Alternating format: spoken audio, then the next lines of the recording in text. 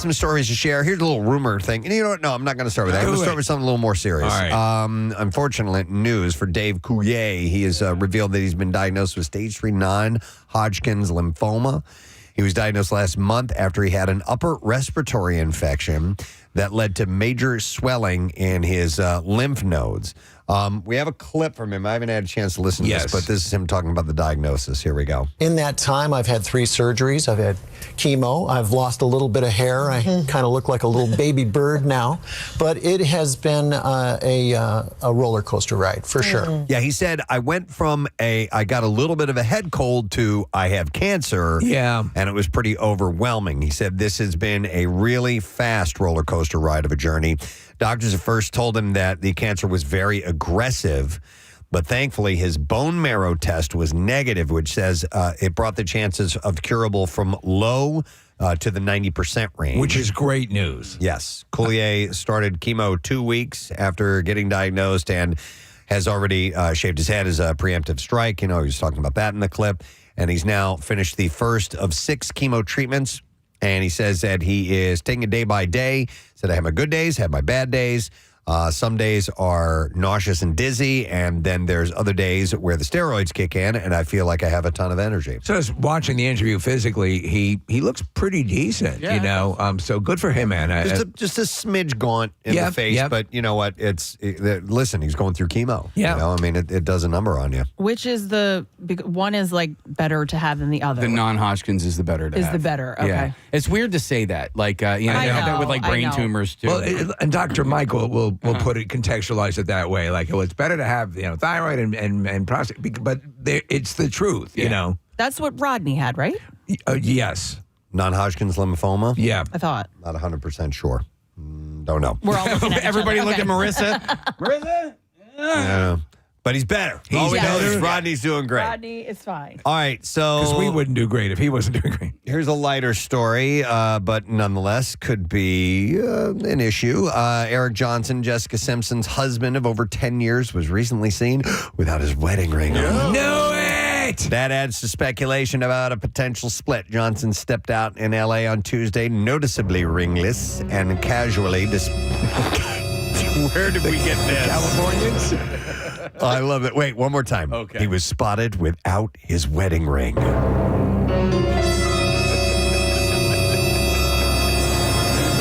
Sources in California. Sources close to Jessica have reportedly consulted divorce attorneys on her behalf, though it's unclear if this was Jessica's request or simply concerned friends were stepping in. I saw a quick poll on Twitter or Instagram, I think it was.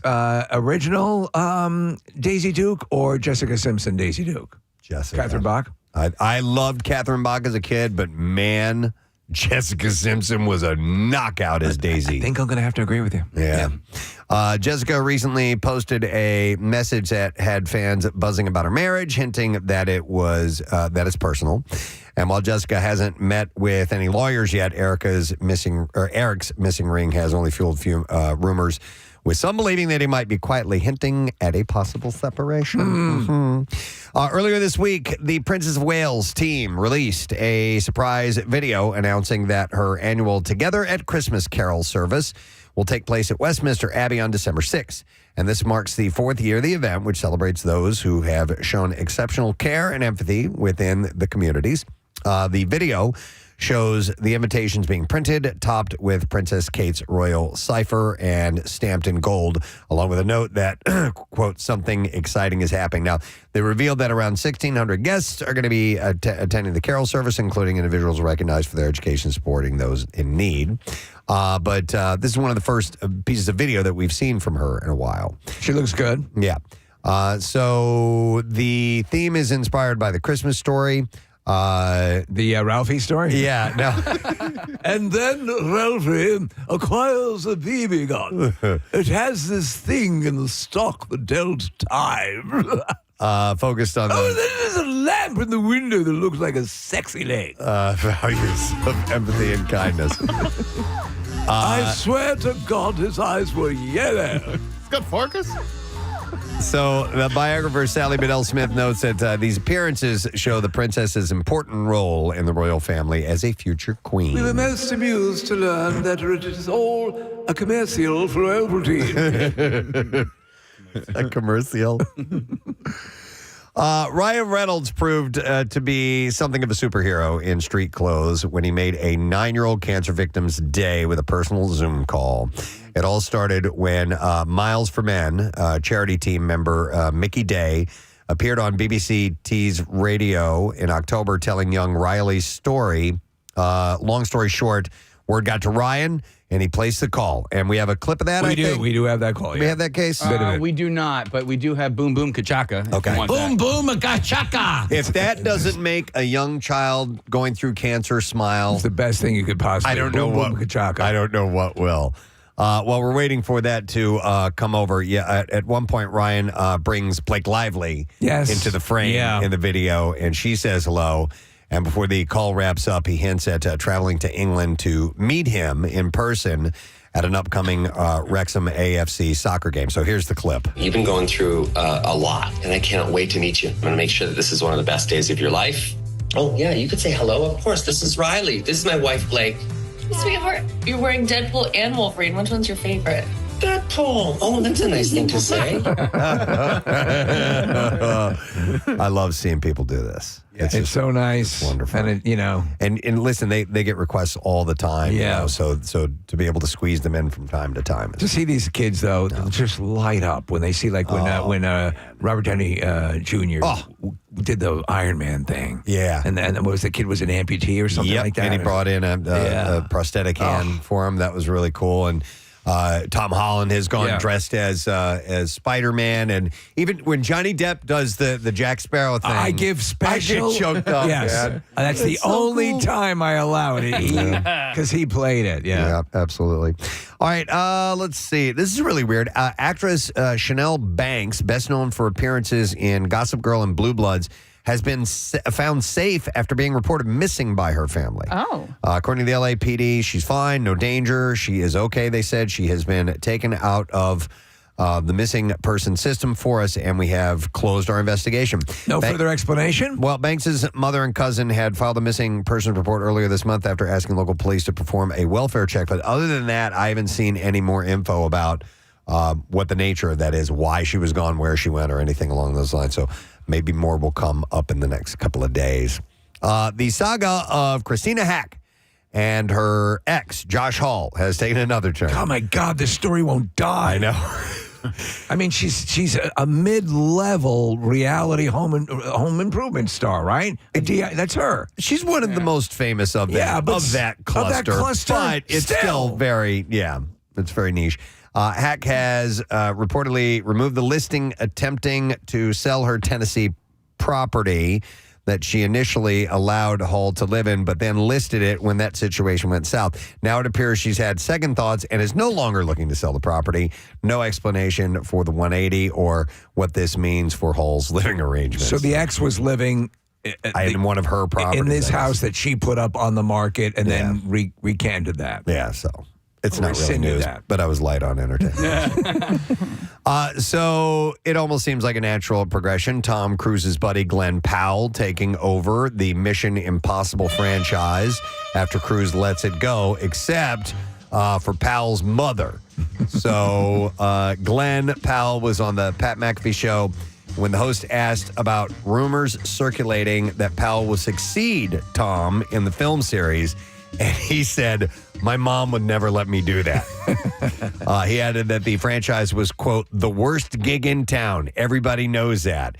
And he calls the MI movies a death trap, referring to the high bar that Tom has set with the stunts performed by the actor himself. So if you take on that role, you don't. I would imagine you don't have to, but it would be expected of you. Anything else is going to be underwhelming. And he talked about a funny story. I think they were... Tom Cruise took him up for skydiving or something like that, and he was like, oh, my God. It's like, he's the real deal. Mm-hmm. I like Powell. I think he's, he gets himself, and he's not too caught up with himself. No word on whether Powell's mother's fears for Glenn's safety or if it's just a big fan of Cruise in the role, so who knows? I mean, he does look like David Arquette, does he not? Yeah. Okay. I think I see it. Okay. A little bit. Really? Yeah. I mean, shape, face-wise, I guess a little Pointier bit. He's got features. Similar features, yeah. I would say this. No, not. I'm going to say it because I heard this rumor. That's why I'm going to say it. That he was gone to for the sexiest man alive. Oh, yeah? And passed on it. Just a rumor, but that's what I heard. I thought that was Ryan Gosling. Right, both. Both of them, they passed on yeah. it. Okay. I would I didn't say know that- you could pass on it. just, I guess they want you to be Right. an ambassador for Right, it as right, well, yeah. rather than just throw the label at you. like yeah. So is David Arquette like kind of an ugly Glenn Powell?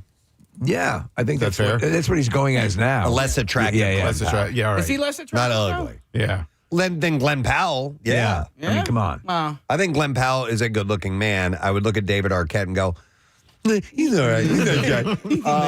He's average. Yeah. That he's good-looking, but Glenn Powell is What do you think of Glenn hot. Powell, Kathy? Pow! Glenn Powell? Yeah, Yeah. no, he's very good looking. David Arquette, yeah, he's average. All right. Yeah. Okay. Yeah. All right, glad we cleared What do that you up. think of Casey? Going back to Deadpool for a moment. Deadpool and Wolverine premiered on Disney Plus, and to celebrate the occasion, Ryan Reynolds posted a deleted and not safe for work scene that he resurrected from the cutting room floor. In the scene, Deadpool and Wolverine are surrounded by the many multiverse versions of Deadpool. When the central Deadpool looks for a cheer from the crowd, and instead they assault him with profanities, urging Deadpool to, quote, go back to Canada. Alongside the clip, Reynolds captioned it, this scene was deleted from the film, but not my heart.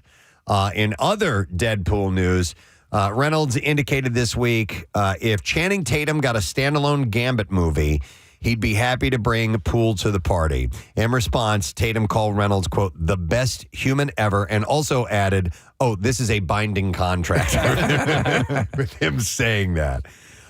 So that continues on. Speaking of movie franchises, is the world ready for another Charlie's Angels movie? No. And would Lucy Liu be interested in revisiting the franchise?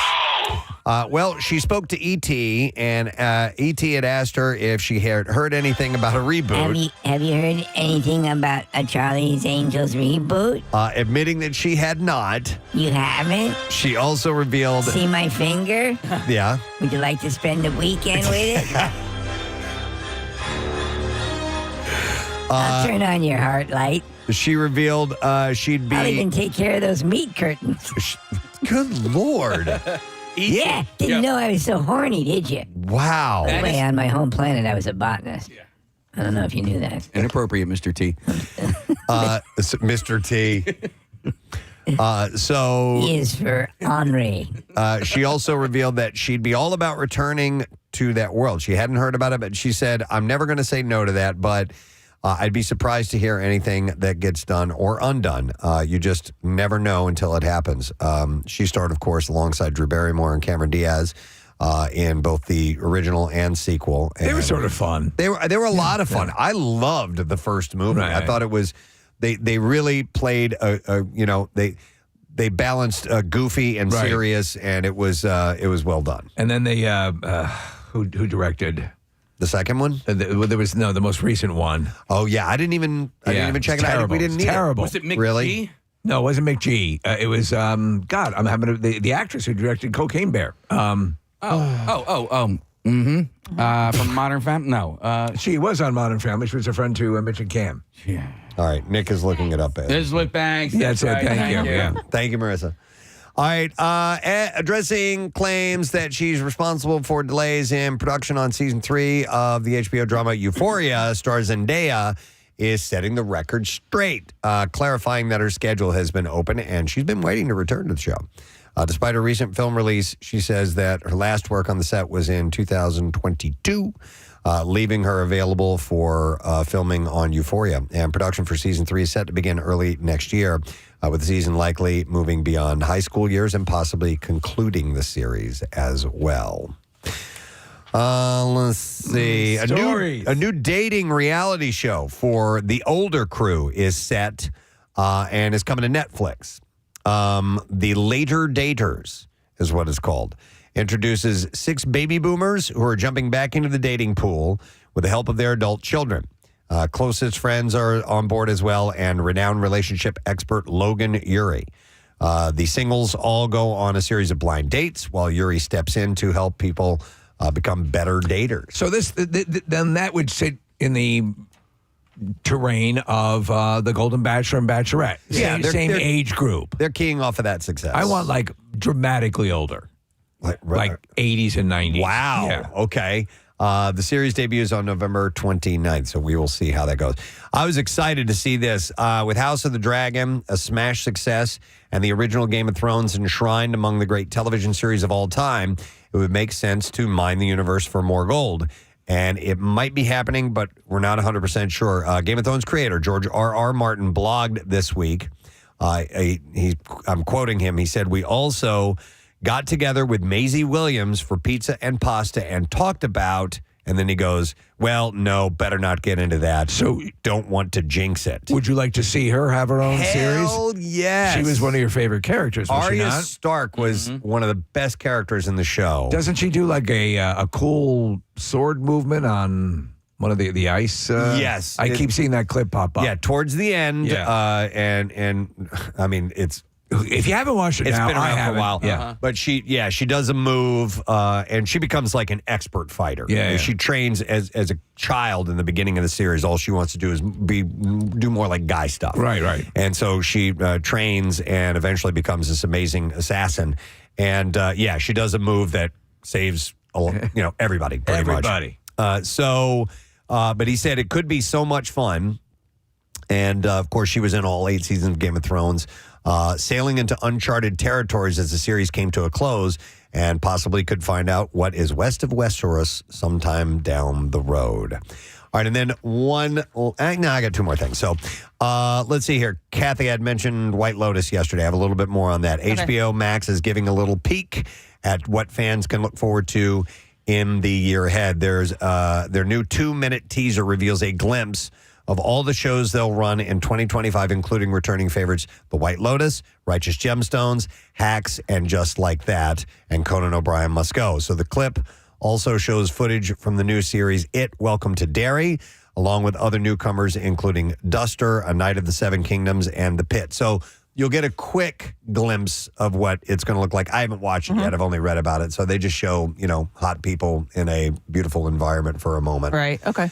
No specific release dates for 2025 or the premieres yet. I was actually surprised about Righteous Gemstones. I thought they wrapped that up, and the way that this last season ended, it could have been over. I didn't know that it was coming back, and I love that show. I'm glad it's coming back, but I had no idea that they were making another season of it. Nothing is over! Nothing! Good point.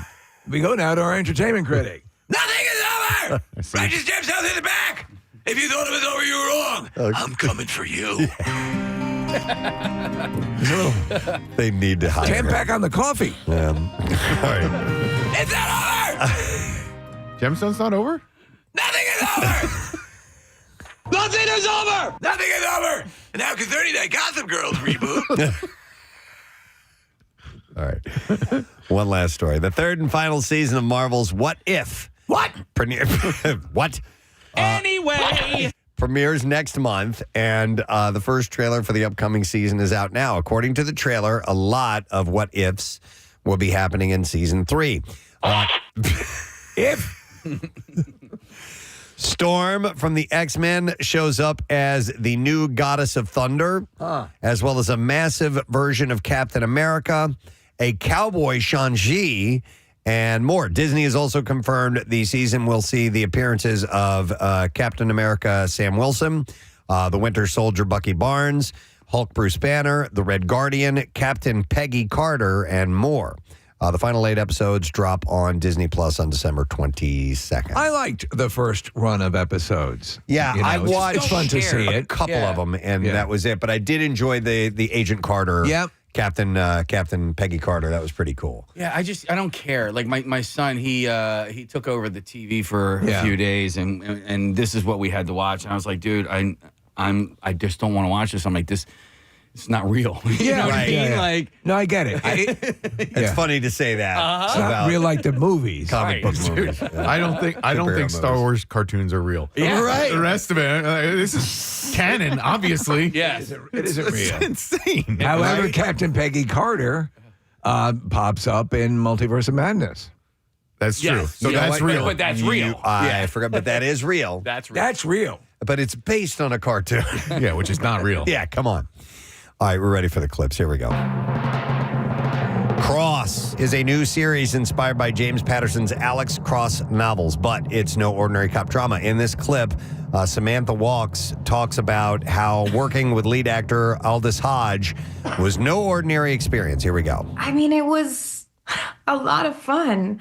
I mean, I know that maybe sound, I don't know, disingenuous because it's like the answer you're expecting, but it feels like coming home. Like just natural, organic, fun, safe. I don't give a So I'm looking forward to this because I recently read the first Alex Cross book, Along Came a Spider. Right. And what I did not know, because I only know the movie? films Yeah. with Morgan Freeman, but the Alex Cross character is a big, imposing man. So he's like 6'5", muscular, Right. a big dude. He's And Jack so, Reacher. So Aldous Hodge, this guy playing him, I think is a better fit. Obviously, Morgan Freeman did phenomenal with those films, but staying true to the literature, this might be a better representation of that. Actually, Tyler Perry played him in one of the movies. You're as well. right. Did he? Yeah, Yeah. he did, and they had him looking bigger. Okay. Yeah. Cross premieres today on Amazon Prime. Here is our next clip. Rhiannon is anything but sweet in the new obscure miniseries Sweet Pea, which is about a quaint, unnoticeable girl whose buttons get pushed a little too hard. And in this clip, star Ella Purnell admires the multiplicity of the show. And I think there's something in there for everyone. It's a story of grief and trauma and loss, and it's a story about childhood trauma and facing your childhood bully. It's a story about finding your voice and being overlooked and underestimated. It's a story about female rage. It's so many things, as well as being about murder and killing. Yeah, big whoop, no one cares. I love that gal. She's the lead in Fallout. She's one of the leads in Yellow Jackets and Miss Peregrine's Home for Wayward Hoogers. It was for Unusual or something like that. Scroll back up next. Scroll back up. I like that movie. Right there. Miss Peregrine's Home for Peculiar Children. Right. That's Yes. it, yes. We were watching Fallout, and my wife got angry at how pretty Ella Purnell is. She's like, why? Yeah. Is this woman so damn attractive? But she plays in that series, in that season 1. And you loved it, right? You finished it, Oh, Preston, yeah. right? Both of Oh, you guys? Yeah. excellent. I mean, it was tremendous. And she was terrific. Yeah, so Sweet Pea is streaming now on Starz if you want to check that out. All right, there you go. Your entertainment report for today. We have Corey Glover. You know him from Living Color, lead singer of the band on the program today, but he's promoting the Soul Experience with Greg Sover, which they're going to be playing tonight in Wayne at 118 North. So we'll talk to Corey a little bit later on this morning, and we'll see what else tickles our fancies as we navigate this Thursday morning. We'll take a quick break and come back in just a moment, so you stay right there. Preston and Steve on 93.3 WMMR. And the mics are... You know that? Yeah, that's the old stalactite. It's tight. It hangs on, and stalagmite might make it to the ceiling if it keeps growing. So. And all this is taking place in Felicity. In Felicity's butt. Okay, yeah. Text says, driving my kids to daycare, my 2-year-old is calling my 1-year-old a commie bitch. Thanks.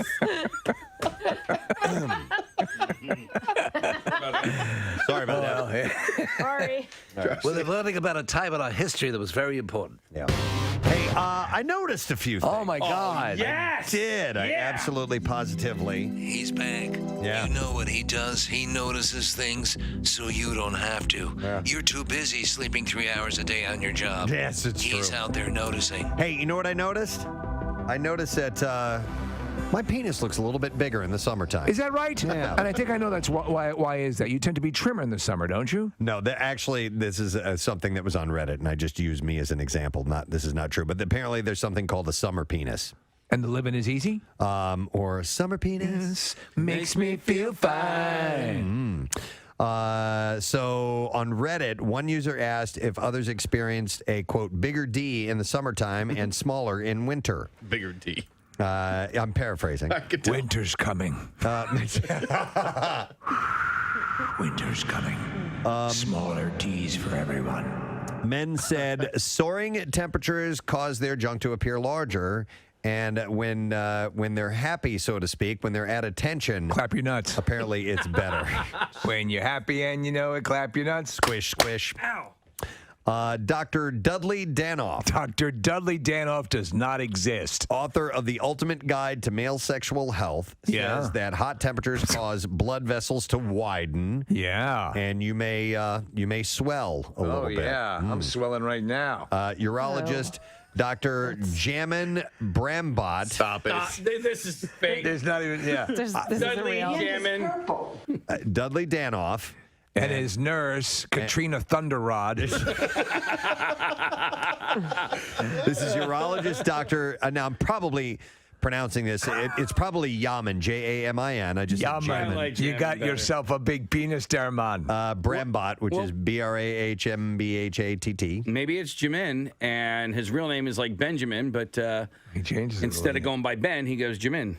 It's quite possible. Well, Yamin Brahmbhatt says that men's penises always remain the same size, but adds that blood vessels near the surface may contract to maintain heat, and that hot weather may cause those blood vessels to fill to the max. We're not talking about, obviously, we're not talking about a 1.5 foot increase. We're talking perhaps just a general. Now, Just a however, general though, fullness. when you lose weight, it does appear to be larger. Correct? I would think yeah, so. Stands to reason. I would guess so. Yeah. So yeah, that's. But I mean, yes, in the engorging process, perhaps. But also, Bill loves all these words, by the way. Don't you feel like your fruit hangs a little bit lower during the summer just because Because it's sad. Not necessarily that, but it's just it's warmer, so I think so. things Right? are looser. For Yeah. proper child production, Yeah. the baby batter must be cooler, right? That's why your testicles are the way they are in the body's configuration. They always say to you, loose and cooler. Is the you guys have kids? I don't know. I didn't look that much into it. You didn't chill them up before you got it on. But it is sophisticated. Spray them with some CO2. It is sophisticated equipment that is meant for the purposes of of reproduction. Yes, and therefore it maintains to a certain temperature so that your equipment Your works McDLT. properly, and you're cool on the cool side and hot on the hot. Anyway, we'll move on to something else. I just liked it because the headline was "Heat Waves Lead to Summer Penis." Oh yeah. From the noticer. Thank you. Makes me feel fine. Blowing into jasmine across my sack.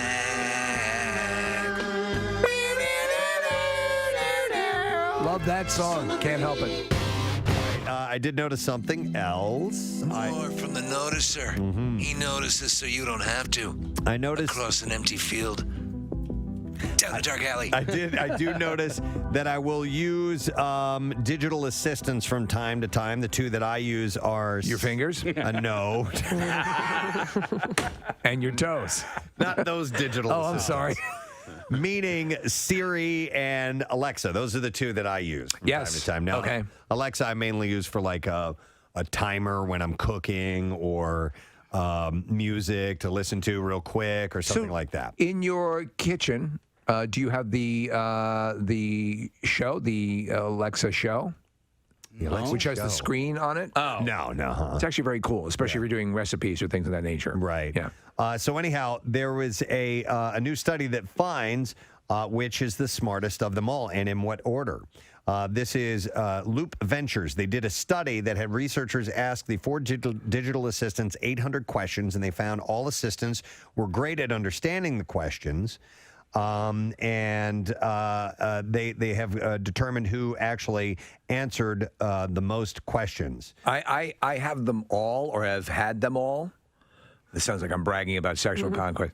But yeah, so go through this. I'm curious to see if it lines up with what I experienced. So they found that the smartest of them all is Google Assistant. Okay, so that's what I learned, is that the ability to answer questions and questions contextually went to Google. I can't stand when I ask Siri a question and she just gives me a bunch of websites to go to. I'm like, dude, just give me. Do not like answer. that. However, though, Google Assistant will most often default to Wikipedia. There are obviously silly, ridiculous things that you don't need it for, but you use it for anyway. I still do, yeah. What do you think for you is the most practical purpose for using any of these?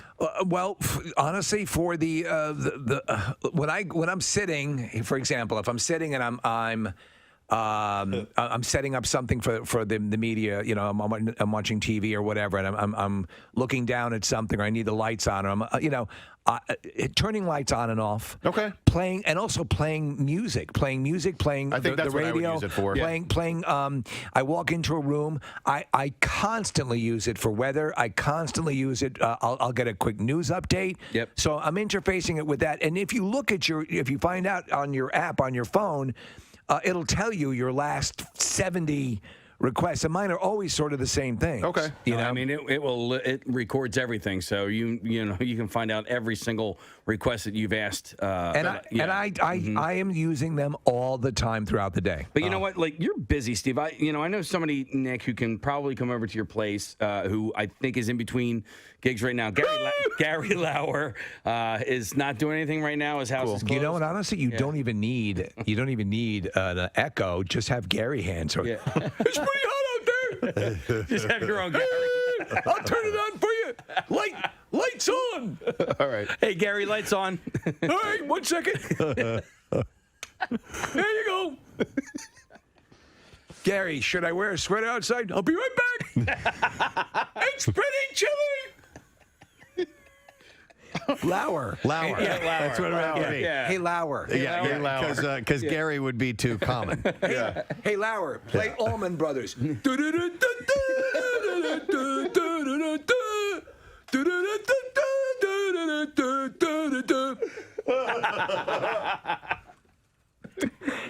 Lauer, switch to Skinnerd.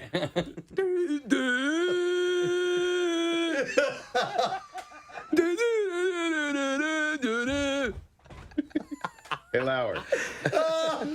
Yes. Switch to Killers. Somebody told me. All right. Hey, Lauer, play MMR. Well, don't you have to kind of have like a bing bong prompt? Yeah. You know. Hey, Lauer? Working. Play Summer Breeze by Seals and Croft. Summer Breeze. Fine. So Lantern Entertainment and the Weinstein Company have come to terms on two major sticking points in their deal: a price and a close date. So they agreed on a final purchase of $21 million and expect to close on July 13th. A bankruptcy court hearing is scheduled for July 11th, and Lantern also agreed to make numerous payments to creditors to avoid a lengthy court battle. All right, so and then they're obviously going to not use the name Weinstein, right? Oh, no, yeah, they're not. I don't think they're going to do that. Charles Manson Productions. So they're going to. They figure it has a better reputation. Hell yes. So they're getting closer to. And then you can have Manson instead of the MGM Lion.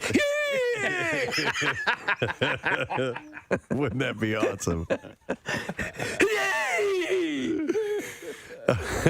His face in that circle logo. Right. I love it. This is one of these meetings in with the town where people can get up and speak their mind. And this young man got up and he had a take on legalizing prostitution. So I propose this. The city allows for licensed masseurs to give genital massages if the masseur and the client both agree to it. We let someone get naked and have every other part of their body touched and rubbed by a massage therapist. Hell, we let proctologists spend their day men and sticking things. So if someone wants to yank a guy's crank, I say let him. Oh, my God. That really is as inspiring as FDR's speech on December 8th, 1941. I love the last part of that. Hang on. So if someone wants to yank a guy's crank, I say let him. I say And so I say to you, if someone wants to yank a man's crank, I say let them do it. Okay. And so by this time, legit? well, maybe. You know what? I don't care. But he was definitely in front of this group. He was prepared. He seemed, and then he goes on. It's not just enough to state that's your intent or what you'd like to see happen. Yeah. You have to provide. You got to back it up. Examples. Yeah, some context. Some context to it. Yes. Here's clip 2. Picture this: a big old sweaty fat guy would get with your hand actually be that much worse than giving him a full body massage, getting up in there under the folds of fat, or being the proctologist sticking your finger Holy hell. If a grown adult wants a job, another grown adult is willing to give one for money, then let them.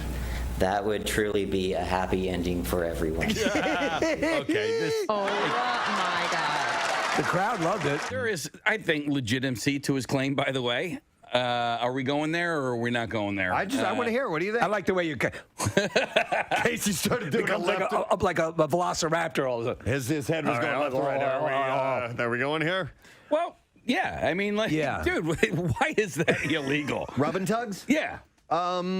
There is that. This is an age-old question about the. In fact, right before the Magna Carta came into being, there was the rub and tug. I mean, there is a separation of church and state, right? So, is morality a church thing?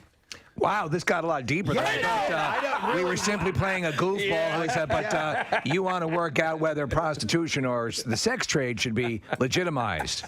Well, maybe we should put them in malls. Let's talk about abortion. Let's lighten things up a bit.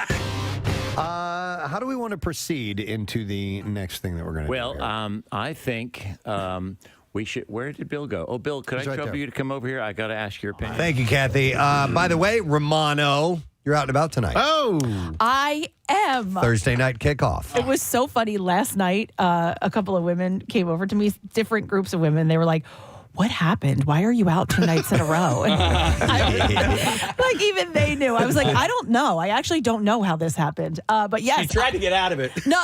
Well, weren't you the last resort for tonight? Were you the fallback for tonight? No. wow, Apparently okay. I signed up for this. I'm not really sure. But listen, I'm excited because I love media and I do like this place that I'm going to, the Townhouse in Media. Great. It's a really nice place. They redid it. It's gorgeous. And I will be there with the Bud Light crew. So it's the Bud Light Thursday night kickoff. Yes, there you go. You're also giving away tickets to the Birds Steelers game. That's a big game this season. So we'll have Eagles tickets to give away. Yeah, and you are Kathy I'm Romano. Kathy Romano, and I will be there tonight, 7 to 9. Yeah, so stop by and she'll have your chance to win those tickets. And then they have $5 Bud Light drafts and MMR and Bud Light Kelly Green T-shirts and koozies. So media is awesome, man. All the refurb and everything, terrific. I'm actually working on my holiday activity list, and I was looking at media because they have a couple of things going on during the holiday season. But those State Street, that town, during the holiday season, just walking down, it's so festive. It's great. By the way, I got I just I cleared my throat and made me think of this email I got from someone. This was from a listener named Brandy. It says, Preston, I have been a listener of your show since 2008. I'm not sure if anyone else has noticed or if it's my autistic hyperfocusing, but lately I've noticed a lot of stumbling through copy reading and tons of throat clearing. Yes. And then she writes, regardless, I enjoy listening, and your show is the hobby that I can't discuss with anyone else. Wishing you continued success. Love Bill Weston. That's Bill Weston. I was going to say, this is Bill Weston's alter ego. Yeah, Bill used to complain all the time if we were, coughing or things like that. And we're like, I'm a human being. And from time to time, we actually clear my throat or cough, Bill. Sorry about that. Kathy's the only one I actually see actively use her cough button. Well, because I don't have one. Because coming off of pneumonia, I was coughing a ton, and I think even when I turn it off, it catches on. Not really, not as much. No? I have all the control to all the microphones here, so I turn mine off when I have to cough as well, or I move it and turn my head. Not according to that email. Yeah, I know, right? I have the best scenario on this side because I can literally walk into the corner of the room and just cough. But yes, it's that time of year. By the way, we've run into a few people, including Kathy, who've had pneumonia recently. Walking pneumonia is the thing that's going around right now. In fact, I have a report in the Just Saying Institute. If we eventually get to that, there's like 4 things that are going. Whooping cough is one of them. So the boogie woogie flu, obviously, and, walking pneumonia and all that other stuff. So nonetheless, there are a lot of us dealing with those issues right now. But thank you, Brandy, for pointing that out. Yeah, we appreciate it. Now here's a random text. Bill. Here, I just noticed this. Good morning, Just wanted to share that there's a license plate from Pennsylvania that says 2 Utes. Ha ha ha. Thank you, Texter. I will look for that one. But I noticed other things too. I did. Yep, I really did. Noticer. He notices things so you don't have to. Down an empty alleyway, across a field, his head on a swivel, coughing a lot. So we'll start with this story. An organization called Free Bets polled 2,500 adults about which gas station chains they like the most. Which gas station chains they like the most? Had to be both convenience stores and gas stations to be considered. So not just standalone gas only, which those are very rare. Those are few and far between. Don't see them. I have two favorites. Okay. I mean, and but I don't want to reveal. Go ahead. What's your favorite? Wawa gas stations and Sunoco, which are now 7-Eleven gas stations. Okay. Yeah, those are good ones. And I know we've mentioned this before, and the name is funny, but I do like them. Come and Goes. Yeah. They're mostly in Colorado and out west. They're getting rid of all those. Oh, the name. I guess they're going. The name's going away. Yeah. I just like the marquee for the Sinclair gas stations. Yeah. And I never knew that Sinclair existed until I drove across the country with Jackie, and they were definitely west of the Mississippi. Sinclair. But they're here now. There's one in Delco. There's one on Wildwood. in 322 and Wildwood as well. Yeah. I just like seeing the dinosaur. There you go. Yeah. I like that dinosaur. I like the dinosaur. Oh, by the way, the Hess trucks are back. In case you didn't. Oh, I know. It's a fire truck, and I want one. All right. So according to this, and it doesn't give any particular order that these are in level of popularity, but Wawa's right there, man. It says in the Mid-Atlantic region, they love this place. People in Delaware, Maryland, New Jersey, and Pennsylvania swear by Wawa's hoagies, iced tea, and tasty cakes. I mean, honestly, if you're going to, of them, the most comprehensive selection of items to purchase is going to be the Wawa gas station. Yeah. Are you guys pro or anti going into Wawa while the gas is pumping into your car? Hold on, I thought you're not allowed. I don't think you're allowed to. You're not allowed. What are they going to do? Arrest me? Yeah. No, hold on. It happened to me before because I did it and they turned my pump off. And I went in and I said, and she was like, I wanted to pay. I had to pay in cash for my gas. And so I was talking to the cashier while I was grabbing other stuff. I went over to the cashier, then spoke to her, and I said, I'm on pump whatever. And she goes, I had to shut it off. You left the pump. See? No kidding. I've never had that happen. Me neither. She turned it off. I guess if they see you walk away or whatever, but she said no, you can't come in and shop while your gas is pumping. Well, if I were to do it, I'm sorry to interrupt, Nick. Casey, I do it only when it's very, very light traffic-wise. If it's busy, then I'm not going to take up somebody's space. I agree with you. Yeah, it just depends on time of day. If there's anyone else waiting remotely, but I didn't even, This was spying on you. and it was at night too. It wasn't like a high trafficked time. I think they don't she want just, someone not next to the pump when it could potentially fall out or something. I think so. I guess I try to be as efficient with my time as possible, and so I kind of race myself. And so it's a challenge to go into Wawa, get what I need to get, pay for it, and get out there.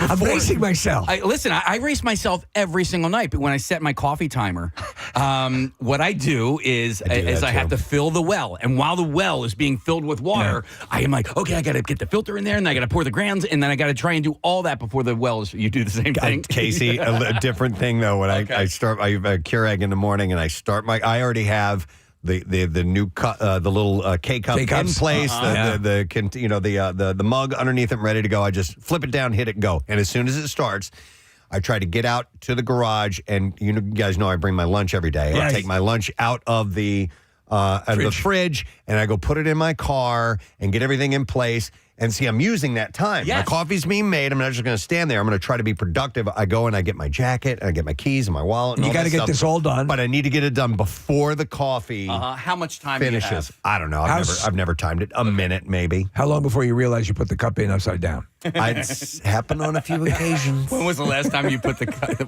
put About a week ago. Okay. oh my God. About a week ago. It still happens. We're getting several texts from people who used to work at Wawa's or other gas stations who have done that to customers, who have done what happened to Kathy. I believe it's posted that you're not supposed to leave. No, you're probably not. Yeah. I do it anyway. I'm calling foul. I'm blowing the penis whistle. Yes. Got that last night. Yeah, I'm last so night. jealous you got a penis whistle and I didn't. One of our sorority sisters has a 3D printer and made these very realistic-looking penises that double as a whistle. Yes. Mine actually does as well since the surgery. I initially was going to, I'm a basketball coach, and I was going to bring this to practice. And I was like, well, it's the Catholic Youth Organization, so maybe I shouldn't have a penis whistle. Everybody take a look at Casey's penis whistle.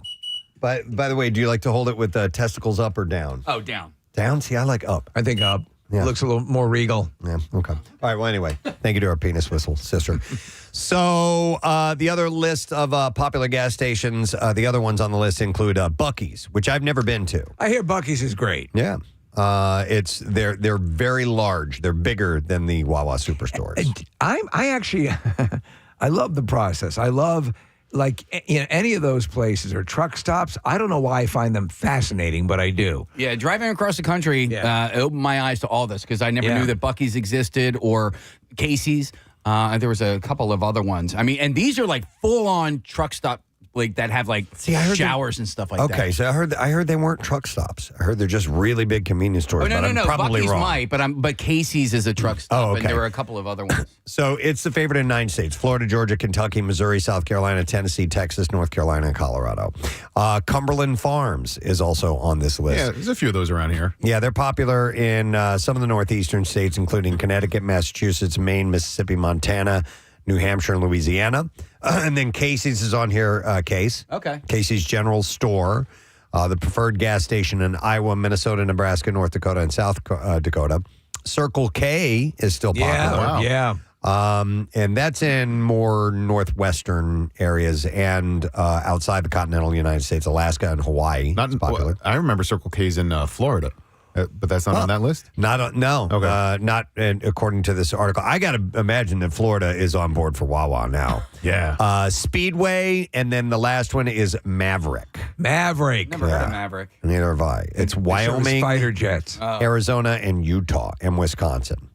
But several gas stations are the favorite in just one state. In Vermont, it's Come and Go. Come and Go. In West Virginia, it's Sheetz.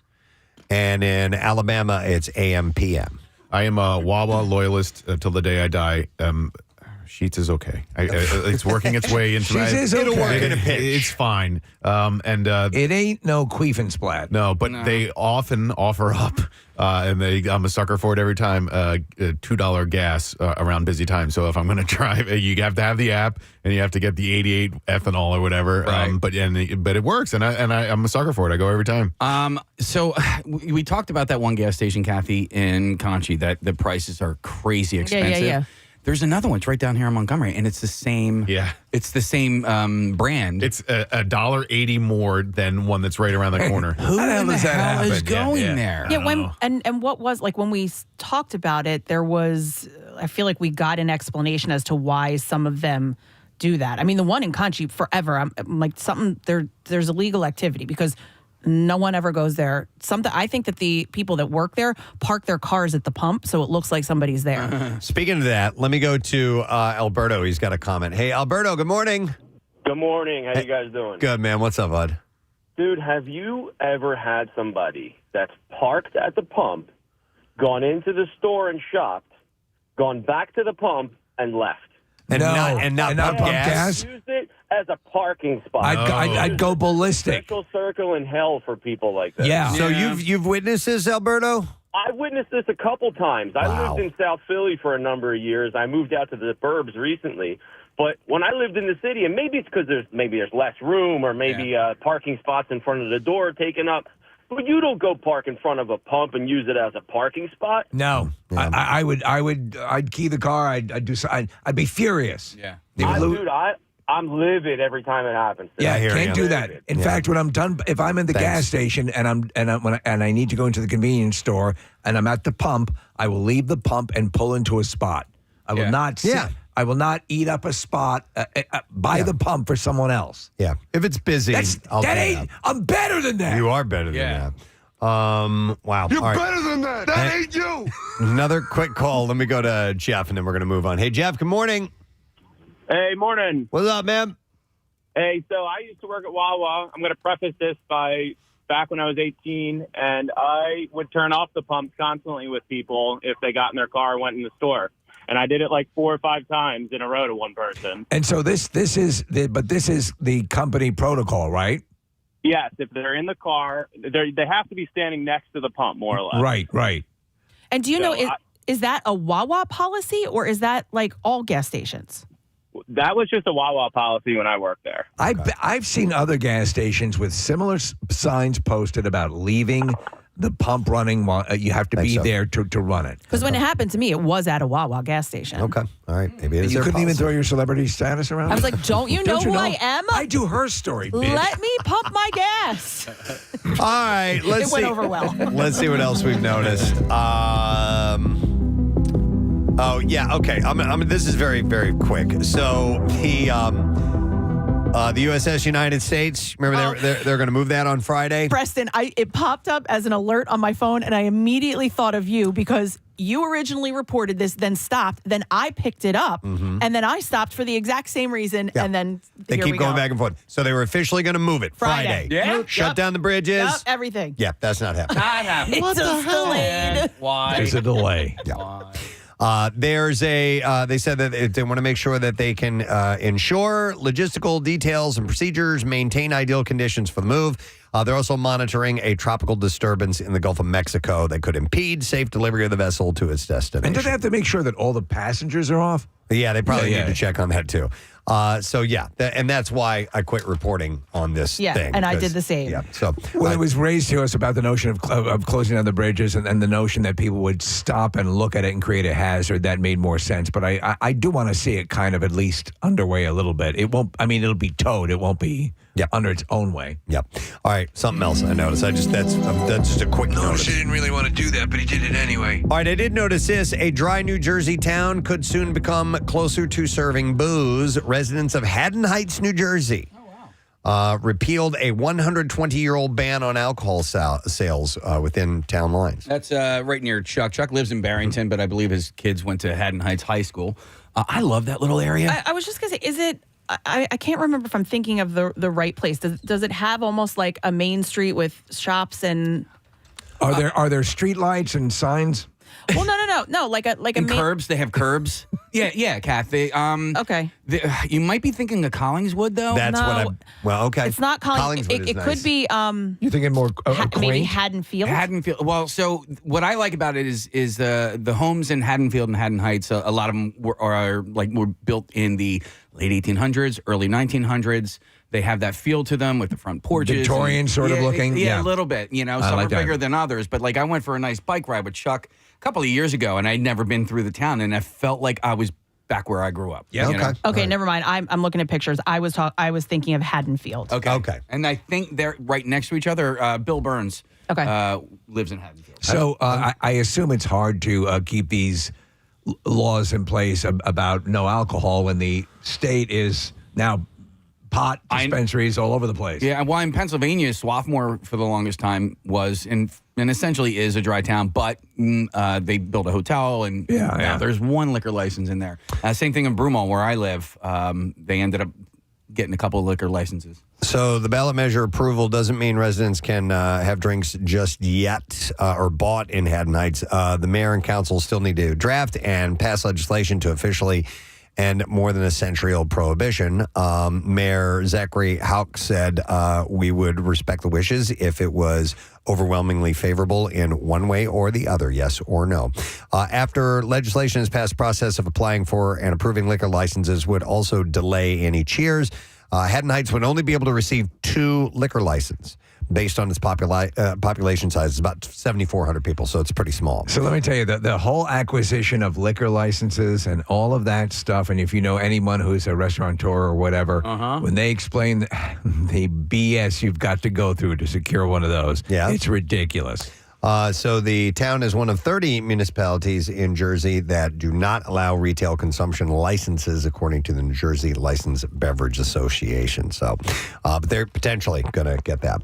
All right, let's see. Other things to notice. This one. Notice something else. Oh, and this is way out of left field. It's way out of left field. Abraham Lincoln. Yeah? Obviously remembered for historical accomplishments like the Union's Civil War victory, the Emancipation Proclamation, and the legendary Gettysburg Address. First man on the moon. Apparently, he was a big fan of fart jokes. Oh, really? Or at least one very specific fart joke. Lincoln was well known being an avid teller of jokes, which even spawned a cottage industry of Lincoln-themed joke books, believe it or not. Steven Spielberg's 2012 film Lincoln even managed to include a scene in which Abe launches into a lengthy toilet-based anecdote. It's a cute moment. Is this at the Gettysburg Address where he asked someone up on stage to pull his finger? No. Okay. Reportedly, one of Lincoln's best-known jokes was a lengthy story predicated on accidental flatulence. So the joke is about a man of audacity attending a fancy party, which Lincoln claimed was, quote, not far from here. And I'll give you a little bit of the joke. It's not exactly how it's delivered, but this is it. So he attended a fancy party, the man of audacity. The man danced and mingled before dinner was eventually served. He then sat at the head of the table and was therefore tasked with carving up the turkey. Unfortunately, he expended too much energy and ripped a very loud fart. A shocked silence followed, but the farter was chill about the whole thing. He removed his jacket, rolled up his sleeves, spat on his hands, and very seriously readied himself to try again. And then he said, "Now, by God, I'll see if I can cut up this turkey without farting." and that's the joke. Don't you get it? You get it? It's a very dumb joke.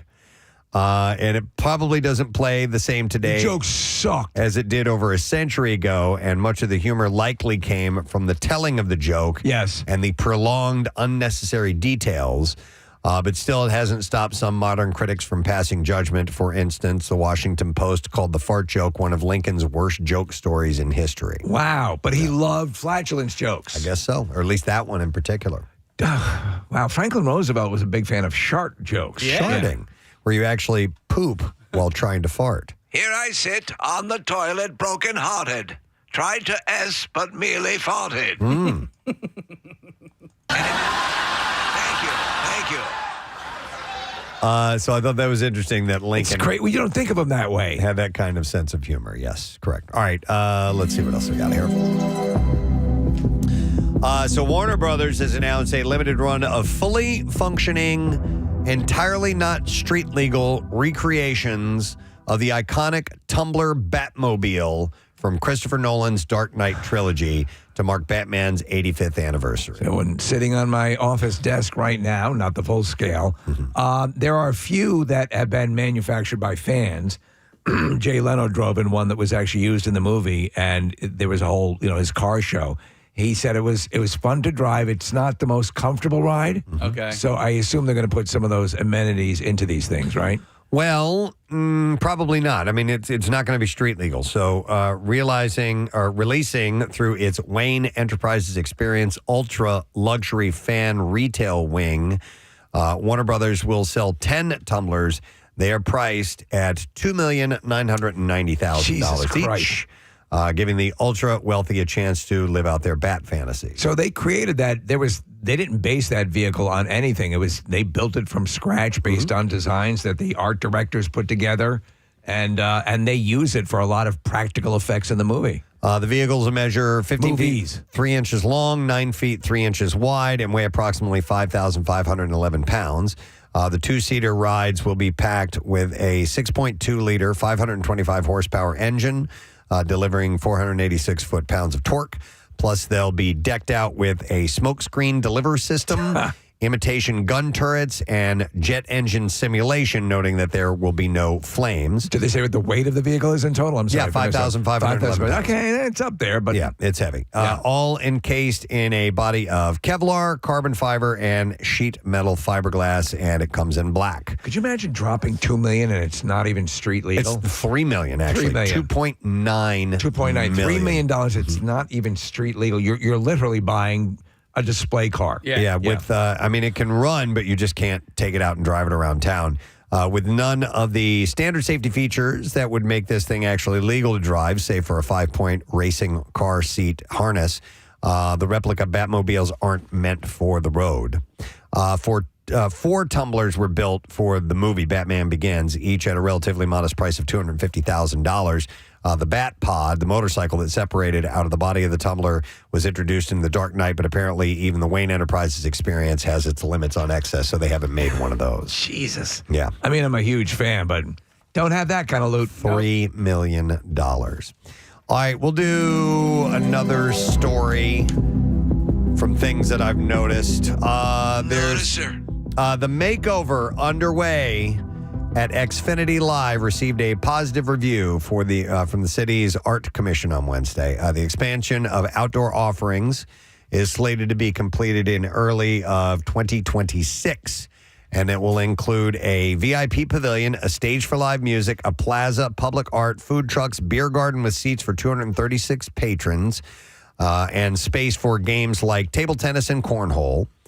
The new price tag is $15 million, up from $12 million when it was first announced. I'm really excited to see what happens in South Philadelphia over the next decade. Dan Hilferty of Comcast Spectacor and John Middleton of the Phillies, they have really bold, ambitious plans. This is sort of a part of all of that. And the designs for what it can and could look like, to me, are really exciting and would make that part of Philadelphia you'd want to hang out there more. That's the issue. You know, because when there's nothing going on, it's a ghost town. Steve, you and I spent some time in the Navy Yard last week, and the Navy Yard is another example of a really prime spot in Philadelphia. It's waterfront property. It's beautiful because there's all this green space, and they are slowly but surely taking advantage of that and building new residences, et cetera. So what they do with the sports complex, to me, will be a real jewel for this city. And I would like for them to somehow connect. And listen, I know you can walk to there. To the Navy Yard from there. But, I would love to see them connect Navy Yard, FDR Park, clean up FDR Park. Yeah. Right. It is so underutilized. You know what I mean? No, I agree. I park there, and it's nice. They just need to clean it up a little bit. I said years ago they should expand the zoo down there. They should keep the original zoo in where it is and then have, some San Diego-style zoo for Philadelphia in FDR Park or some type of outdoor activity. But it's another beautiful green space that the Philadelphia has, and it's just it's not taking advantage of it. You know what I'd do? I'd put a satellite San Diego Zoo in that spot. All right. Yeah. See what they're up to? No one's ever done that. No, this rendering that we're looking at, wouldn't it be great to have? I mean, it was always the issue with, once everything was completed, the original plans had all this stuff that we're looking at now as part of the original wave. It never came to be. So hopefully this will be realized. I just think, I do think it's a good idea, and I think they should do it, but I think it never came to, and this is just my opinion, because no one is actually going down there unless there's a game. I mean, it's very rare. Well, that's the idea, is to draw them down regardless. Right. And I don't know that that's going to do it. I don't think that they can put anything there that's going to draw people down and not go to a game. Mm-hmm. So representatives of the project said few changes will be made to the existing Xfinity Live building except for painting and some lighting fixed to the exterior to better light that plaza area, which they definitely need. It's kind of dark there in the evening. 5 additional bars are going to be added to the exterior of Xfinity Live. I mean, the other thing is, Press, when you go down for an Eagles game, the line to get into Xfinity Live is insane. When I see people waiting in that line, the people that aren't actually going into the game, if you can give those people, a little bit more space to hang out, that would be great. There's a game tonight, and I'm sure there are already people down there. It's going to be a beautiful day today. Casey, I had a meeting in South Philly the last time the Eagles it was a Thursday night game. They had one at the beginning of the season. And the lines of people waiting to get into the parking lots blew my mind. And they open up, I think, at 12:30 or 1 or whatever. Yeah. And as soon as the lots open up, all of these cars and RVs and trucks start streaming in and going to their spots because it's an activity. It's an all-day thing. With the 5 additional bars that'll be added to the exterior, they include 3 freestanding in and around the plaza and 2 within the VIP pavilion. So one of the outdoor bars would include an expansion of PBR Cowboy Bar in the building, so it will expand outward. Right. And another one will be a Crush Bar that features the Crush drinks, Crush, juice, Locos. Glenn Such used to work at Xfinity Live. I got to believe he's involved with this. He's going to be on the show next week. We're going to chat with him about Clearwater and our spring training trip in the spring. That's when spring training happens, is in the spring. In the spring? Yes. But we can ask him about it. Marissa? Little tip, guys, for Campout or any activities you go to before, there's a mini Crush Bar there now. Oh, is there? There's a mini Crush Bar there? You guys know, so when you walk into Xfinity, there's those kind of mini bars that are like right on the corner, Right, yeah. before On the corner. Lorenzo's. Yeah. That's a crush bar. I didn't know that. Xfinity's had a lot of changes recently. Like it's kind of more open up where that little VIP area was. It's more open now, and the Bullies, whatever that was, Bullies Pub or whatever. They really need a little stand that sells little black penis whistles. Yeah. I mean, Welcome to Dick Whistles. Yeah. that would be a good promo item.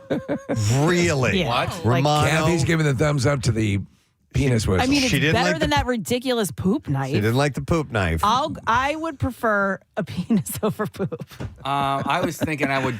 those are the words you always want to hear. I think we should make drinking steins.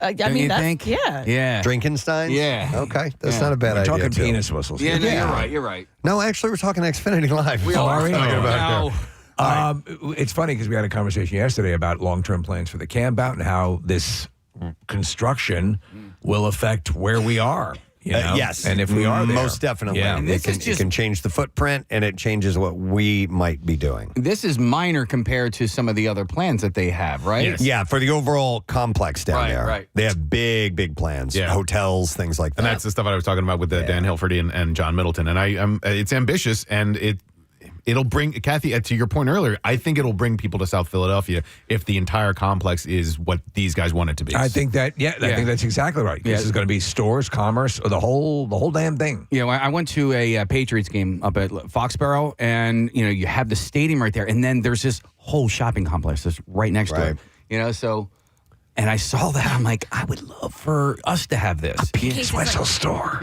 It's like that in Pittsburgh as well too. Is but it really? I think in the next like 10 or so years, like tailgating and lots, I think it's all going to be changed. I think like all those parking spots won't exist as much. By the way, there's already people showing up in South Philly to tailgate for tonight's game. Sure, Okay. Well, to add to what Nick was saying earlier, those people standing in line, I found out it's because like guys that are smoking meat and like cooking, they need to go park down there now so they can start the food. Yeah. So like they're literally parked on Patterson Avenue or Broad Street, and like their grills are on. Yeah. So when the gates open, they like kind of just move the grill to their spot and That's then pretty continue wild. because they're cooking meat for like 14 hours. What a massive undertaking. Yeah. Green beard guy. Shout out to that guy. I know he's listening. Okay. All right. Well, anyhow, we'll see if these plans come together. It's supposed to be the beginning of 2026 when they have this expanded stuff. Just at Xfinity Live. This is not the whole complex thing. Right, which right. That's a big project. So, all right. That's all I noticed for now. The noticer noticed a lot. We'll do it again another time. He's there so you don't have to notice. That's right. I do notice that we got to take a break and come back in a second and get to the Bizarre File. So we'll be on the way. Make sure you stay with us. We'll be right back. Preston and Steve. About something. If you Bill could- Weston, man about town. It just goes, oh, boy. Oh, boy. Yes, well, the real reason we have rouged you into this studio is to offer you our thanks and congratulations, and allow me to read the words of Kevin Gunn, if I may attempt. You certainly may, sir. So, we call him the man about town. We kid him about his kitchen cleaning, dashing wardrobe, and how he presides over meeting after meeting after meeting after meeting. He's always open to ideas, but he often reminds us that, quote, this is not a democracy. Probably a good thing, too. Can you imagine if the Preston and Steve show, me, Jackie Bam Bam, Jackson, Brent, and the rest of the MMR staff were left unchecked to their own devices? Or if there was no one to say, let's think this through? Or have you considered what might happen if, or the building might not go for that? Or, are you out of your freaking minds? You want to do what? But there it is. Bill Weston, the adult in the room.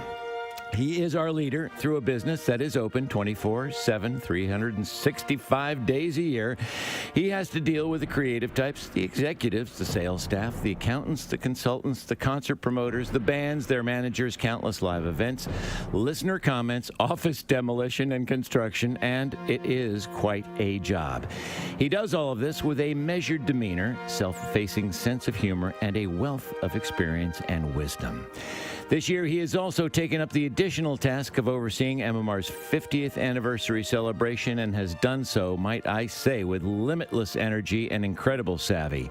So, in addition to being the man about town, Bill Weston is also the man about music, the man about programming, the man about administration, the man about meetings, the man about sometimes saying no.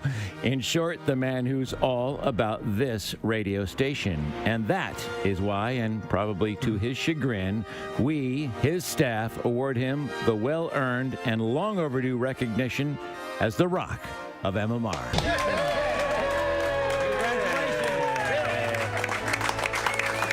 Go. Thank you. Thank you. That's no idea. And yes, to my chagrin, because this was something that we came up with to award to or recognize people that don't get recognition. The unsung. Yeah, this happens just a couple of times a year. This award is handed out. Right. It is a giant rock on a platform, and it's got the MMR logo, and then it's got little spaces for whoever might be the rock at any given time. Yeah, like the Stanley Cup, the names are added to the rock. Right. And now we add Bill's name to that. That's... I'm touched, and I really appreciate the sentiments expressed in your missive. Who wrote that? Kevin wrote it. My presentation, but entirely Kevin, who is a genius and brilliant and one of our great ones. He wrote the words. Yes, my reward is I get to work with really talented people who are in much better positions to act stupid freely and freely. Well, the idea, the words that Kevin put in there, you want to do what? Which mostly applies to you guys. Yes. You want to light a refrigerator on fire in the parking lot and then add 7 cars to the mix and see if we can cause a giant mechanical explosion? Yes. That's I mean, consider what we have done in the last 15 years. To just imagine what he has said no to. Oh yeah. Well, then tolerating a pony coming in. Yes. Well, Kathy. he didn't know about that one. Yeah, never. Some things you beg for forgiveness. You just don't apprise him up. I thank you very, very much. That's like I said, my reward. I was just came back from a long motorcycle trip out in California. Right. Actually went through Petaluma, Pierre, and I was telling these guys that I was hanging with, just regular guys, retired cops and plumbers and whatever. I said, I still love my job. I am blessed to be able to work at WMMR with people who care, and actually, their first response to something that needs to be done isn't that's not my job. It's to how can I help? Right. And it's that kind of atmosphere that we have, and we involve our listener because they're an integral part of that radio station. It's a great thing. So this is very cool. I appreciate whoever took the initiative. A complete surprise, would you say? Yeah. Yeah. Yeah. No, I had no idea. I was over in engineering looking at floor plans. And Chuck says, we need you in the studio. I said, they need more time off. What are they going to ask for, more vacation time? Preston's complaining about too many live reads. I'm like, oh my God, what is it? But the thing is, every one of us has worked for insane program directors at various times, and I think the nature of the job drives people over the edge, and for some reason it has not done so with you. You've retained this balance that even if you're pissed at us, you present it in a nice way, and you don't call someone while they're on the air and say you should never have done that. You wait until they're off, and then you take them in and have them strapped down. And you truly have this balance and this calmness that is in a frantic group of madmen and women that we are. You really are a father figure that doles out a lollipop when needed and sends you to your room when needed, but does so in this balanced, calm, and reasonable and nice fashion. Thank you for saying that, Pierre. There's really something extraordinary about it. They say in teacher, sometimes you teach what you cannot do. Right. You guys do something that I wish I could do. I started out as a disc jockey and was pretty mediocre at it, So I respect and appreciate what everybody does and the talents in this room, on air, and also in our programming and promotions department. I really I appreciate that. And you get a parking spot now, too. Yeah. That's right. It comes with a parking spot. And one other thing, he's worked so hard on this 50th anniversary. Yeah. Oh, yes. You know, he's pulled out, he's found archive selections I didn't even know we had, and I've been here for a long time. I mean, he found America singing A Horse with No Name. You know, he found... We had to steal that back from the guy who stole the tapes from us. Really? Yeah. Oh, yeah. I mean, he's found so many cool things and you know, gotten, you know, really worked the Foo Fighters thing and the Bon Jovi thing for these special 50th parties that we've had, and U2 and all these other things. And he's just, on this 50th alone, he's really... And the fact that he forged on even after learning that it's the 49th. Right. Right, yeah. Yeah. I mean, almost single-handedly ruined the Bon Jovi concert. I mean, I don't know anybody else that could do that. That gave us a great story, though, for on air. If you hadn't heard, we did a group photo right before the band took the stage, and they all have in-ear monitors and these little, what look like Walkman kind of thing attached to them, power pack. I was wearing this jacket, by the way, and it got hooked on the button on my coat, and it yanked it out of his ears, and he gave me the dirtiest look. They are seconds. I mean, he's in... Wasn't Bill's fault. No, it was nobody's fault. But they were like they were running on the stage, and they stopped to do a group photo. And then in one of those bizarre Spinal Tap, truly moments, John's wire that goes from his ear to this little backpack that they all have in their pockets caught on Bill's coat. Well, that's what you get for wearing a blazer to a rock concert. I know. That really was my fault. Thank you. Thank you very much. All right. All right. Thank you all. I really appreciate it. Thank you, Pierre. Bill Weston, the rock of MMR and Man About Town. He is the S. Yep, absolutely. The ESPYs are stupid, but I didn't see it. Marissa, you watched it. How did Danica Patrick look? She was hosting it, right? She looked good. You know who looked really good? Pretty much all I'm concerned about. What? Kate Beckinsale. Kate Beckinsale. Kate Beckinsale Of course came she out. would look great. Why was she there? Yeah. Is she a wife of someone? She presented, I don't know if she's promoting something maybe, but she presented Best Championship, I think, which went to like Best the Astros. Championship.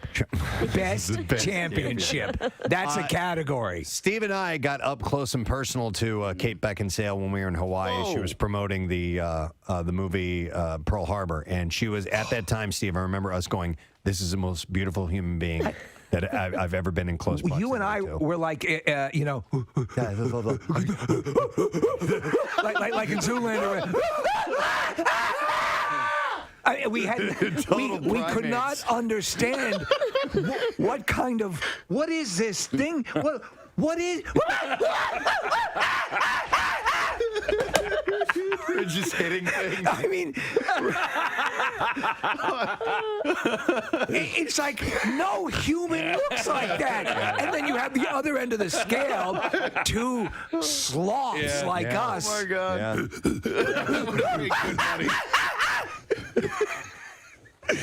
She comes walking closer. We just start bouncing up and down a little bit. It's okay. It's okay.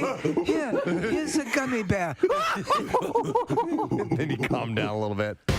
Our next guest is excited to be here. He was just talking about the Eagles' Super Bowl victory because last time he was here, Bo Allen was in studio. That's right. And they got to hang out together. Bo Allen was like ecstatic. Ladies and gentlemen, Pauly Shore is here with us. Thank you.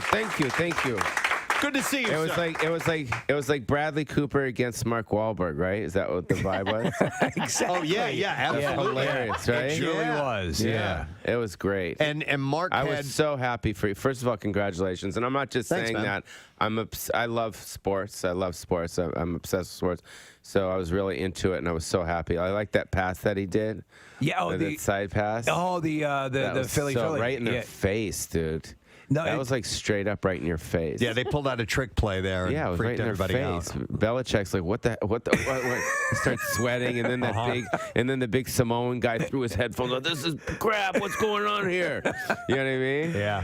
In LA, because here the sports celebrities they're the biggest celebrities. Yeah. It's like the sports guys, and then like your news anchors and stuff like that. Right. Like Who's bigger out there? No, I was. It's funny. I was at the there's an exclusive club called the Soho House. Have you heard of the Soho? I have heard of it, yeah. So they're like in L.A. and New York. I was there and I saw. This was just 2 weeks ago. I saw Carmelo Anthony hanging out with Russell Westbrook, and they were just sitting there, and I freaked out. And I'm like, I love it. Do they notice you? I mean, because you is there any? Yeah, they're like, man, keep that guy away from me. It's scary. Man, that dude is scary. Keep him away from me. No, they all grew up with me. Yeah, that's because you're so there's like a connection there. Your life actually from the MTV days and from the movies and from the access that you had. You talk about access and about celebrities and seeing celebrities and living out there in LA and on the Strip. And the Playboy Mansion you were a regular at. I mean, you have got the kind of stories. I forgot about that part. That was the part that you carve out, those 7 years. You just carve them out. What was that like in the heyday? I just say the word heaven. I was very fortunate, very lucky, very blessed. My mom and dad gave me the most amazing life in the world. Yeah. And I grew up, right on the Sunset Strip back in the heyday. I mean, that had to be amazing. Awesome. Yeah. It was awesome. I saw every genre, every band. From Iggy Pop to the Pointer Sisters to, X. You seem a little, I don't know if jaded is the right word, but you're used to growing up with TV comedians, No, I'm actors. a fan just like you guys are fans of people. I mean, I'm obsessed with Sean Penn. De Niro, all the great actors, Pacino, all these guys. Celebrities who sort of blow that off or try to act as if that's not a thing. If you saw me when what people don't know, I'm just a normal guy, dude. You know what I mean? I just go home, I make my oatmeal. You know what I mean? Make your oatmeal. I smoke a little weed. It's California. You know what I mean? And you can't say that here. No, Sorry. of course you can. It's legal now. It's medical. Pulled off the radio. Sorry. No, we're good medically. It's legal. My friends in New York are hilarious. They come out to LA. WMMR. All right, thanks, Kev. Real quick, before we get into the bizarre file, I got a couple of little things to mention. One of them being a butt plug, courtesy of one of our new sorority sisters. Yes. Who I met last night. Kathy was there with me, I think, when she came over and asked us to mention this thing called the Festival of Trees. Yeah. Benefiting the Delaware Hospice. She's also Kathy with a K. She was with a K. Okay, so that means she's Kathleen, right? That means she's Kathleen, yeah. All right, so the event is taking place this weekend, November 15th through the 17th. And it will be at, where is the address? 600, it's at the Brantwin Estate in Wilmington, 600 Rockland Road. And so Friday, Saturday, and Sunday from Friday noon to 4, and then Saturdays and Sunday 10 a.m. to 4 p.m. They have a marketplace and a bake shop and stunning themed trees throughout the estate. Entertainment by local artists, and you can purchase ornaments as well in honor of your loved one. And they have some raffle items too. So Sounds pretty cool. Yeah, I wanted to mention that, and happy to help out a fellow sister of Zeta Eta Pi. Absolutely. Any point in time. So, and we got to recap the party last night. We'll get to that a little bit later on this morning. Then I have a shout out. This is from our buddy Sassy, Charles Lance. I wants a shout for the love of his life. Said, I've known her for 40 plus years. We dated in 8th grade. Even went to senior prom together. After high school, we went our separate ways. 4 kids and 3 marriages later, 1 for her, 2 for me. We got back together. I'm so glad I sent her a friend request on Facebook 16 years ago. And he says, this woman is a saint on earth for putting up with my dumb ass. I love you, Robin. Here's to many more years to come. So here's the chart. And we are happy for you guys. Oh, and then this email I wanted to mention is not a shout out, but I want to thank Greg Rickards, who sent this to me. He said, good morning to see you, Presbo. So after listening to your numerous commercials, I finally decided to get my nagging shoulder looked at by the good people of Trinity Rehab over in Dresher. They're polite, friendly, helpful. They have a Campout donation box at their site, which unfortunately is decorated with a Preston C photo group. It's older. It features a chubby Casey on it. Casey's svelte and awesome now.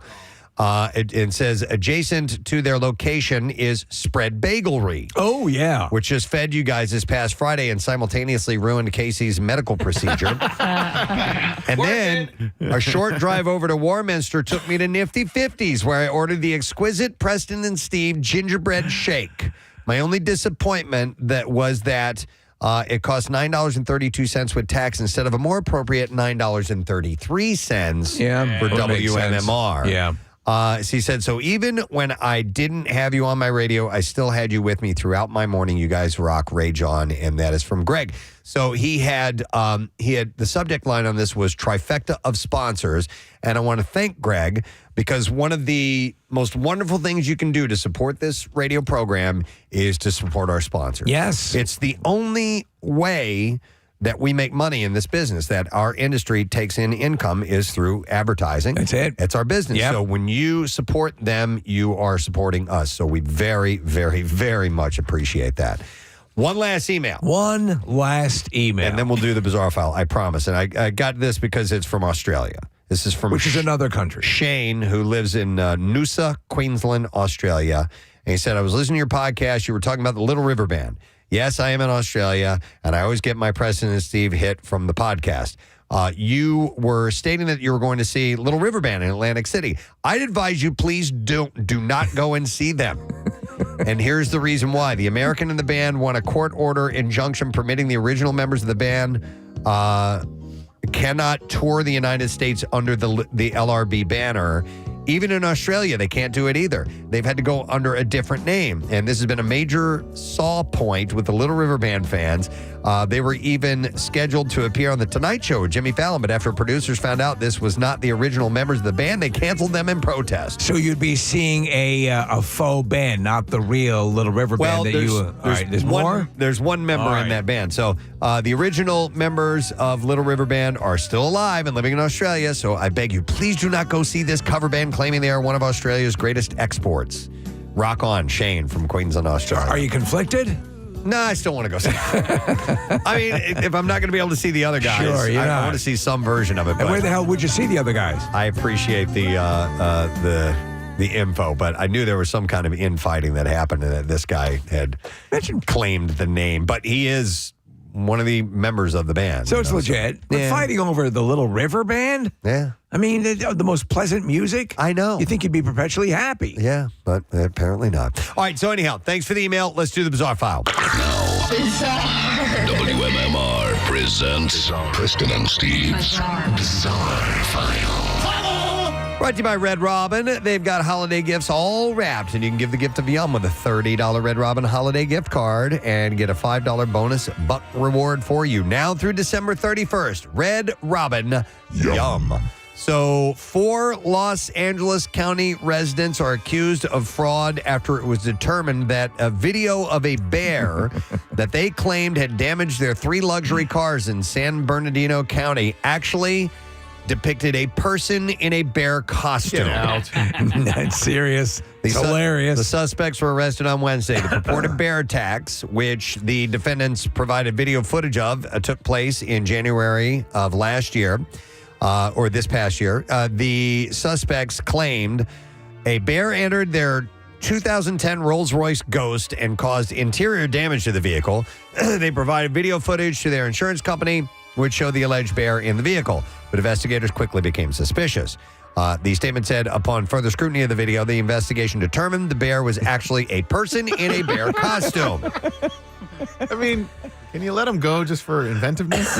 As they look deeper, it is kind of creative. Officials said they learned of 2 additional insurance claims with different companies related to purported bear damage caused at the same time and place as the Rolls-Royce. You know, it trips him up here in the video. You can see when he actually takes a call. Yeah. The additional claims involved a 2015 Mercedes AMG G63 and a 2022 Mercedes E350.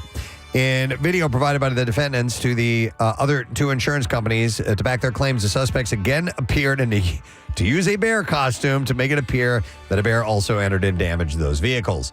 Detectives called in a California Department of Fish and Wildlife biologist to review the videos, and they said they also opined it was clearly a human in a bear suit. After executing a search warrant, detectives found the bear costume in the suspect's home. Officials allege the suspects collected a total of $141,000 in fraudulent insurance payouts, and each of them faced charges of insurance fraud and conspiracy as a result of the investigation. By the way, the investigation was dubbed Operation Bear Claw.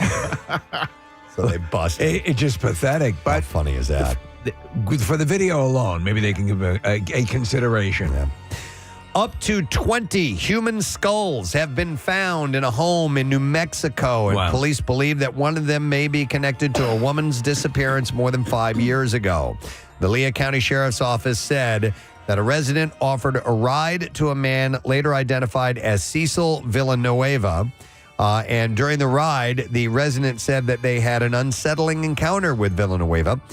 He had been carrying 2 bags with him and made alarming statements and discarded objects from the vehicle, some of which appeared to be human bones. Jeez. That was my skull. When police searched the area where they say that Villanueva discarded the bags, they found bone fragments, which a pathologist confirmed came from a human. That's and then horrific. They searched a home where he had been staying, where police said they found more bone fragments, among them evidence of 10 to 20 human skulls. Didn't they say when they got to the house, a bear answered the door and conducted a conversation? Police say the investigation is closely tied with the disappearance of Angela McManus, who has been missing since 2019. Her last known address was near Villanueva's address. Police say this is still an active investigation, and they are obviously looking into that. That's why I think it's smart, and I would recommend take pictures of your family, just their skulls, so you can identify them if something ever happens to them. Yeah, I got to find out where Lee County was, because when we stopped in New Mexico to drive across the country, we had that moment. Oh, it was down that dark very road. remote, yes. And I'm like, man, that was the place where they would. That's where you leave your skulls. Yeah, exactly. I forgot about that. All right, a man was arrested on first-degree terrorist threat charge after allegedly threatening to blow up Kathy and Ulta beauty store. Oh my gosh, why? In Opelika. His colorful threats were matched by his colorful face. You got to see this guy's mugshot. According to court documents, 42-year-old Timothy Lincoln was arrested after allegedly being overheard by an Ulta beauty employee saying, "I'm going to blow this S up." Oh my God. He certainly knows how to apply cosmetics. Yeah, he is. He looks like a drunk victim. He has a blue beard. He has taken red paint or Sharpie and drawn all over his face. His nose is blue from a Sharpie, and he has something written on his forehead. And it looks INRI, like that's the that at the top of the crucifix. And that makes sense. It looks like he has a thorn crown on. Heavy is the head that wears the crown. I said that makes sense. It doesn't make sense. I think really it's a look. He is apparently the area's top trial attorney. Officers arrived on the scene and took Lincoln into Your Honor, custody. I'd like to. In his mugshot, he had several scribbles across his face. It is not clear as to why. Lincoln is he is banned from Ulta Beauty for life. Why? That's just not fair. No more for him. All right, and that is what I have in the bizarre file for you. In your most bored moments, have you ever considered scribbling on your own face? At some point I've probably done it. Okay. But once on a rare one-off. We're gonna have some makeup applied next week. Yes, we are. Sarah, our makeup influencer. I was chatting with her this morning. And, nice. I told her how excited you are, Nick. Yeah. To get her makeup I think for the first time we'll be beautiful, Preston. Yeah. She's something else. She told me that she wants to be the Gary Lauer of makeup, and I was like, you know what, you could aim higher, Sarah. Yeah. We'll get her in here to do our makeup. All right, so as we take a break, another thing that we're going to have people in for is the Great American Smokeout. It is going to be next Thursday, the 21st. If you are a smoker and you would like to end it for good, we would like to hear from you. It's a hypnosis from our good friend Dr. Rosenberg, who we affectionately call Dr. Rosenpenis. And we'll have him in to try and convince you to not smoke anymore or vape as well. So we'll take 4 callers right now. Yes. And we'll put you on our list for people to come in and get that done. Now, you have to be available next Thursday all morning long. 215-263-WMMR. If you're not selected, contact Dr. Rosenberg. Mention the Preston and Steve Show. You can save $100 off the cost of your session. And you can go through quititnow.com. This applies to also weight loss, insomnia, stress, and a bunch of other conditions that he can help you out with. All right, we will take a quick break. We'll come back in just a moment and continue all this stuff. Stay with us. They just pack up a whole bunch of stuff because you can go. You don't need a medical thing. Yeah. You can go and just get it. You were in Moscow and Jerusalem. Spent some time there recently. Yeah, it was my summer vacation. First time? Yeah, my first time ever. I've always wanted to go. Always wanted to go to Whereas both. the Jews say Israel. Israel.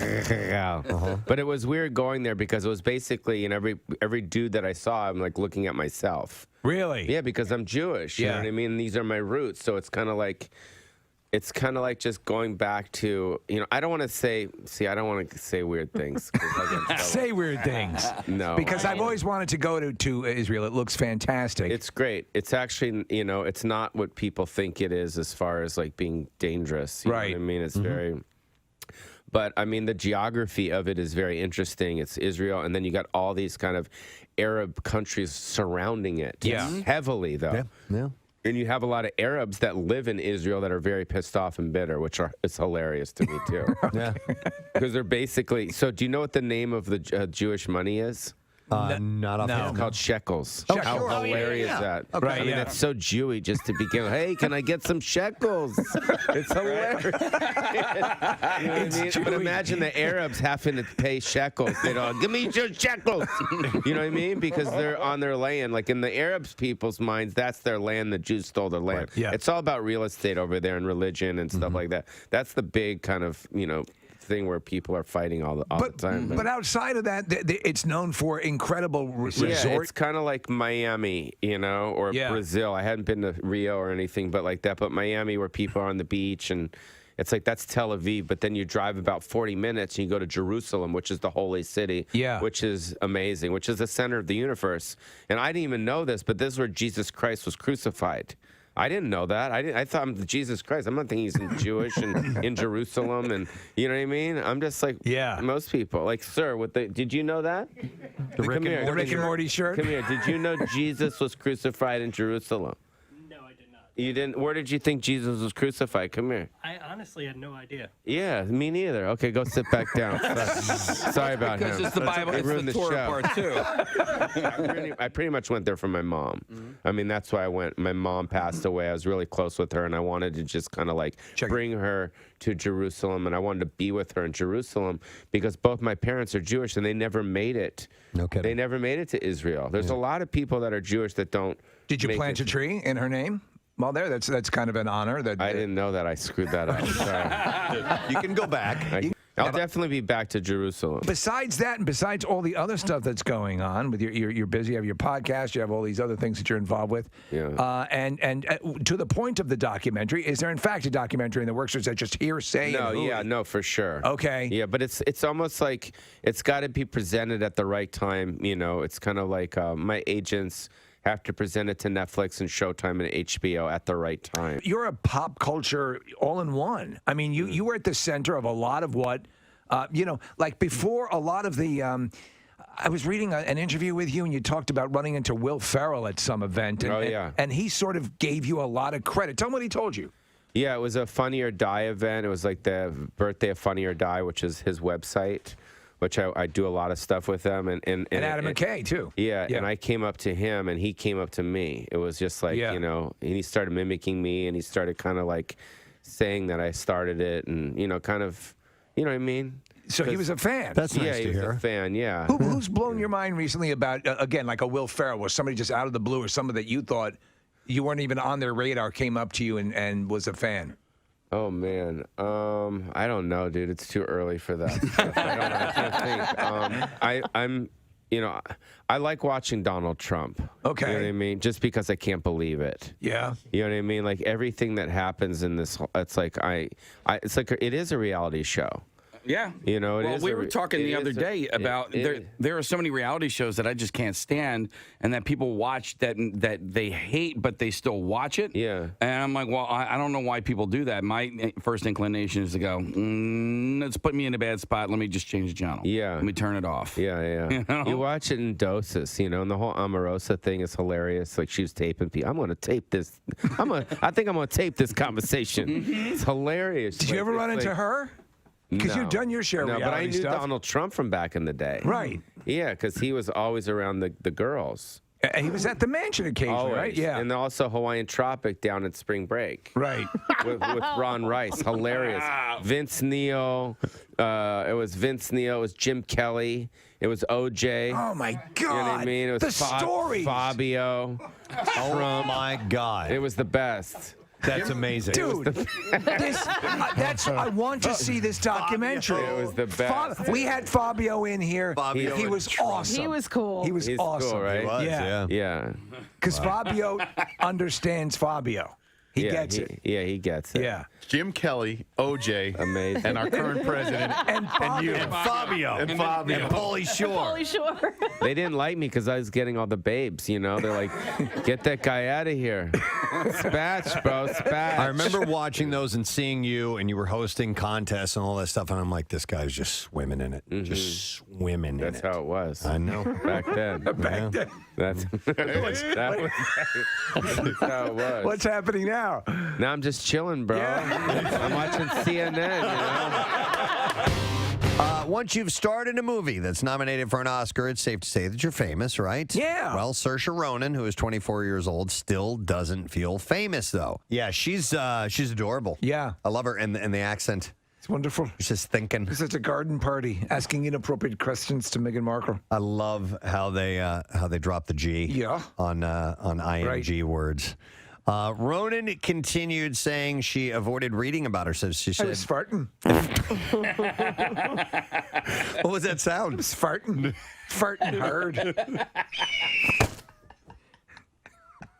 You just know that'd be adorable. Just outside, standing in the glen, farting. In the glen. The glen. The morning dew collected on the leaves and grass. Yeah. Just decided it'd be a good time for farting.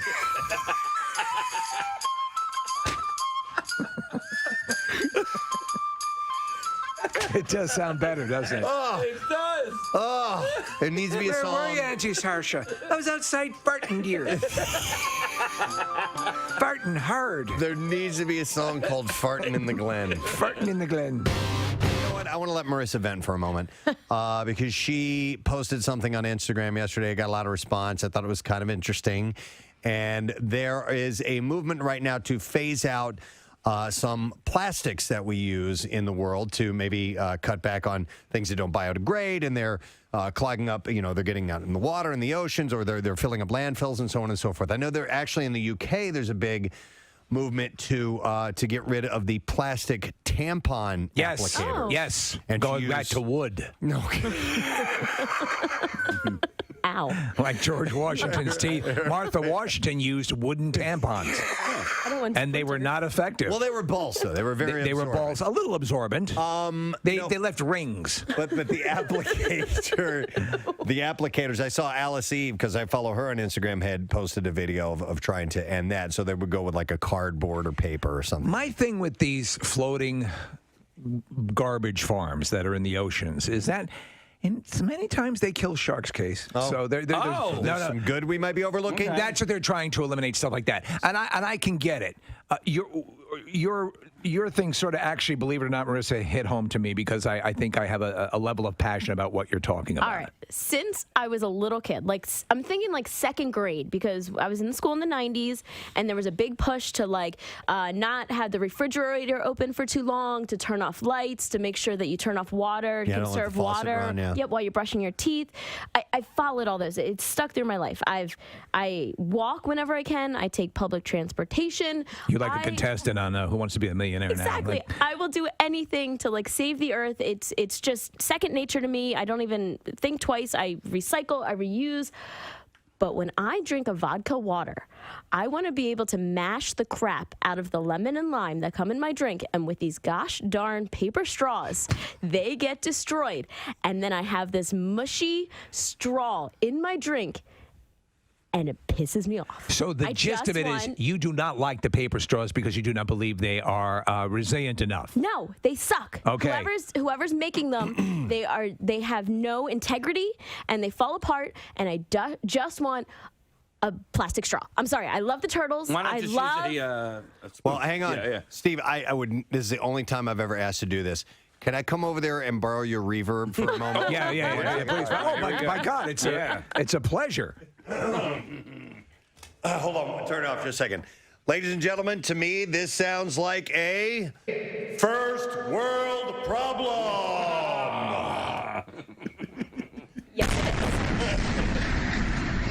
But we took a long journey to get to the point that Marissa doesn't like paper straws. I just had a realization, Preston. This is probably something that like I deal with 3 or 4 times a week. Is that more of a first world problem? Yeah. That I probably have a vodka water 3 or 4 times a week. Well, your alcohol addiction might be the bigger issue here. No, the raging alcoholism is a secondary issue. The waking up in alleyways and listen. We errant knife fights. Have you ever seen people drink sodas or anything that comes in a bottle out of a straw? You put the straw in the bottle. Yes. Yeah. I think part of the now. Do women sometimes, Marissa, opt to not drink out of a bottle or right out of a glass because of lipstick and a straw instead? Well, lipstick or staining your teeth, all of those things. Or my mother would never drink anything out of a bottle. Like that would, like, for me, like when you see a bride, vulgar? I don't know. There's just time and place for that, and I think. She'd take the bottle, go over to the windowsill. There we go. I love opening bottles that way. Yeah. Yes. There's a great scene in Overboard where Goldie Hawn comes back. That's exactly what I She's thought of. opening the beer that way. Yeah. I try. That hurts your hand. Do you think guys would drink beer out of a bottle if the top of the bottle looked like a little... Wait, I probably shouldn't say it out loud. Okay, I was... You guys would drink it. I got a question. Yes, Casey? Something you want to tell the class? You think guys would drink something out of beer but look like a vagina? No. He's saying I was the other going male thing. part. If it Well, looked like were a- you? Opposite, every bachelorette party ever would buy those bottles of beer. Right? It's true. Yeah. I'm sure there are things that are similar, you know. But they, you know, people get picky about the taste of the stuff in the can and the bottle if it affects the taste, you know. Yeah.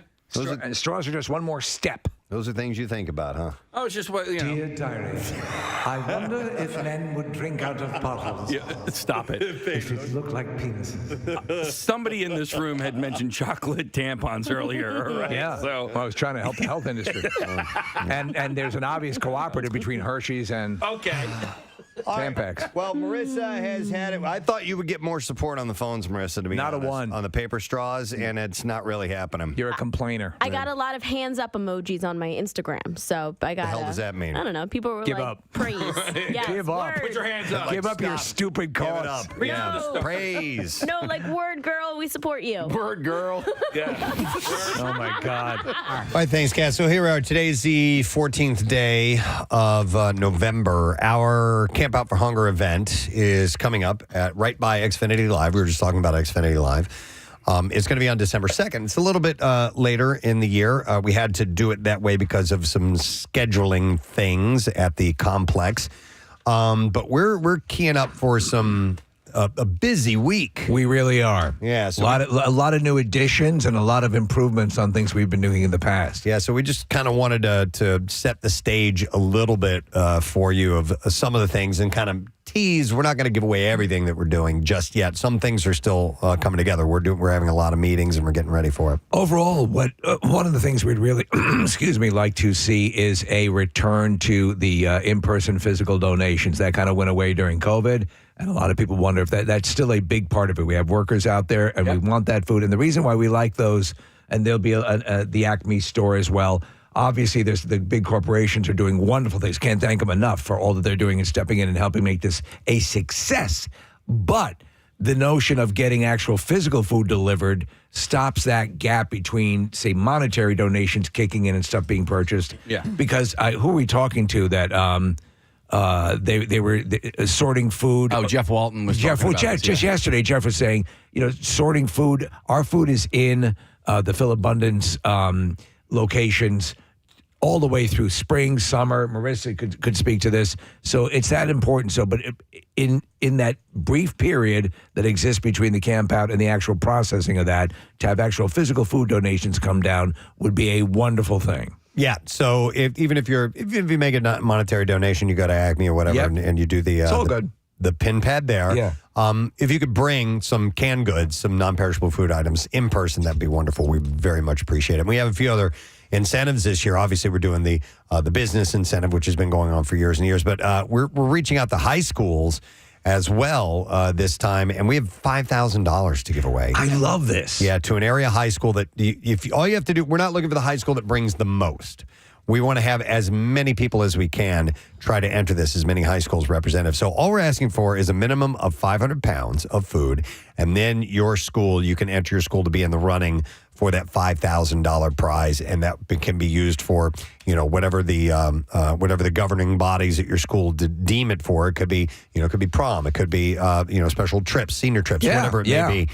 But we want to thank College Ave for putting up that $5,000 for this. They're phenomenal. It doesn't make sense because we just assume our pictures are all over high school lockers throughout the area, right? Yes, of course. So so please do that. Reach out to the faculty at your school and say you're interested in doing this. And we also have information that you can print up on our website to be used for your food drives, and you might win that $5,000, which is pretty cool. And that's, no matter what size of school, we'd love for you to get involved with that.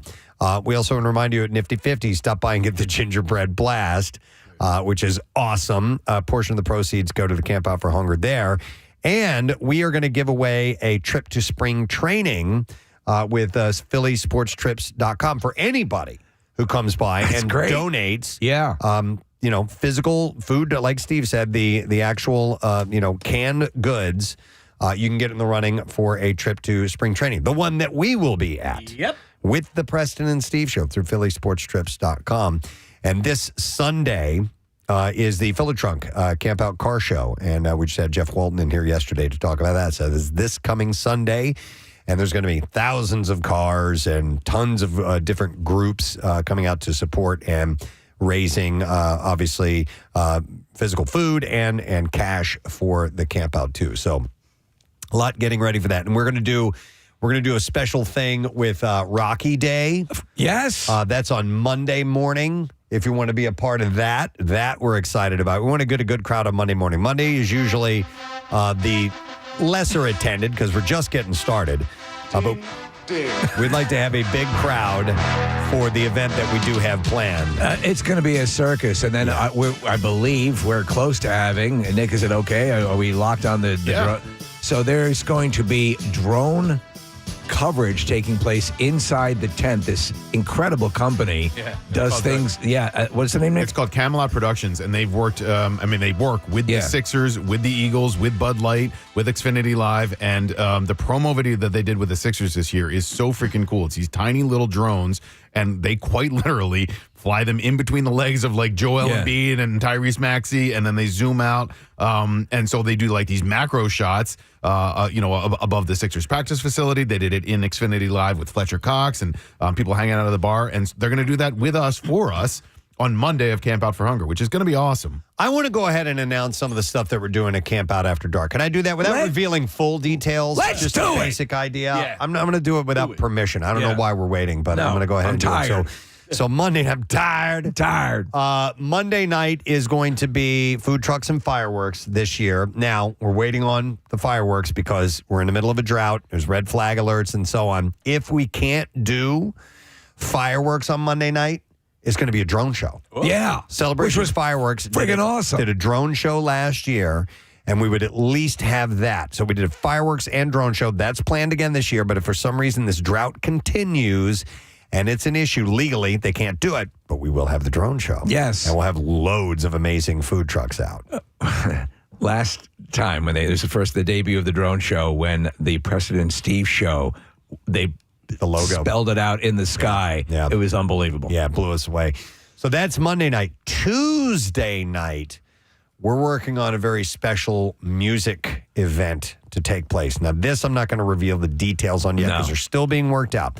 But we've gotten confirmation from some people that we're very excited who have agreed to a sort of performance that will take place on Tuesday evening, Camp Out After Dark. We will give you details on that probably by Monday, I'm thinking. Next week, I'd like to. Okay. Very excited about that. This is a little bit of a hint. No, it's yes, Little River Band. But not the one American guy. The one American guy, not the actual Australians who were the core members of Little River Band. We weren't going to say anything. Oh, my bad. I just got so excited. Okay, no, it's not Little River. But we're pretty excited about it, and we've never done this before. Well, listen, there's Mariah Carey's across the street at the Wells Fargo. Yeah. If you're looking for an option, then I think it's pretty damn good as it's shaping up right now. This is going to be terrific, and I would love to see this be an annual. Yeah. This whole concept, because I think it's a win. Yep.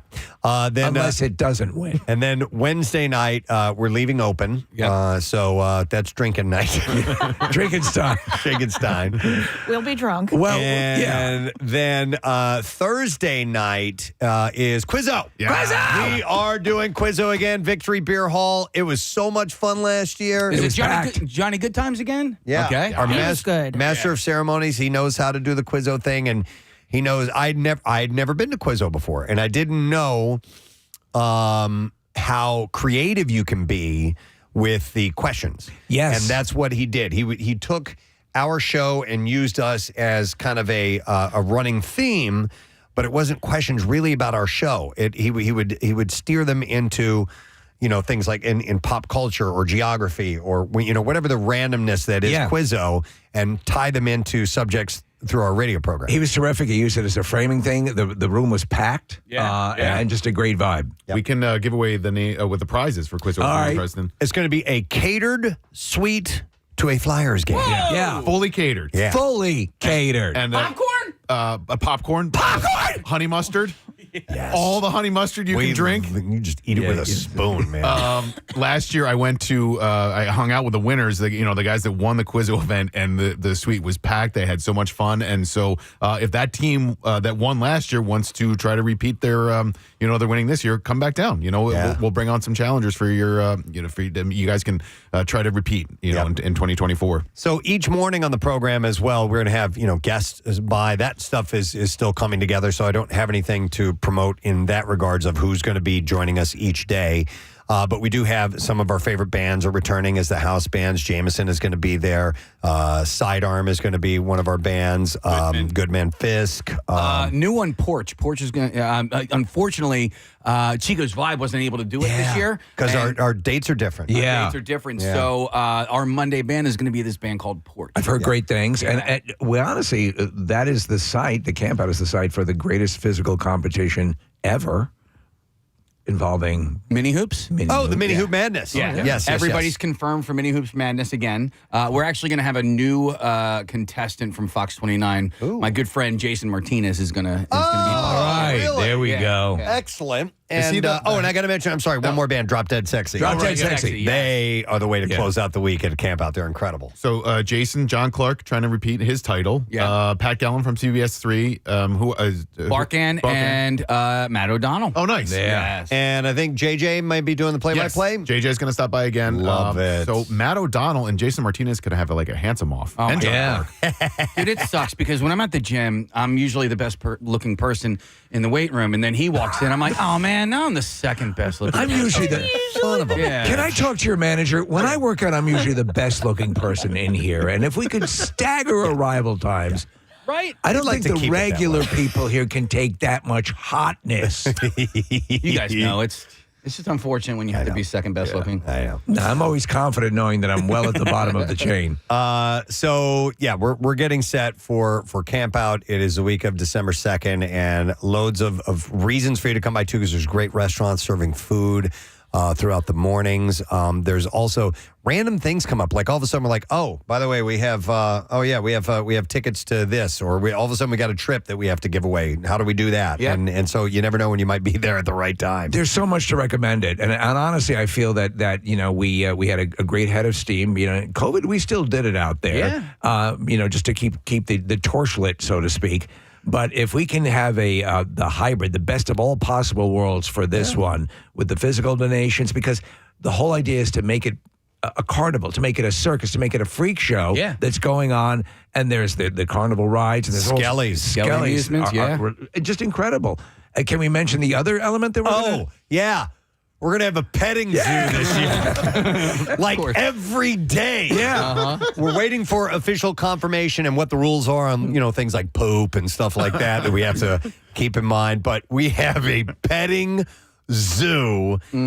And we've told these wonderful people, we're like, well, there's hours where it's kind of light. Yeah. Lunchtime, they're like, we don't care. We'll be there all day. They're bringing their animals. They're bringing all kinds of stuff. And they're wonderful. Yeah, they are. Marissa? Yeah, it's Fluffy en route. They were here during the it was the leap day birthday party. Yes. Oh, my God. It was great. That cow, I think it was a mini cow or Yeah. whatever it was so cute. That was Fletcher. He's retired. Oh, he's not coming? But now they have Kelsey. Okay. And he's their new cow. Okay. All right, good. It's the only Kelsey we can get in touch with these Well, days. you know what? Speaking of which, if anybody knows Jason Kelsey, reach out to him, let him know that we're doing this, that this is the largest food drive in the entire world.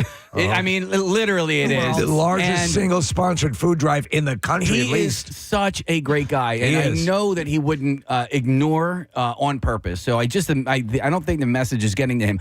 Also, if you know Kevin Hart, he's performing at the Met the Thursday night of Campout. kidding? And so Come the on. request is out there. I just don't know if that request gets to them.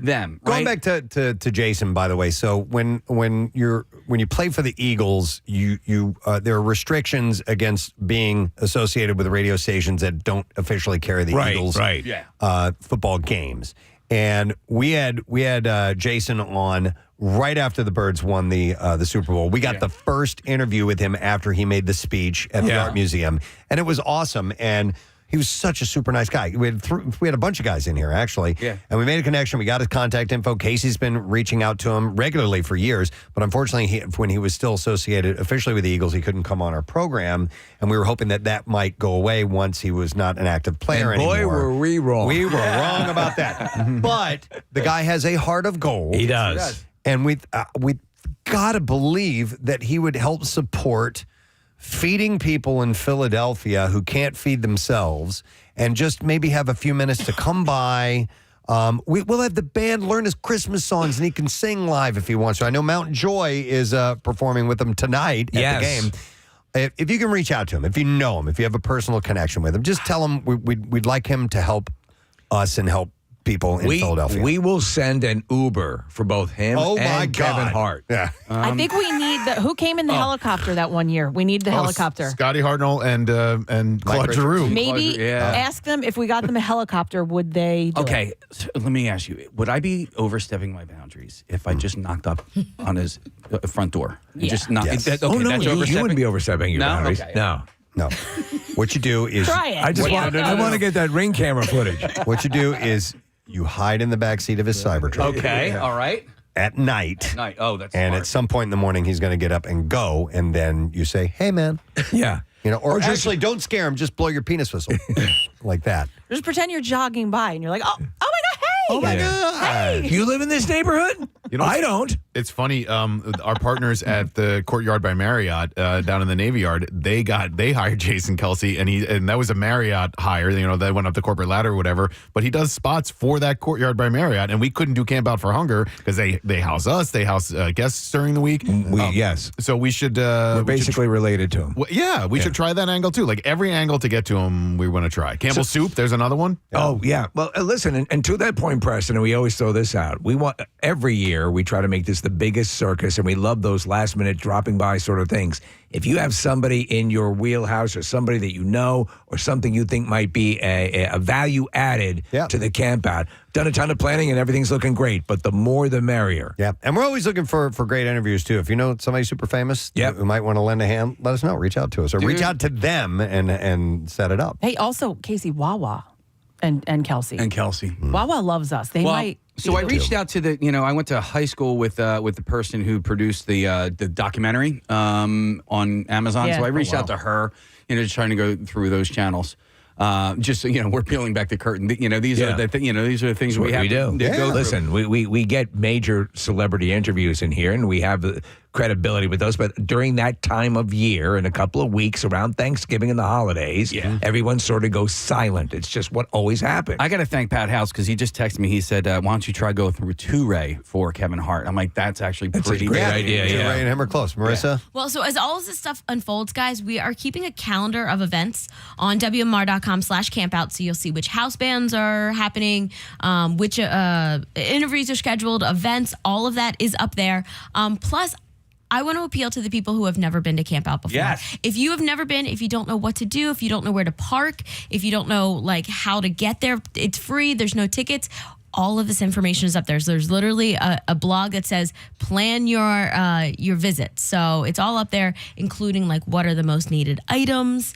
If you have any questions, it's covered up there. To your point, Marissa, for years we've told people, and we have people in the industry, and we have heavy hitters that, okay, yeah, we hear about that. Oh, I'll come down. And then they eventually come down and they're like, oh my God, I had no idea. And Preston, we were in D.C. We accepted an award on behalf of everyone for the Campout for Hunger. Yeah. Annette Benning made sure to be there for that event. Right. Yeah. Yeah. That was She happened to be there for that event. All right. Yeah. Steve, I'm going to peel back the curtains. There were members of the Philabundance board that had never been to Campout before. They had heard about it. Yeah. They talked about it. They hadn't attended the event, right? Because it's a different commitment. And they come down and they just pull me aside and go, wow. Yeah. Yes. Wow. Yeah. That's it. So if we can impress all of these people, we invite you to come down and just experience it. I love when celebrities meet other celebrities there. Like Adam McKay was hanging out with M. Night Shyamalan one year, and then there was a year where Scotty Hartnell and Robert Irvine and Judd Apatow were all hanging out. Yeah. And it's like these weird confluence of really cool people, and sometimes they get together and meet for the first time at Campout for Hunger. I'm looking forward to taking a picture when we introduce Jason Kelsey to Kevin Hart. Yes. that Yeah, would that'll be be nice, nice. won't it? All right. So, like Marissa said, you can go to WMMR.com and you can get all the details there. But we're planning it. We're planning a big one, and we're hoping to be a part of it. We're hoping for things like good weather and all of that. But just stay tuned, and we'll be sure to update you on all of it. I'm going to switch gears here for just a second because we get just a couple of minutes to talk. We should recap last night. Oh, my God. We had our Zeta Eta Pi sorority party at Parks Casino in Bensalem, and I want to thank everybody there at Parks for facilitating, hosting us. It was a perfect place. We were in the Liberty Bell pub. Love that room. And the ladies came out in fine fashion. They were ready. We had all age ranges from freshly 21 to people in their probably late 60s, early 70s. Mothers. And grandmothers and everything. So it was a ball. Everybody was in a great mood. The food was fantastic, man. Yeah. You know, I'm like, oh my God. And then, Preston, they had like the world's largest collection of tiramisu. Yes. And I didn't get any. Oh, man. I know. I went to macaroons, though. Sorry, go ahead. Yeah, no, I just did the macaroons. I didn't do the tiramisu. They did do it right. They created such a nice atmosphere there with all the food, all those desserts that, people were offered up and the drinks and just the whole, I really like it there. Yep. So we did our big little ceremony, and we had big sisters inducting their little sisters into the fold. And we did a candle ceremony. And I have to thank the girls. So we had the little fake tea lights, the ones that are battery operated. Yeah. And this girl was a genius.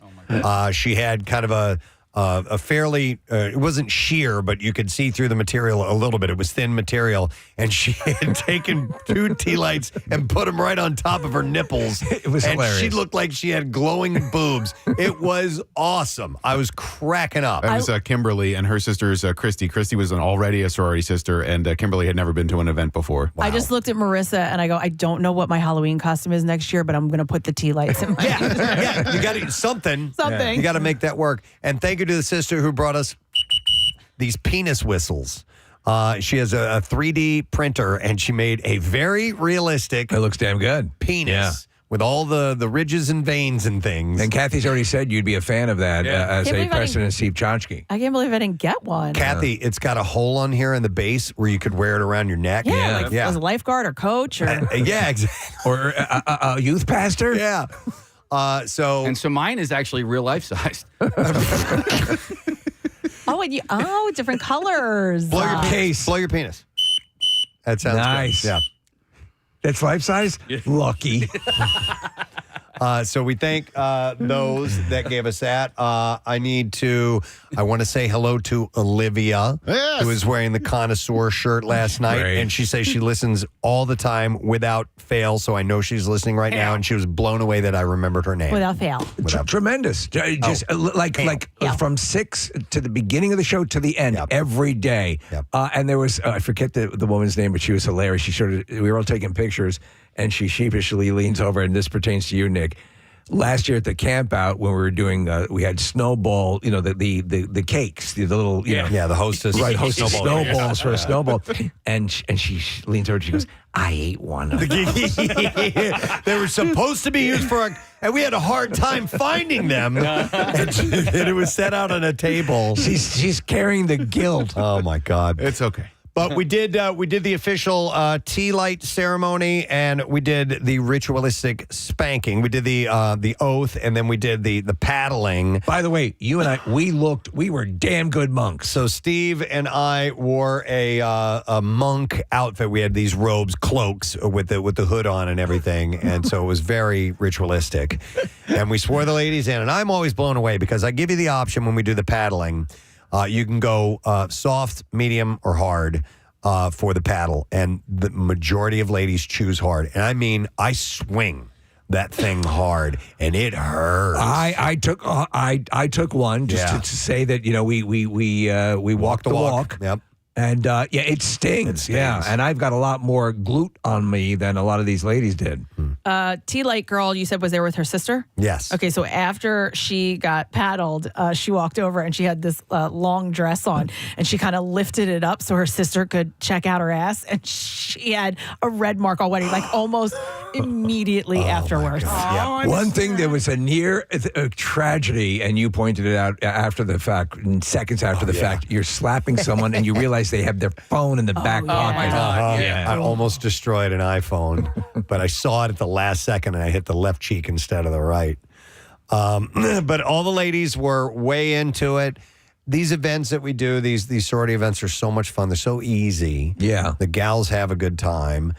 We work the room and just get a chance to talk and hang with everybody. And it was the perfect amount of people because we were able to do that, where you can actually carry on conversations, go back and check on everyone. It wasn't overwhelming. Again, that perfect confluence of events. Yeah, I got to thank Mike Baldini and Carrie, and then Mike was great. Yeah, he was, and so Mike's a big fan of the station and the show, and he loves having us out there, and he obviously wants to make sure that everything is perfect for an event like that, and he did. And also Kathy, I guess she was the manager running the stuff. Yeah, terrific. Night. Okay. Yeah.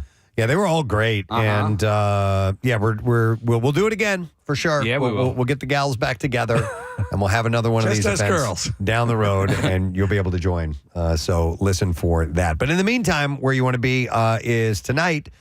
Kathy has the Thursday night kickoff. She's with coming to Delco. Bud Light. She's going to be in the heart of media. The nice part of Delco, the county seat. By the way, if you have any blowable fake penises, bring them down because Kathy feels she got rooked. No, I don't. I want to whistle. Okay. It needs to whistle. Yep. And you'll see her tonight at Townhouse 7 and 9, and you'll have tickets to the Eagles and Steelers game. Yep. Which is on the 15th of December. So stop by and see Kath. And you can also, if you win those tickets, you're qualified for the grand prize, which are playoff tickets if the Birds make it. And then they have $5 Bud Light drafts and WMMR and Bud Light Kelly Green T-shirts and koozies. So it's tonight, 7 to 9 Townhouse with Kathy Romano in media. We're going to take a break. We'll come back in a moment. We will have Corey Glover, lead singer of Living Color, joining us in just a little bit. And he's got another band who's got a show tonight that we'll talk about when we return. Stay there. Preston and Steve. It reminds me of Pat Boone's first day in Compton. Word girl. Word girl. I just hate these goddamn paper straws. They're so. That's it. Word girl. That's it. Word girl. That's it. Preach, girl. Where is the Q in Q-tip derived from? Oh, I don't know. I have no idea. It's technically a cotton swab, right? So a C-tip. So I don't know where. No one wants to put a C-tip in their ear. I have no idea. And by the way, Q-tip, you've done something to your product. You've cut some corners. Are you talking directly to yes, the Q-tip I am people? talking to you, Q-tip. You've cut some corners, and I have noticed. But fortunately for you, you're still the best product on the market. That's your fight song. That's my fight song. One second. And I have noticed. Wait a minute. What is this? Is the swab part smaller? No, the cardboard. Medicated. The cardboard is thinner. It's like they've shaved off a layer or two of the cardboard stick. Why do you go like this with the I don't know. cardboard stick? I don't know. The hell is that? This part right here. Okay, but holy crap, you have one. Oh, I have. Let me see. Oh, Nick, you don't see it. He sits here while we're in the middle of breaks, and he cleans his ears. You know what he's like, Preston? Yes, He's you like do. Hyman Roth sitting there. I itch my ears or scratch my ears because they get itchy, and I'm. Well, I don't care. Whatever. You're sticking that thing in your ear, and I turn got over. my ear. I got a little got the thing in my ear. Man, There's usually something in one of his orifices when I turn and look at I him. got a bit of a boogie here in my Yes, nose and exactly. my ear. Pick an orifice. It stands for quality tip. We're Steve. bigger than U.S. Steel. Oh, did you hear that? What? It stands for quality tip. Oh, okay. Q-tip. All right. And so you've noticed a diminishment in the quality of the quality tip. Yes, this should be less Q-tip, less quality. How about tip. SP subpar? Mm-hmm. Everyone's trying to be environmentally friendly, so F maybe that. that's a part of it, like the cardboard straws. Oh, you know what? Here's a bit of trivia, and I did. I have heard this before. The original name of Q-tips were baby gays. Now you're talking. Oh, Jesus Christ. I know it. Can you get those delivered? Stop it. Televangelist Kenneth Copeland has a lot of experience with planes. We've seen, him and the other guy. There are two of these televangelists that are really big into their aircraft. They are really consumed with the level of aircraft that they own, and often the current plane they own is not good enough. It just ain't gonna cut because it. the Lord needs them to spread the gospel. We were blessed to have an airplane that it was a Vickers Viscount. A Vickers Viscount. And a man on our board of directors owned that airplane. And his financial situation had come to the place where, particularly after he got born again, and a lot, I won't go into all that. No, I won't go into all that. That's the religious part and it bogs things down. By the way, if we're all not clear at this point, not dime one is making its way to anybody who's poor. I just want to be clear on that. And I know I can say that to you, God bless you all, everyone sitting here right now, and it won't matter. You'll still gladly open up your wallets and put that money in the collection plate. All right, let me continue. But that airplane had been parked for several years. Mm-hmm. And it was a 4-engine turboprop. I mean, Jesus Christ, he sounds like he's talking about this. It sounds like you're at an air show. He's a preacher. He's a man of the Lord, ostensibly. Mm-hmm. Airliner. So this was back in the days when George first came along, and oh man, we had fun in that old airplane, didn't we? Oh my God. They had an older sort of navigation system on that. I know that many of you are going to remember that they didn't have the triple GPS coordination system that you find in the newer vehicles. Did I mention Jesus yet or anything? This is a sermon? Oh, yeah. Yeah. Well, we There's a particular fuel mixture that I'd like to talk about. And then, of course, why you shouldn't covet your neighbor's wife. Right. Yeah, this is in front of a group of his followers. This is in church. or whatever. Televangelist. Airplane hanger. Yeah. All right. Well, we put that thing back in the service. We went through that airplane from head to from nose to tail, and they did X-rays of the fuselage and everything, looking for corrosion. And there was some. It wasn't all that bad, but there was the X-rays showed that there was some spots of corrosion. Okay, and he's thinking, okay, how can I tie this back into how do I bring this back? What's my spiel? Yeah. Like the way your soul gets corroded. Right. Oh, good. Go with that. Yeah, good. Yeah. All right, so he takes big long pauses. Here we go. And so I was praying over it. Mm-hmm. And just he's praying over the corrosion. Corrosion, in his he's air. praying over it, yeah. Okay. All right. So instead of Going out and then and earning money. I decided to return my faith to its upright position. Because the Lord's beverage cart had been stowed. Because we were coming in for a landing. And just as plain, listen to this. The Lord said to me, okay, so this is God talking directly to him. No fumar. He's talking directly to him. Yeah. The Lord said to me, lay hands on it. I'll heal it. What? Listen to the people talk. And he says, what? What? Even he doesn't buy it. I never heard him. What? Well, he said, Kenneth. You're an idiot. You're an idiot. He said, Kenneth, you're an idiot. This is your thing. You're all about the freaking planes. Give it a try. He said, corrosion comes from the curse. Oh. Self-pleasuring. Yes. And listen to people going, oh, yeah. Oh, yeah. Oh, yeah. Comes from the curse. Comes from the curse. He said, I provided that airplane for you, didn't I? I said, yes, sir. Yes, sir. He said, lay hands on it. Okay. Okay. And I started. Yeah, exactly. Wait, didn't he say that? All right, so this plane belonged to somebody else, and the Lord provided it for him at the. Lord didn't have much use for the previous owner. Yeah, the previous owner had previous come in a owner hard could have time. gone down in a ball of flames. The Lord would not have given a rat's ass. And I started praying in the Spirit, and the more I prayed in the Spirit, the happier I got. And so I just went, oh man, you talk about laying hands on that thing. I laid hands on it all over, and it's a big old airplane. It took a while to do it. You know? I have to be honest with you. At a certain point, I put my pee-pee in a few holes. And it felt good. Because some of them have some of the rubber stoppers that feel like a woman's lady parts. It felt good.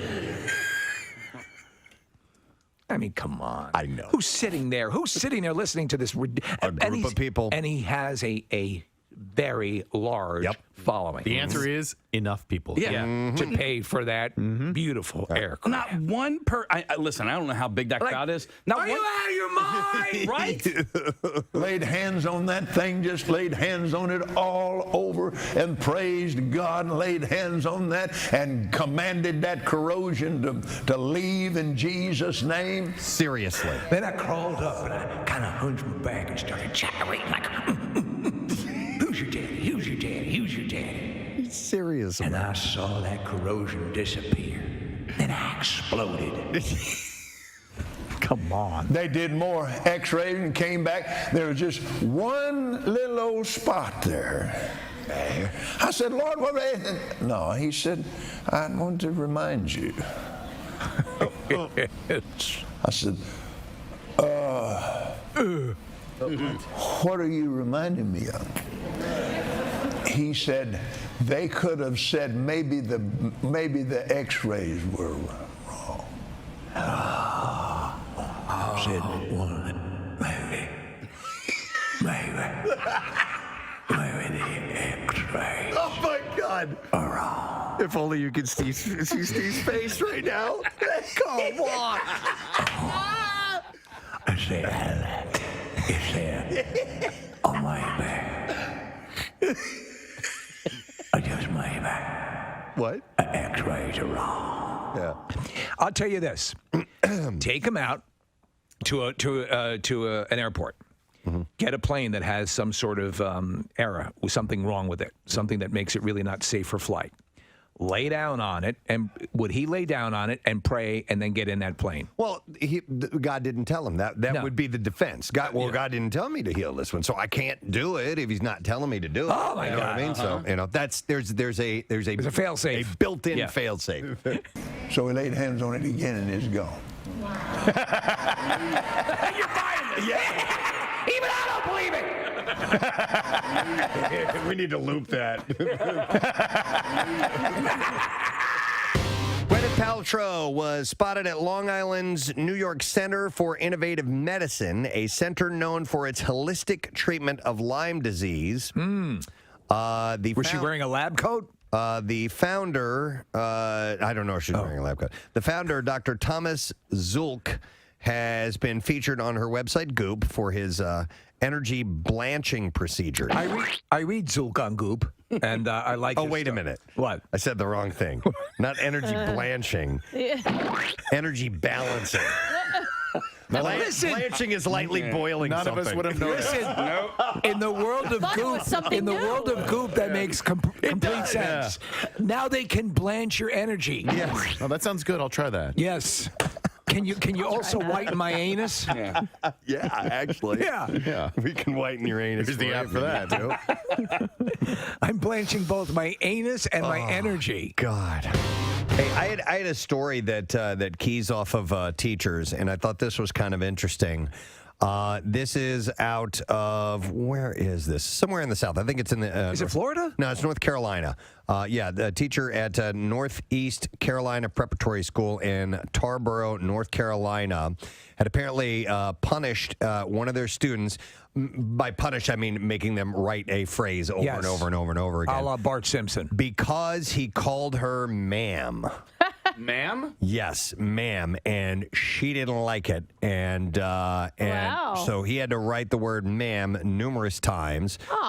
His teacher asked him to write it. He told his mother that he had to return this with the parent's signature after he repeatedly called her the word despite being told not to do so. Okay, well, if she told him not to, then... Yeah, he completed his assignment during class hours, which made his mom worry that maybe it had interfered with some of schoolwork. Yes. According to the mom, Mrs. Wilson, the teacher also told the young boy that if she had something...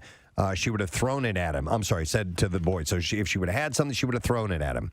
After the mom signed the paper, she had also had the boy write down the definition of ma'am, which is a term of respectful or polite address used for a woman, according to Oxford dictionaries.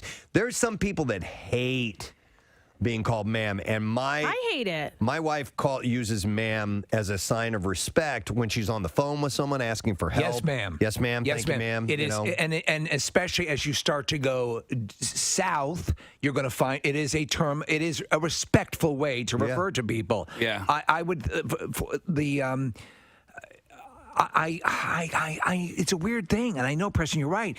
For ma'am to set someone off? Yeah, I don't know. I've always known it as a respectful way to refer to someone. Maybe she's younger and she doesn't want to feel old. Yeah, that's how I see it. I see it as an older woman. So when I remember the first time he was a kid, probably a high school kid, called me ma'am, and I was like, oh my God. I mean, I didn't tell him, don't call me that, but it made me feel old. It's not. Did he just say ma'am? Yeah. Pretty much. Well, I never. Was it the word that set the teacher off, or was it the fact that the kid was repeating it over and over? I don't know. Well, it had to be the initial thing graded on her because she asked him to stop saying it. Yeah. But if he's used to saying it as a sign of respect to... Yeah, all right, so the band Soul Experience with Greg Silver is going to be playing tonight at 118 North. The show is at 8 p.m., and we have the man who is handling the lead vocals joining us right now via Zoom, so he appears to us as a disembodied head floating above us. Ladies and gentlemen, Mr. Corey Glover! Hey, how's it going? Great, man. How you doing, Corey? Good. I love the word Conshohocken. It's fun to say, is it not? Yes, Conshohocken. Conshohocken. I live in Conshohocken as well. Oh. It's tough to live in Conshohocken, but saying it is part of the whole thing. Have to say your name all the time. So Corey, I mentioned the band Soul Experience, who you're playing with tonight. Can you tell us a little bit about that? Because obviously we know you from Living Color, but what is Soul Experience all about? Not Living Color. Yeah.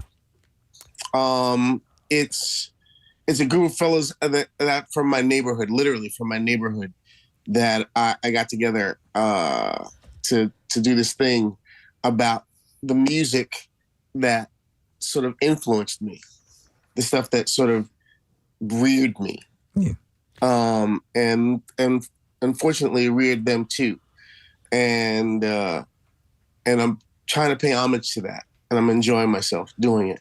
I pulled up the video to get a little taste of you guys, and the first thing that came up on YouTube was you guys playing some Bill Withers, who the man was a genius. Absolutely. And I've in the past few months have fallen back in love with his music, and it's easy to do when you go back and you listen to these songs that formed your musical appreciation, and maybe now have a different take on it or new appreciation for it. And then it's got to be so fun to perform those. And you know, I don't know if you're trying to recreate them or add your own flavor to them. What are you guys doing? You know, my job is to sort of give an emotional support to whatever's happening.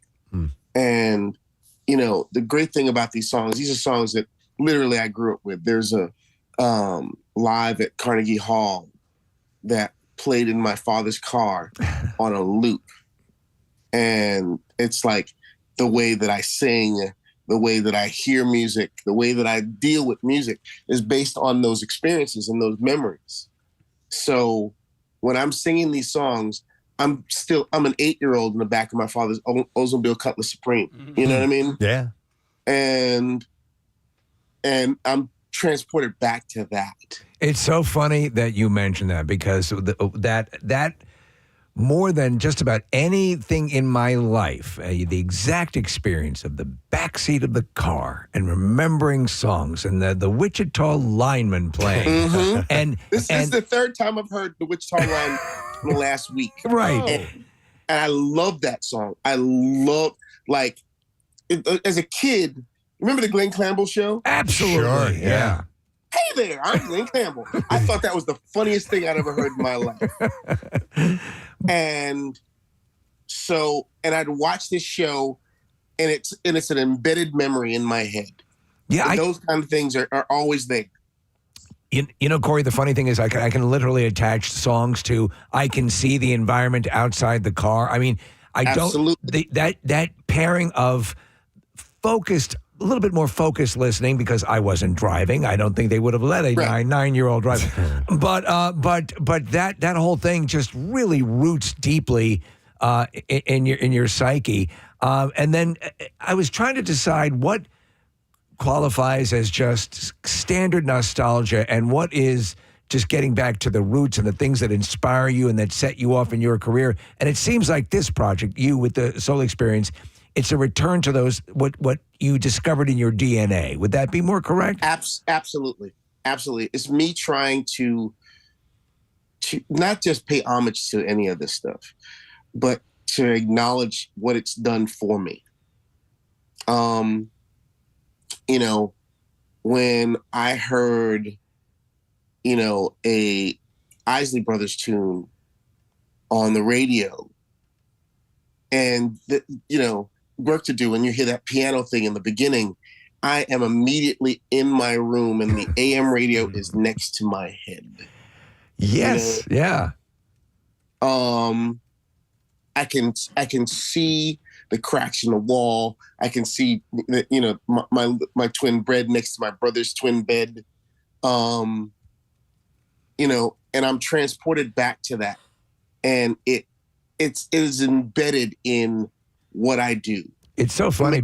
It may not sound like it, but it is. No, well, listen, your bona fides as you know, vocally, you're up to any of this. But I love this connection to, and it actually makes me wonder and ponder this question. I'll pose it. Do we have that same scenario? I don't want to sound, in my day, we used to go down to the mold shop, but what I'm saying is that experience of the radio, the glow of the radio in your room late at night. You know, you see the crack in the wall, everything you can remember viscerally, and it's almost tactile. You can almost remember it. Does anything with the tech that we have and the on-demand, any song at any time, does anything replicate that? I wonder if it doesn't. It does and it doesn't at the same time. If you hear a voice that's familiar to you, if you hear a piece of music that's familiar to you, which is sort of the basis for a lot of today's music because it's all sampled in some way, shape, or form, you get a little bit of that nostalgia. But at the same time, you're trying to elicit an emotion out of people, and that's what music is supposed to do. I'm not too sure if it's really doing that just yet. Other than other than music that's sort of speaks to your libido rather than your emotions. I can tell you this: every time I hear Smokey Robinson sing, I get embarrassed. I tell you why. When I was a kid, my brother and sister would have these parties in the basement, and the second Smokey Robinson came on, Corey had to go back upstairs. Nice. Yeah. So I was having a grand old time, and Tears of a Clown comes on, and I was marched back upstairs to my mother. Because you knew. Let me ask you: did you later reincorporate that with the new application once you hit puberty? Oh, absolutely, absolutely. Yeah. Oh, yeah. Yeah. The many nights in that basement, if those walls could talk. But what I want to hear from music is those emotional touchstones that we've all had. I don't know if Sexy Red is going to be an emotional touchstone for you in 30 years. Right. Maybe it will. Maybe it will. You've got some real competitors in your discography that I can tell you the reaction. We just talked about the Campout for Hunger. When you guys came out, that is just floating above so many memories, and we've been doing it for decades. Right, Preston? Yeah, we were like, Corey's going to hurt himself with how high and how hard you were singing, man. It was...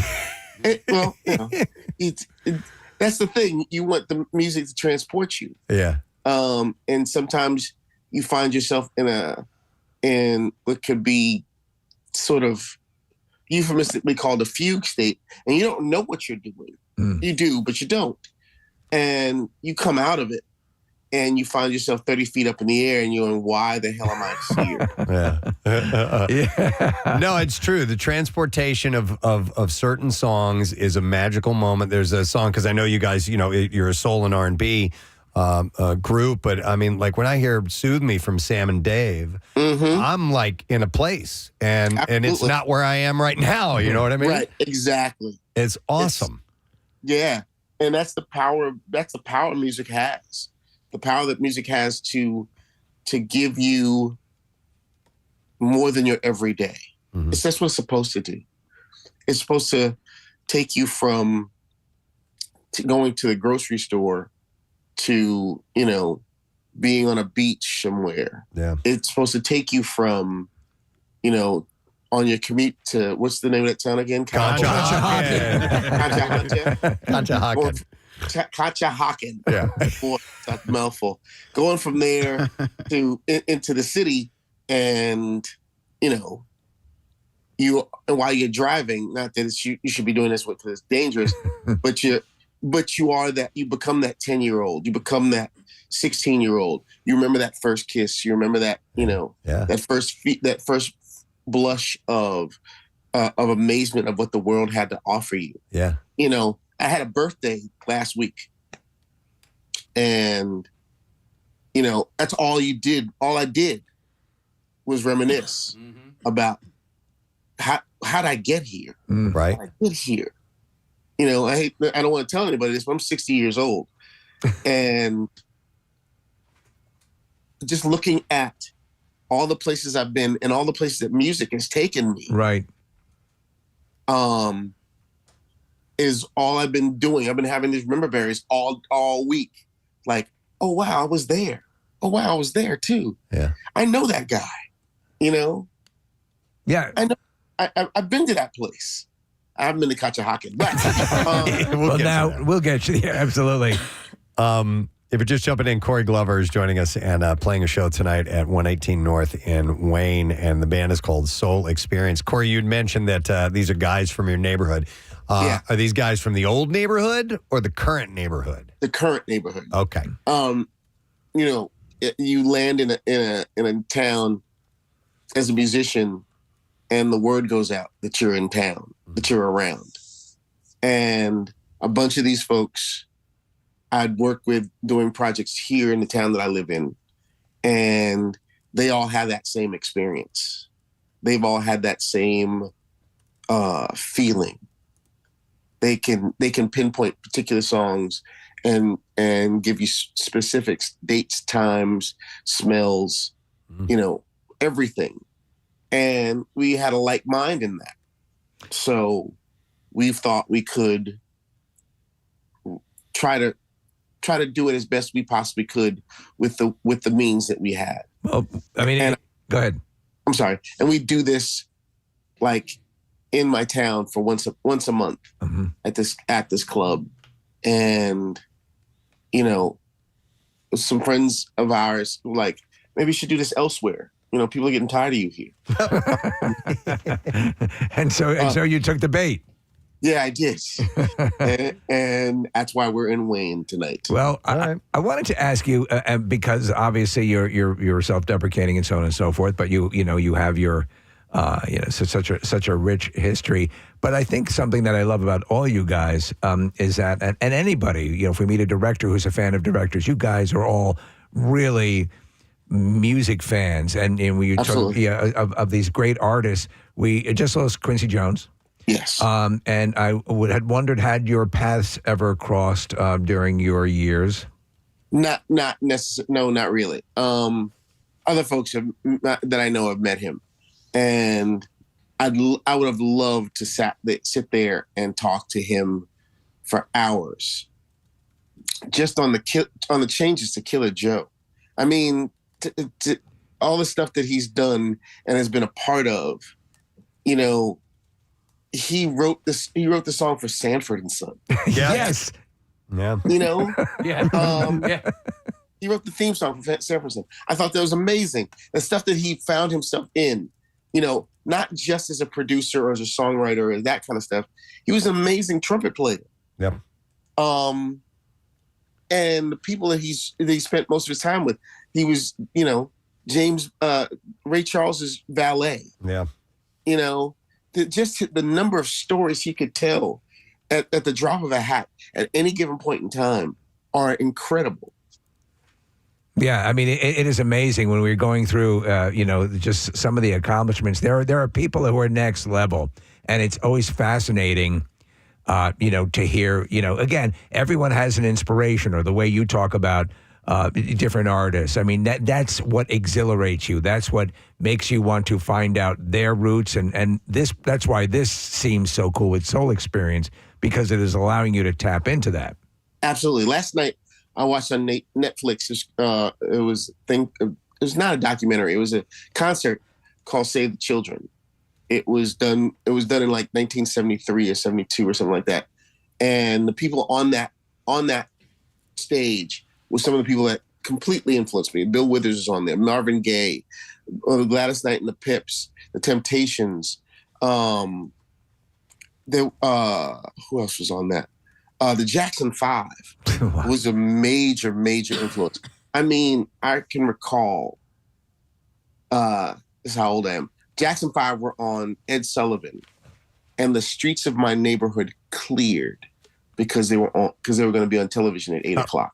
So everybody was inside. That is wild. Yeah. I love it. Yeah. Those are memories that you feel privileged to have memories like that. Absolutely. Yeah. Absolutely.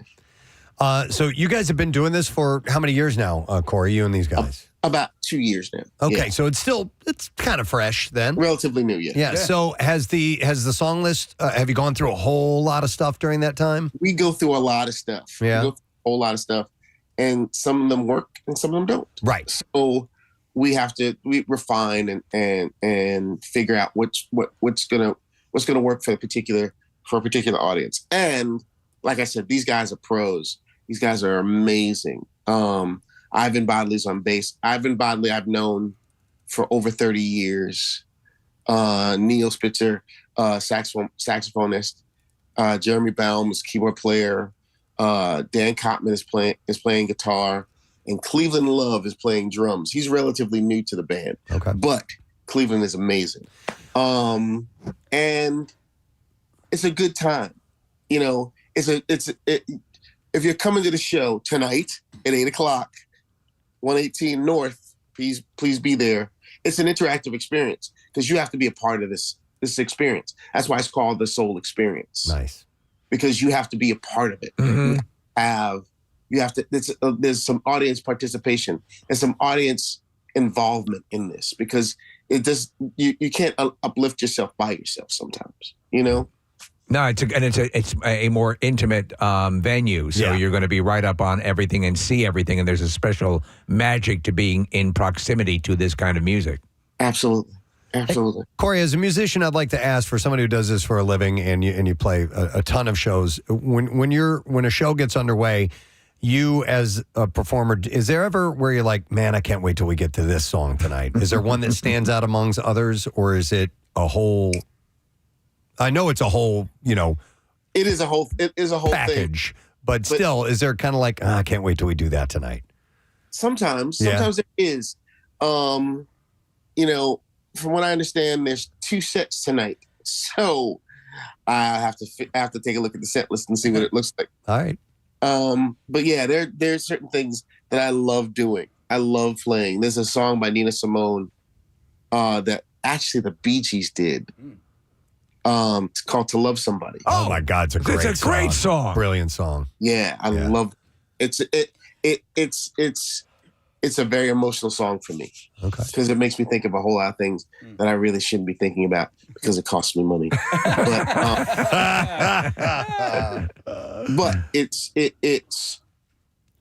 I love doing that song. Nice. Well, we're going to send people to 118 North in Wayne tonight. Show starts at 8 o'clock. You can get details if you need it at 118 North Wayne, 118northwayne.com. And should be pretty damn awesome, man. We've seen Corey a couple at the MM barbecue and at the Campout for Hunger, and you're going to get a show, man. And the venue tonight, Corey, is like 10 minutes away from Conshohocken. So if you need to go have a bite to eat in Conchi. Yes, I'm going to go to Conshohocken to get something to eat. Corey, it's great talking to you. We hope you have a great show tonight. Thank you a lot, man. You got it. Appreciate you guys. Corey Glover, guys. Yay! He's wonderful. Yeah, when they did the Campout for Hunger, we talked about it many times. His, by the way, we have tickets to give away, so I'm going to do that and in a meet a second. and greet. And a meet and greet. Yeah. Oh, my God. Yeah. You can meet Corey Glover. Yeah. Okay, so we'll give away a pair of tickets and meet and greet passes for the Soul Experience with Corey Glover tonight, 118 North in Wayne. And we'll take caller 25, and we'll give that to you, 215-263. WMMR tickets are available at the venue, it says here. But yeah, we were all, and I know we said it during the interview, when they played Camp Out for Hunger, we were like, our jaws were on the floor with Corey performing, because they did stuff off air, too. They did, and they're in a tent, and obviously we set up, we try to have a high standard of technical capabilities, but they're in there. Yep. And again, we were all looking at each other. It's just one of those memories you will never lose. No, and then also, was it Will Calhoun who set the record for Papa Shot? And it has yet to be broken. Yep. He's the drummer of Living Color, and he's still, he had like 82 points or something ridiculous like that. Speaking of music, which we were, and we have a couple of minutes to play with, and I thought this might be worth bringing up. I saw a study from an organization called Breeze It, an online wedding vendor search tool, and they have come up with the most popular wedding songs of all time. Do they have what they say is the most popular? Yeah. They it's analyzed ranked that way. 2,000 wedding-themed playlists. And is Glamour Boys on it? Glamour Boys is not on it, but Casey wrote down what he thinks it might be. You want to go ahead and what do you think it might be? It's a huge one. We Are Family. We Are Family. I could say, I was almost going to say, and I'm looking at the list, is Celebration. Mm-hmm. Yeah. From Kool and the Gang? Yeah. What about you guys? Any idea? Pigs from Animals? What song do you always hear at a wedding? Either Last Dance or the Journey song at the end of the night. Oh, so you're talking about a slower song. Yeah. Don't Stop Believing? Don't Stop Believing, yeah. These are not first dance songs. These are party songs. This is just wedding. Celebration. Gotcha. Yeah, wedding song. YMCA. And then Electric Slide. Yes. Macarena and stuff like that. I don't think we got any of them. Oh, really? Not one of them on this Those list. seem like perennials. So number one, and I just went to a wedding like 3 weeks ago. Yeah, you're the last person to have been to a wedding. And a few of these songs were played there. Okay. All right. So I'll give you number one, okay? right. I Want to Dance with Somebody. Yeah. Can I guess number two? That song got played, yes. Hurt by Johnny Cash? No, it is not Hurt. The Nine Inch Nails cover, no. Dancing Queen. Oh, yeah. That makes sense. Yeah. Mm-hmm. ABBA peppers and onions. ABBA peppers and I love this song, man. Me too. I don't think I'll ever get tired of it. I went to 2 weddings. I've been to 3 weddings this year. And a funeral. And one of them, they had requested that they not play Celebration by Kool and the Gang. They were like, we don't want to hear that. And the band ended up playing it anyway. And I was dancing my ass off. The whole crowd was. By the end of the night, no one really cares. Yeah. Even the bride and groom. Number 3 on this list is Yeah by Usher with Lil Jon Ludacris. Yeah. Give me a little of that. Yeah. Okay. What about You know What a what it Night is, by Four Seasons? What a night. I would put that on there, but Yeah. it's not on the top 10. However, at number 4, Mr. Brightside is by the Killers. Yeah. Well, that's a big pretty one. cool. This is Yeah. Oh, I know this. You know what I call this? Yeah. That's what I call it. You know, it needs a penis whistle. It does. It needs a penis whistle. So do I. Yeah, there we go. All right. Spit string. Ursher. And then number 5 is September by Earth, Wind, and Fire. That's a it. good one. That's a really good one. Or we're playing Mr. Brightside. Yeah, it's a little late. Casey's got a few of these. Yeah, September. Come on, man. Do you That one's- remember? I would always get going on that one. Do we not have September? It's Earth, Wind, and Fire, right? I can't believe Yes. we don't have it. That's number 5 on the list. And then you have I Got a Feeling by the Black Keys, or not Black Keys, but Black Eyed Peas. Right. Black Eyed Key Peas. Marry You by Bruno Mars. Okay. How's that one go? I don't know. Not familiar. Tonight I'm gonna marry you. Oh, Okay. well, it's appropriate then. Yeah. Yeah. Tonight I'm eating chicken franchise. If we were playing it, I could probably sing along with it, but Tonight I'm gonna marry you. I know. I probably have it on my phone. you do. Okay. In case a wedding pops up? Well, I want to hear Casey sing it. Yeah. Well, Come on, man. You can do it. you got it? I'd Don't rather sing some Bieber. That's more in my range. But Bruno's a little out of your range. Use that instrument. Use that instrument God gave you and entertain us. but if you did like Holy Holy by Bieber and Chance the Rapper, I Will would Bieber. crush that. It's now this. All right. You ready? Crank it up. Come on, Case.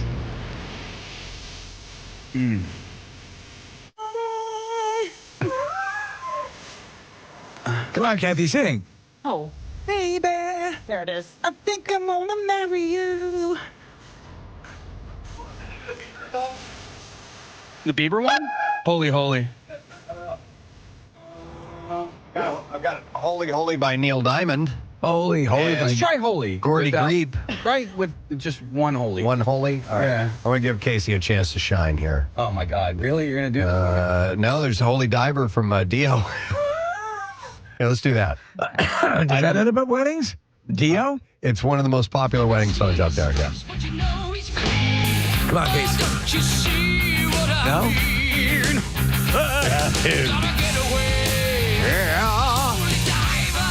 Nah, I can't do this Holy one. diver, you just got a swim spa.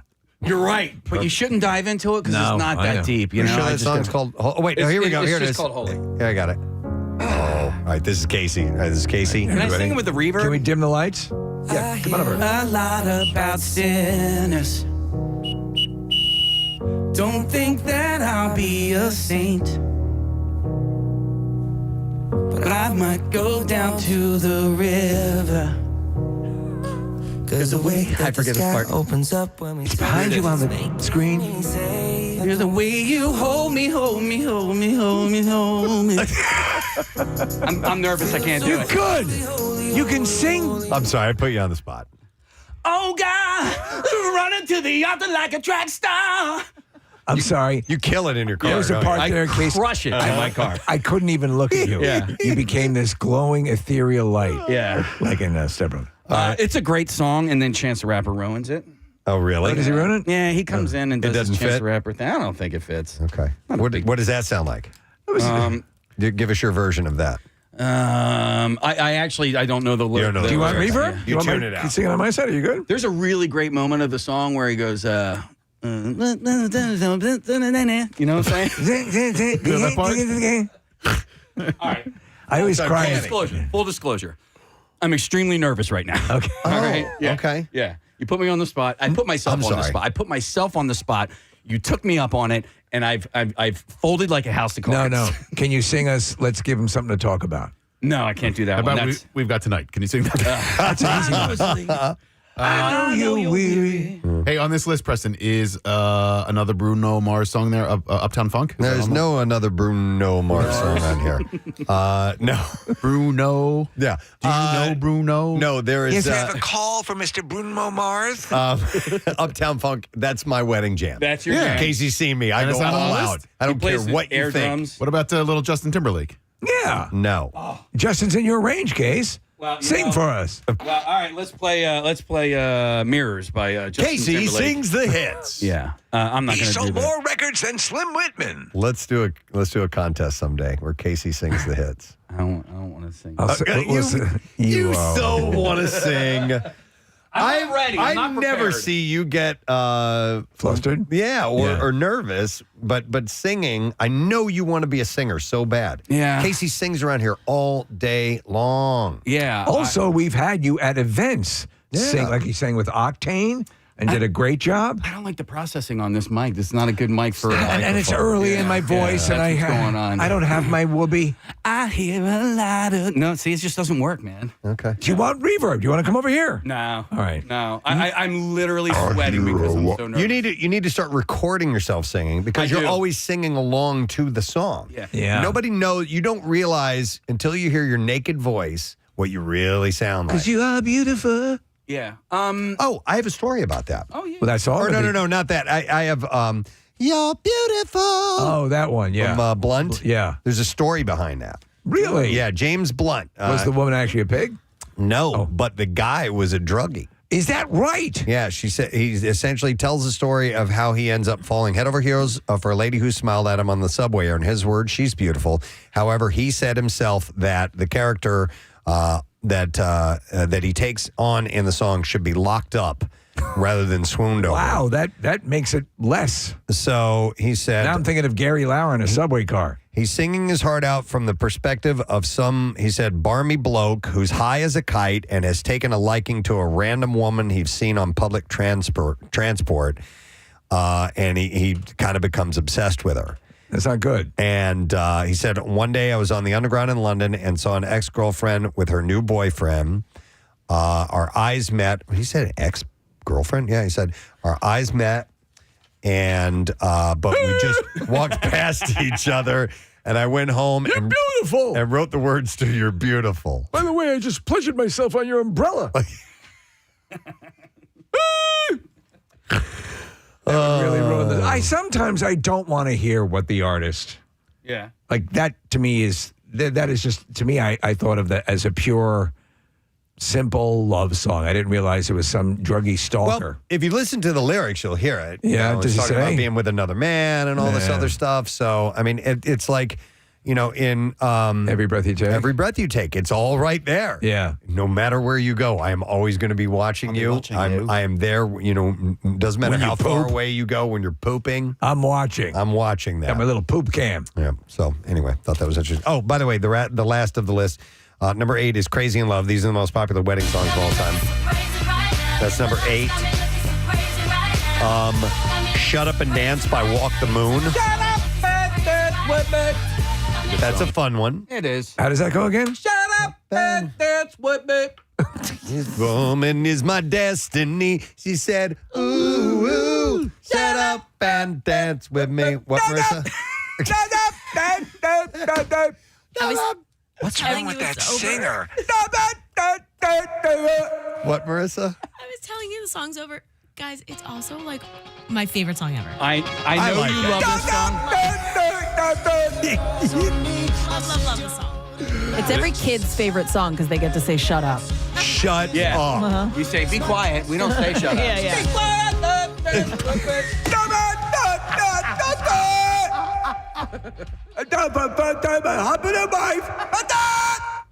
I'm sorry, sir. Can we help you? Do you need something? I need medication. This man is having a seizure.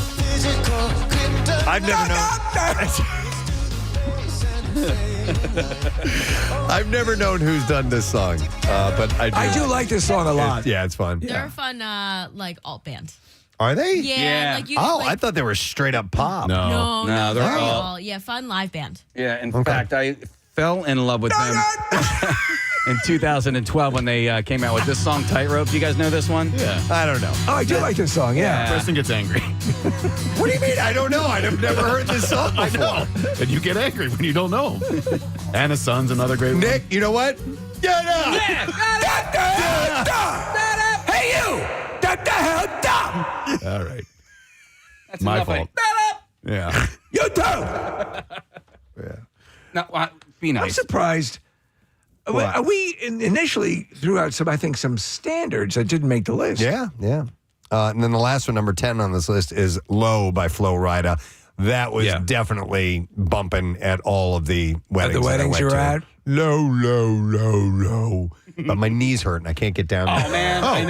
Yeah, I My know. knees hurting. I'm surprised Shout's not on the list because that's like a wedding perennial party. Like the Animal House version of it. Excuse me, sir. Would you like a walker? They've got a little, you know what? Get out!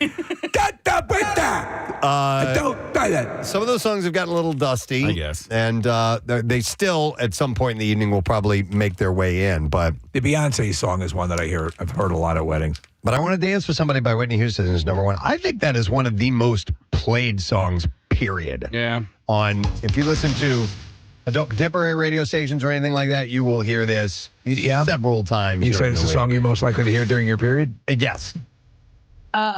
One of my best friends and I had a bonding moment over this song years ago when we first met, and it's a very silly story. Anyway, I told it at her wedding. We had a whole choreographed routine for her wedding, and now it's this ongoing thing. So everyone, our whole group of friends, every time this song comes on, we take video or like it's everywhere from the gym to bars to other weddings. So we have a shared folder of hundreds of videos of all of us singing and dancing to this song. Doing the dance routine. That was just one of them. No, it's not necessarily a dance routine, but for a wedding, there was a group of us that did choreograph a routine and perform it at the wedding. Right. This was years ago, but we have tons of videos. We should learn, us here on the show, should learn a short choreographed thing. Nothing complex, but just a movements that we all do together to a song, and then the rule is anytime that we're all together, it comes on, we have to do it. I mean, for a while, it was the Franz Ferdinand case. He would do his. Right. Yeah. Did his dance. We But I should mean, all all of us together. You've said that for years. We really I know. should. We really should. And it can be to anything. Yep. Why don't we do the Romy and Michelle Time After Time? That'd be nice. We could do that. No, let's not do that. Let's do Low by Flo Rida so you guys can see me fall. Yeah. This man is hurt. He was trying to celebrate a wedding and he broke his knees. That's the song that Les Grossman dances to, right? Yes. Okay. I think that is. That's it. It's definitely a Flo Rida song he dances to in the movie, but it's not Low. No, it's not Low. It's not the low. No, low, it's low. No. No, it's not that What is either. it? It's not Yeah. What the hell is it? It's a Flo Rida song, but I don't know which one. So What's the other Flo Rida song? You got Low. You got apple bottom jeans, beating bit That's them Low. Or maybe it is Low.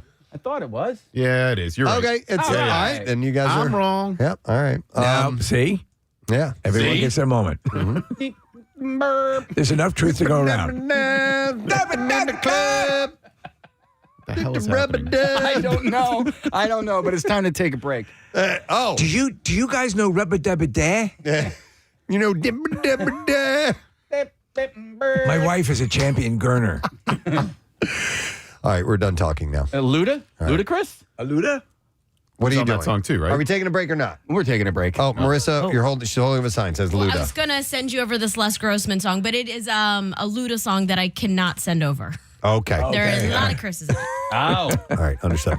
All right, yeah, we indeed are going to take a break right now. We're going to come back in a moment, though. We will get to the bizarre file when we return. So please stay with us. We'll be right back. Preston and Steve. On 93. Somebody in an authoritative manner, like, then you just got to get that flag out of your butt and get over it, right, Press? I would think so. Yeah, get the flag out of your butt. Yeah. Did I say that one day? Yeah. Okay. I was walking, I was hiking around the area, maybe on Friday, said hello to this young feller probably 13 or 14. How are you? How's it going? Very well, sir. I'm like, yeah. It's a title. It's a title. We're not this kid walking along. You know, that you come with me. I want to show other people what you just did because it was so good. It's a title you've earned. I earned it. Hey, here's a text that says, women should know better than to call other women ma'am. I joke that they're traitors. And then she writes, it's well known that most women don't like it. What do you mean? How do you know that? Because that extensive survey she took. Yeah, exactly. Maybe amongst a handful of your friends or something. But what do you mean most women? Yeah, but I would agree with that. But how do you know most women? Because anyone that I know, it's not like I took a survey, but anyone I know would agree. Then it's got to be everyone. Yeah, and you know what? Here's the thing too. I think it's but I do, like you said, it's regional. Do you know what I mean? It's I can see that. In the South, yes, they do that. They're here, not as much. But I've born and bred at Northeast, and ma'am to me was always a sign of respect, and I would say ma'am. Or maybe is it an older thing? Like it? I don't know. I don't know. You keep going back to old. No, the standard thing would be prithee, good ma'am. Wouldst thou takest me? But here's the deal. I think it's all about intent. And if you hear someone saying it clearly as a sign of respect, you should understand that they're just being polite. Yes, of course. I'm not going to get mad at them, but it doesn't make me like it. It's still, right. I still think it's. I don't like it. Yeah, no, I don't. One gosh darn bit. I'm looking on my activities list. Oh, God. No, I listen, and if it rings to your ear and you don't like it, you can simply say, oh, it's okay. You don't have to call me ma'am or I'll punch you in the throat. Yeah. I would never read it as an insulting thing. That's a way to show respect. It's your own fault for being old. Jesus Christ. No, what's with you in that aging thing? It's not insulting. It's just we just don't like it. And that's fine. But all right, it's your personal preference. I don't think somebody saying it to me is insulting me. All right, but what do you want your server? What do you want your waiter or waitress to call you when they go up Sugar to your teas. Yeah. Young lady, maybe? I'm lady. Oh, my God, she has to see my ID. Now we're living in a fantasy. Now you're getting into pandering territory. I haven't been underage for 38 years. Wait, let me tell you something that happened on Saturday. I have to tell you this. So I went out for Preston. I went out for my birthday, and we went into the bar, and they were carding everyone as we were walking in. And me, I was with Elisa. We're both 40, and she goes, "Oh, let's see if we get carded." So we walk up to him, we stand there, and he goes, "Hi." And so we were like, "Do you want to see your ID?" He goes, "Sure, if you want to hand it to me." See, he did. There is a crap job available in San Francisco that's a complete waste, but it pays up to $185,000 a year for those who are interested. The city where Tony Bennett left his heart has an enormous feces problem. There's a lot of poop there. That has gotten so bad. A lot of people are taking poops on the street. Officials decided to create a poop patrol to clean up the streets. Clean up the poop and the turds that are on the street that I love so dearly. I took a poop in San Francisco. Sing along if you know. The 5-member team now. I couldn't control it. Walk up and down San Francisco. Started with the shart and then I left my heart. There it is. In San Francisco. Left my shart. I took a shart. Then left my heart in San Francisco. So they are now cleaning up human feces, and we're assuming other feces as well. And vomit. Animal feces, vomit. And piss. Yeah. Can't forget piss. Piss, vomit, poop, it's all there on the streets of San Fran. Thank you. Where they got trolley cars and rice-a-roni. Thank you, Tony Bennett, for... poop. Cable cars and rice-a-roni. I miss that city. Chinatown. Poop-covered streets, piss everywhere, vagrants wandering around. It's wonderful. It's like Night of the Living Dead with hills. The wharf is just covered in Absolutely. poop. Yeah, it's just beautiful. In case you've ever wondered whether Marilyn Manson was truly as evil as he makes himself out to be, there may be proof now. He said they can't find something illegal about what I say or do in my music. They just disagree with it morally because of their belief systems. That's nonsense. I'm on the Satanic Church myself. And I'm about cleaning the poop off the streets of San Francisco. That's right. Look at that. Get off the guy's back. You're not such a bad guy. I'm a good guy. Yeah. So he said, so they have to.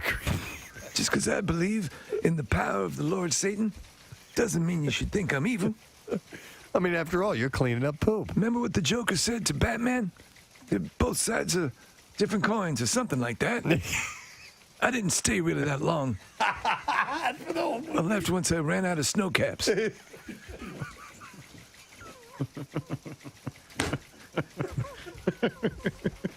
He bought the ticket, though. He bought the jumbo box, Yeah, too. it was there. I go through them a lot. I love those things. This is so weird. Just thinking about that. What would lead Tony Bennett to I'm comment? in the Church of Satan, too. Maryland Man. And poop and snow caps and Batman and the Joker. Makes sense. He's currently on tour with Rob Zombie with the Trek wrapping I'm up also a Nazi. this week. I want to see what you think of this, Kathy. Kim Kardashian, Chrissy Teigen, Queer Eye's Tan France, and trans model Andreja Pajic are sporting some eye-catching new accessories. It's all in the name of Simon Huck's conceptual art experience called A Human, and it's already roiling social media. So Kim has a glowing necklace, and it looks like it's implanted in her skin. But Preston, okay, and I wanted to ask you about this. It's clearly not an implant. Right. It is a flesh-colored thing made to look like an implant. And it lights up, Kathy. That freaks me out. But you've got to it gets worse. Marissa, see if you can find, she's on social media, and there's a comment. She says, It's It glowing lights up to like my my heart. heartbeat. And just her, and she looks like an android, dude. To begin with. I know, it's so Preston. It's such a shame. She's got the lips like. Yes, yeah, full on constructed duck lips, so she doesn't have to make the She doesn't pout have to do duck anymore. It lips. does it automatically. Close to the beat of my heart. Yeah, exactly. It's like this. And I'm like, who finds that? It's dysmorphia. We're looking at video. Look at this, Kathy. It lights up, and it looks like it's under your skin. Yeah, that's kind of. It's kind of wild. Well, there's a couple of different ones, Preston. So Chrissy Teigen had one. There was a disgusting one that I think it might have been the trans model had, where it looks like almost like mushrooms growing out of their neck. Ooh. Yeah. This is just somebody who has a lot of money, so is going to pay them to do this. This isn't going to be a fashion trend. But you can't. You can't be too expensive.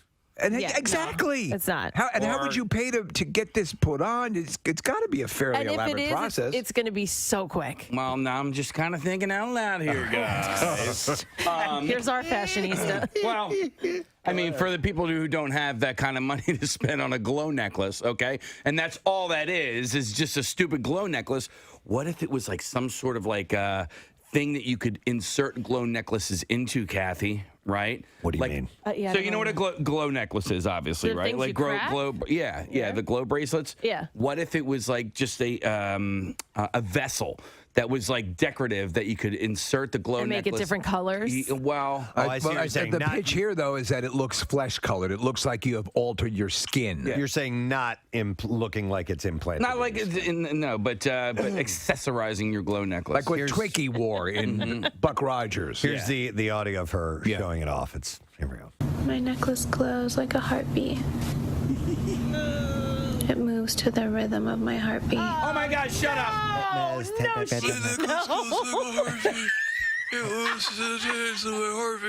My necklace glows like a heartbeat. Wait. It moves to the rhythm of my heartbeat. Oh my God. My heartbeat. Wait, Steve, what are you putting in your mouth? Trying to get something to puff. Give me something to puff out my lips. Give him something. Wait, you need here, hold on. I have something. Do you have cotton or tiny something? flashlight. Steve was trying to put a flashlight in his mouth. Not a flashlight, a flashlight. Yeah, we do have those. Stick a flashlight in your mouth. Try that case. Try this. What do you have? Yeah, okay. Close to the rhythm of Wait, my this is heart. too big. What do you think I am, a Watusi warrior here? What'd you give him? Do you think somebody told her to say that, or is that all on Well, her I'm sure own? she's getting paid for Well, it. I know, but like where they like say it's, Sure. it's to your heart. Close to the rhythm. My necklace glows like a heartbeat. It moves to the rhythm of my heartbeat. You look like Bill Murray in where the giant plant when he goes to the dentist. Little Shop of Horrors. You look like Little Shop of It goes to the beat of my heartbeat. It's right under my neck and it glows and it pumps to the heart of my heart. Glow, turn on my heart light. It moves to the rhythm of my heartbeat. Oh my God! Shut up. Yeah. Well, this person, Simon Huck, is a conceptual artist, so it's. I'm a conceptual artist, and I want your neck to glow. Stop it. So they don't see that outside the bubble. All right, the so rest of the world is like, what are you doing? I'm looking at one. Nick pulled this up. It looks like she has feathers growing out of her chest. Yeah, Steve, this is Chrissy Teigen. Okay, so Yeah. Nick, do you have the other ones as well? Kind of cool. This is no. That's cool. She only posted one. I mean, listen. It looks like studio makeup done for a movie. Yes. For a horror movie. Yeah, a horror movie or some sort of fantasy, sci-fi thing. So why not be like the large singing plant from Little Shop of Horrors? Yeah. So meanwhile, Seymour. So Tegan, sported the a featherhead breastplate, they called it, while Tan France wore a piece made to look like ruffled skin with bioreactive crystals, and Pajik wore horn-like sculpted shoulders. That's it. Okay, so the one that looks like mushrooms growing here, if we can get that one, I think it looks kind of really like Casey. You don't like things that look like openings and circles and indentations in a body.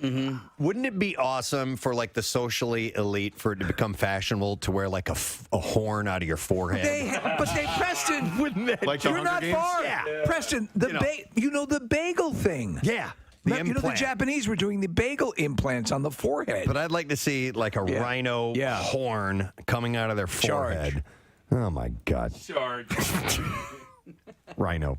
That's so rhino. All right, anyhow, the full exhibit of futuristic clothing-like objects inserted under the skin opens in New York City next week. The entrance fee to even see this stuff is $40 if you want to go check it out. $40 to see these incredible expressions of self. Mark, we'd like to put you to work this morning. Yes. The greatest host of game shows I've ever met. Ever. No Well, question. great guy. And so we need some callers on the line. And we are each here on the show going to play for a caller. You don't have to do anything. You just got to sit back and let the magic unfold and get ready to win some prizes as we play this. Preston and Steve present Know the Show on WMMR. Kathy can't go to bed at night if there's anything on the floor.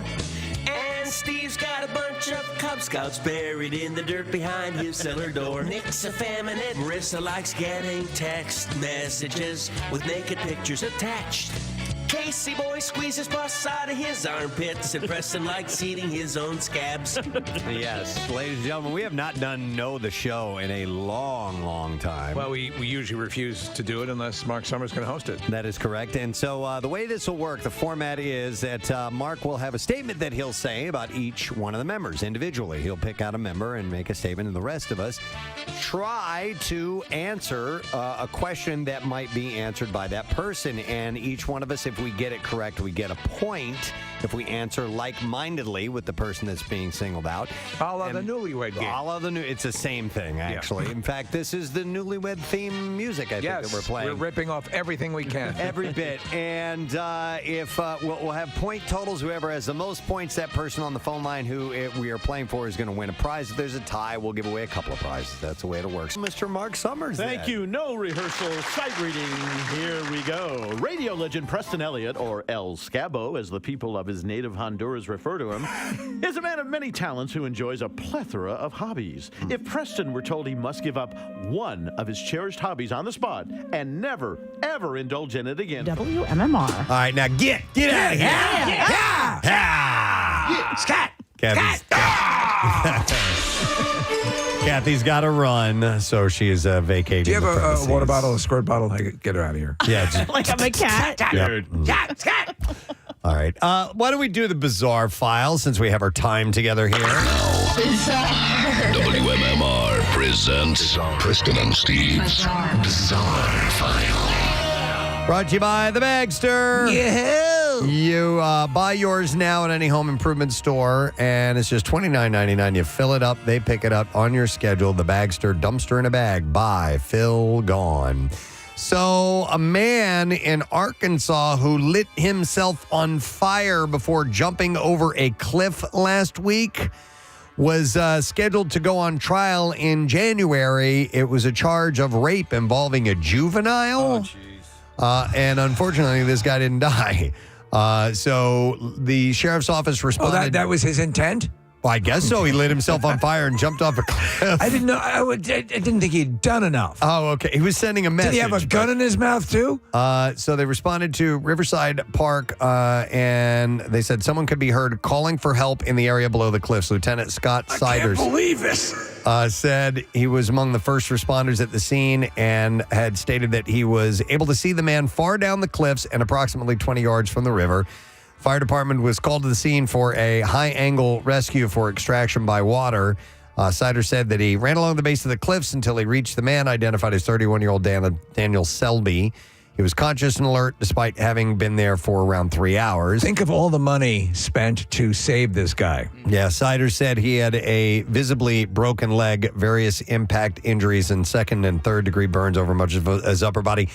He was trying, though, to avoid a rescue attempt. Yes, okay. But nonetheless, they still would have had to have gone down and gotten his body anyhow.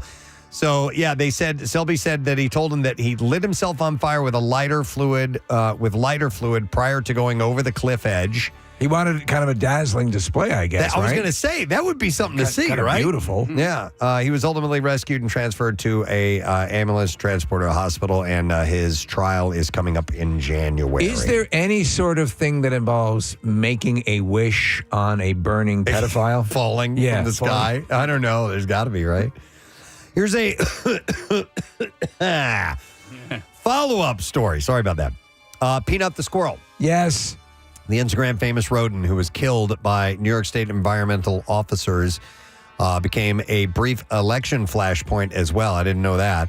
But apparently, I didn't know he was running. I didn't know either. But apparently, he did not have rabies. Oh, That's the one problem with the rabies test when it comes to animals. Yeah. They have to behead them to find out. Yep. And at that point, unless it's Dumb and Dumber, you can't tape it back on. The animal's owner, Mark Longo, said that he would file legal action against the New York State Department of Environmental Conservation, and local government leaders confirmed Tuesday that both Peanut and a raccoon named Fred that was euthanized on October 30th had tested negative despite fears that they had been exposed to the disease. I don't want you to worry about me. The county... I died quickly. All I ask is that you murder everyone who was involved. The county executive, Chris Moss, displayed certificates at a news conference Tuesday showing both animals had tested negative. Peanut bit an environmental officer during a search of Longo's home, prompting the need for a test. In many cases, animals need to be killed before a rabies test can be carried out. It's a horrible thing. The executive, Moss, had conceded that in the future, the county could wait 1 or 2 days to assess the situation before euthanizing unauthorized animals. We're going to kill your pet. If he's fine, then everything's good. Yeah, so... All right, here's another animal story. A moose broke into a BMW shop and stomped over everything on its way out. Why don't you forget the moose for a moment? How much damage? To nobody's surprise, this happened over the weekend in Scandinavia. It was at a BMW and mini parts specialist. It's called Schmengi? Schmiedmans in Sweden. Where the moose population is around 400,000. So they got plenty. Wow. Seeing one I didn't know that. Isn't that rare, but seeing one inside just a few feet away, that's terrifying. CEO Victor Ortegrin was at his company over the weekend to put his speedboat into winter storage when he heard some loud noises. He peeked around the corner of the speedboat, which was now inside the building, thinking a customer had come by. But just as he came around the boat, a huge moose jumped past him. Listen, what's it going to take to put you in a sedan? Victor was shocked and immediately hid. After a short stint of silence, Ortegrin took another peek, and that's when the moose stammered onto its hind legs and slammed its front legs onto the hood of a freshly repainted, nearly restored BMW 850i. They're just gigantic. The moose miraculously escaped with its life after crossing the highway just outside of the shop's doors. It's a busy road, and then he re-entered the woods from which he came. Sweden's unofficial mascot damaged a couple of other cars while scrambling back to nature, including an E31 850i customer car and an E36 3 Series belonging to one of the employees there. But he did some serious damage. This is terrible. In a desperate attempt to protect herself from her drug and gambling-addicted son, a Thai woman installed an iron jail cell inside her home. Wow. After living in fear for over 20 years and watching her son become increasingly violent, she told police that she felt she had no choice but to create a secure space. She said, for 20 years, I've lived in constant fear. Her name is Mrs. A. She shared, explaining that her late husband's stress over their son's addiction contributed to his death, and she made sure that her son's cell had essential amenities like a bed, bathroom, Wi-Fi, and small opening to deliver food and water. That's pretty wild, man. Her unusual measure has raised concern among local authorities who informed her that the homemade jail cell might violate human rights. Oh, and I'm putting a moose in it. And despite this, Mrs. A felt that the cell was the only way to keep both herself and her neighbors safe, as her son's repeated attempts at rehabilitation had failed. So it's like living with a werewolf. Police have since instructed her to dismantle the cell, promising to find alternative ways to address her safety concerns. So. In theory, though, it's pretty, it works. It would work. Yeah. All right, that's what we have in the Bizarre File for you this morning. All right, we'll take a quick break. Come back in a second. We'll test your knowledge. Lesson question on the way. Trash and music news, too. Stay there. Preston and Steve. Life, which of the following three would he select? Is it golf, drumming, or cooking? You have 15 seconds to write your answers down. All right, time is up. And we're going to start with Casey Boy. Which one would he give up and never be able to do for the rest of his life? Wow. This one was really tough. You got to eat or you're going to die. I would say you got to listen to music or you're going to die. So I went with golf. Casey says golf. Steve, your reply is? No, I had to think about these as well because I know that he adores golf, and though he's had some issues with his shoulder, drumming, the music is everything to him. However, there are other people who can cook for him, and so I say cooking. Cooking. Two different answers. We move to Kathy. I was the same as Casey. I said golf because I know that he has back and shoulder issues, and I think that would be the reason because it would hurt, and I don't think that he could give up drumming or cooking. All right, so we have two golfs, and we have a cooking, and we're moving to Nick. So I went with, because of the hearing issue, I thought that Preston would choose on a tactical situation to give up drumming for the rest of his life. Interesting. Yet another answer, and finally, Marissa. I went with, I think most of the crowd went with, and I went with golf. Golf, we have three golfs. Wow. Preston, what is the response? If I were to have to give up one of them for the rest of my life, I'd have to go, I'm going to say, agree with Steve, I'd give up cooking. Somebody else can make that food for me. And even though I have shoulder and back problems, I still love the game of golf, and I'll never quit playing. How's your drums. putts? It's good. Have a tug. Yeah, here, grab the shaft and you tell me. Nice balls. Got a couple balls? All right, so And they're moist. Steve got the lone point on that one. Who's keeping score? Casey is. And who's our person who's won? Well, it's going to be a total. after the It's whole gonna be a game. total at the All end. right. So. Question two. While Preston is known as a man of the people who often spends his spare time dispensing free croutons to the homeless, he is amazingly occasionally uncomfortable while in a one-on-one situation. Which member of the Preston and Steve cast will Preston say he is least at ease with when he sees them away from the show? Oh, my. Wait, you got to ask that again. Okay. So, who is the person? You can leave out the crouton part. No. In English. In English. Okay. Preston is least at ease. He's the most uncomfortable with which one of you when you're away from the show? So if you go to a I'm party, one-on-one situations. Okay, and he knows all you guys for 100 years. Yep. If he came front face to face at a barbecue, which one would he feel the most uncomfortable with? That is the question. Who is he least at ease with away from the show? You've got 15 seconds to answer this question. I don't see Kathy writing. Chop, chop, chop. Marissa, we'll start with you. All right. I think Preston and Casey have a great bond. Preston and Steve, obviously the longest relationship here, plus Casey on top of that too. Kathy, you guys have the kids together. Nick, you guys have some bonds. I think it's me. Really? Yes, when we were out in London, Preston came to see me and my friends. He was there for like 30 seconds, and he was like, I gotta go. Really? So guessed it was me. Wow, yeah, and you're a little Miss Social Bug, so that's interesting. All right, Nick. That's funny, Marissa, because I felt the same way about myself. And Preston's been with Steve for so long that I think you guys can talk. Not in the biblical. No, to each sexual. other about anything. They've done trips together with Casey, gone golfing and whatever. And then I just sort of defaulted to his relationships with Kathy and Marissa. So I'm going to refer to myself in the third person and say Nick. And Marissa, I'm going to go over there to Casey next. Yes, we all know that Preston and I share a nice bond with one another. We've had Valentine's dinners by ourselves. Yes, you have. We've spent a lot Shared of time D-pics? with hot tubs together and all that sort of stuff. So I definitely don't think that I'm the answer here. Steve and Preston have a long relationship. Nick and Preston definitely see eye to eye on a lot of things, pop culture wise and stuff like that. So I don't think it's Nick. Marissa, you had mentioned that it was you and your friends, but this question is about singularly and one-on-one. And I think you and Preston have actually hung out and had some good times together as well. One night in particular, after a singles mix or something like that, you guys went out for entirely too long of a time. Pitcher's Pub. Yeah. That's right. I need to know more details.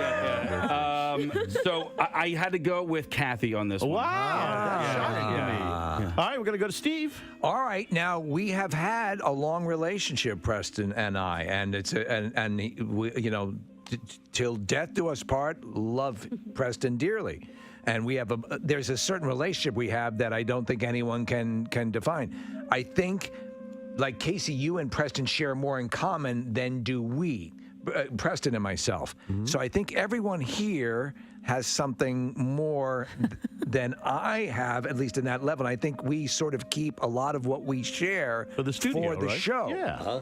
And that's why I said me. Okay. Yeah. But that makes sense. I get that. And finally, Kathy.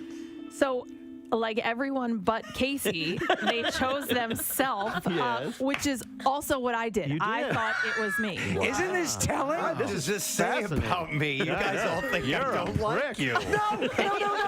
It's not about not liking. I think it's like everyone else better. Yeah. So tell me, Preston. All right. I'm going to tell you with an explanation and a follow-up as well. You don't have that much time, so... the guys are off the hook because I am more uncomfortable with attractive women when I'm alone with them. So there's that. And what are you saying?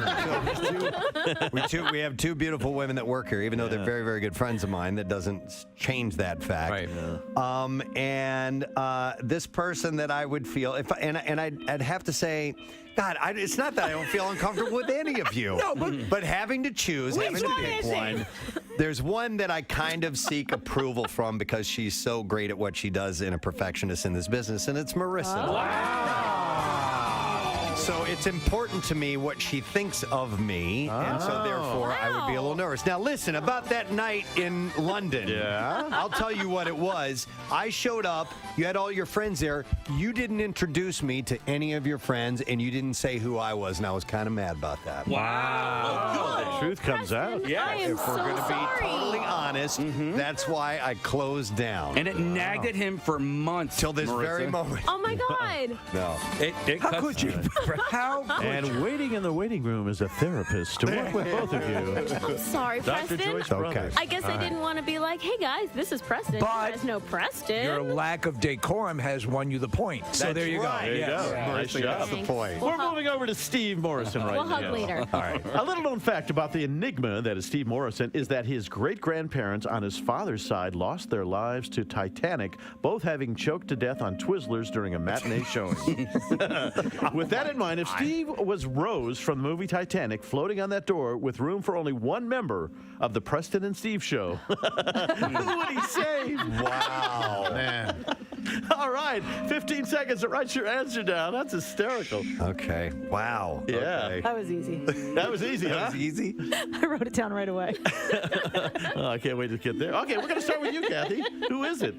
Okay, so after today's conversation, if we were on the Titanic, we would have had to pack in suitcases. Or in a hotel room, a little tiny hotel room you have to share with somebody. We had no idea that this was going to go down.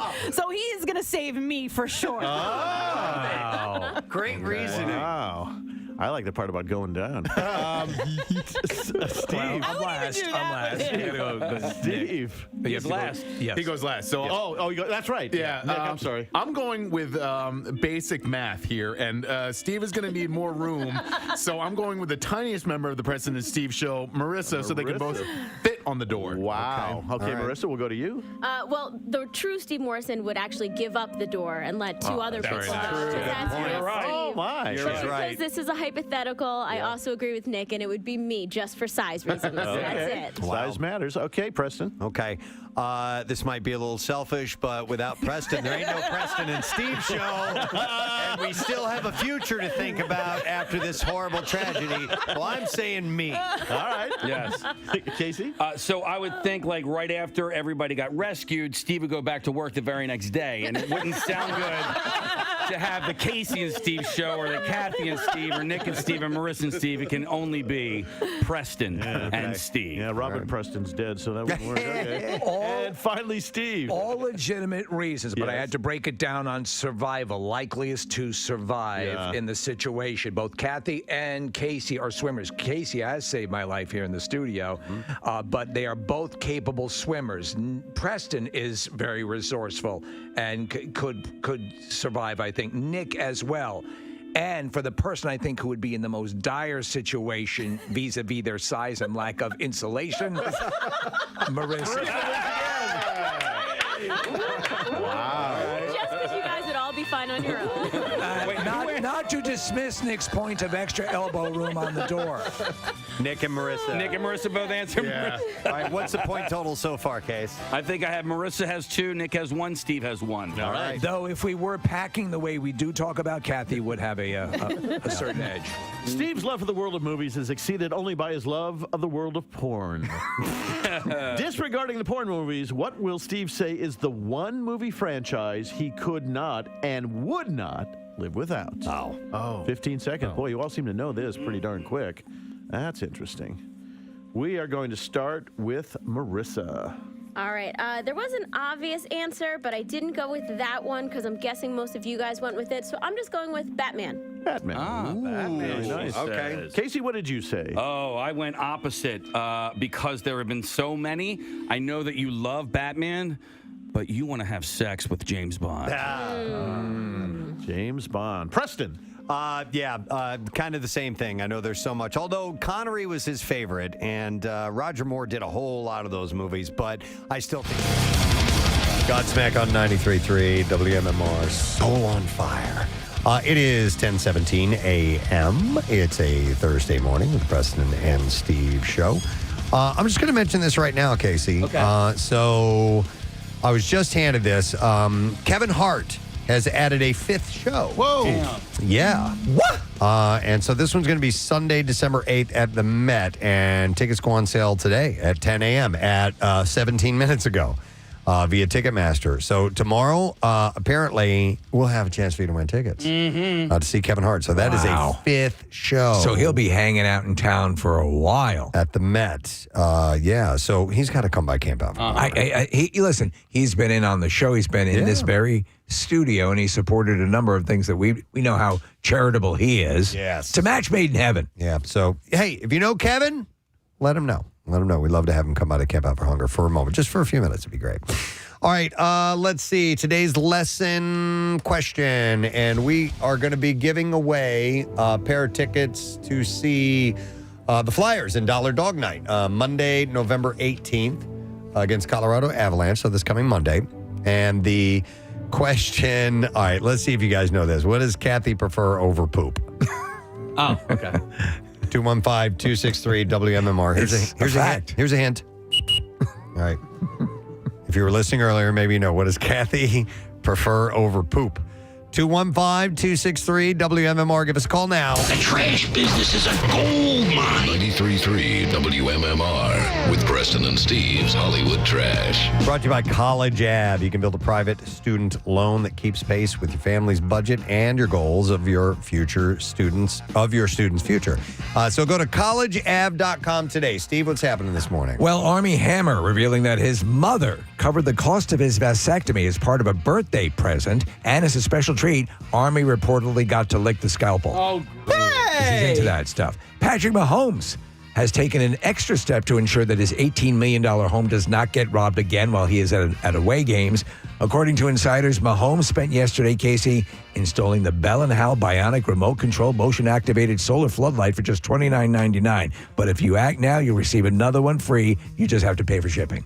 Oh, my God. And finally, Kanye West's exhibitionist wife, Bianca Censori, spotted visiting Disneyland yesterday, where she received VIP treatment. And because Disneyland is a family park, Censori wore something conservative that only revealed her labia minora, not her majora. All righty, we'll see if you've been paying attention. What does Kathy prefer over poop? That's the question. We are going to go to our first caller in, and that's Brian. Hey, Brian, good morning, buddy. Hey, you guys rock. Thanks, man. All right, Kathy prefers what over poop? Is it penis? Penis. Yes. Correct, sir. Hang on. Going to the Flyers game. You're headed to Dollar Dog Night as well, Monday, November 18th against Colorado Avalanche. You can get your tickets at PhiladelphiaFlyers.com. When I hear the penis whistle, it makes me think of the opening of Illegal Alien by Genesis. Oh, my God. I haven't heard that song in ages. It starts with that exact sound of whistle. Little whistle? Yeah. All right. Let's get to music news. Now, Preston and Steve's Music News on 93.3 WMMR. Brought to you by Worldwide Stereo, rocking your holiday since 1979. Shop now and take advantage of up to 36 months no interest financing and grab Black Friday pricing on Sony, Samsung, and LG 4K TVs. WorldwideStereo.com. So here's a concert announcement. This just came through this morning. Whoa. Yeah. I didn't even know about this. How about this? MMR rocks Lincoln Park, August 16th at the Wells Fargo Center. And tickets for that show will go on sale next Thursday at noon. This also means an update to the Lincoln Park weekend here at MMR. So we're going to be playing double shots all weekend, including tracks from the new album From Zero, deep tracks, hits, and others. And we're giving away tickets to the show. So you want to listen all weekend to MMR, and you could get tickets to see Lincoln Park, August 16th, Wells Fargo Center. And the show's seats will go on sale next Thursday at noon. So a heads up on that. You know, with all this stuff about rights to music and so on and so forth, and we've been talking about the addition of the new singer. Emily, yeah. Right. I can't help but feel that Chester would be thrilled to see his former band still going. I would think so. Right? I would think so. And listen, and I like the way she sounds with the band. Yeah. I'm not saying that it's better than or replaces Chester, but it sounds good. I'm not saying it's better or different. I just said what I said and it was right. Yeah. Not wrong. Yeah.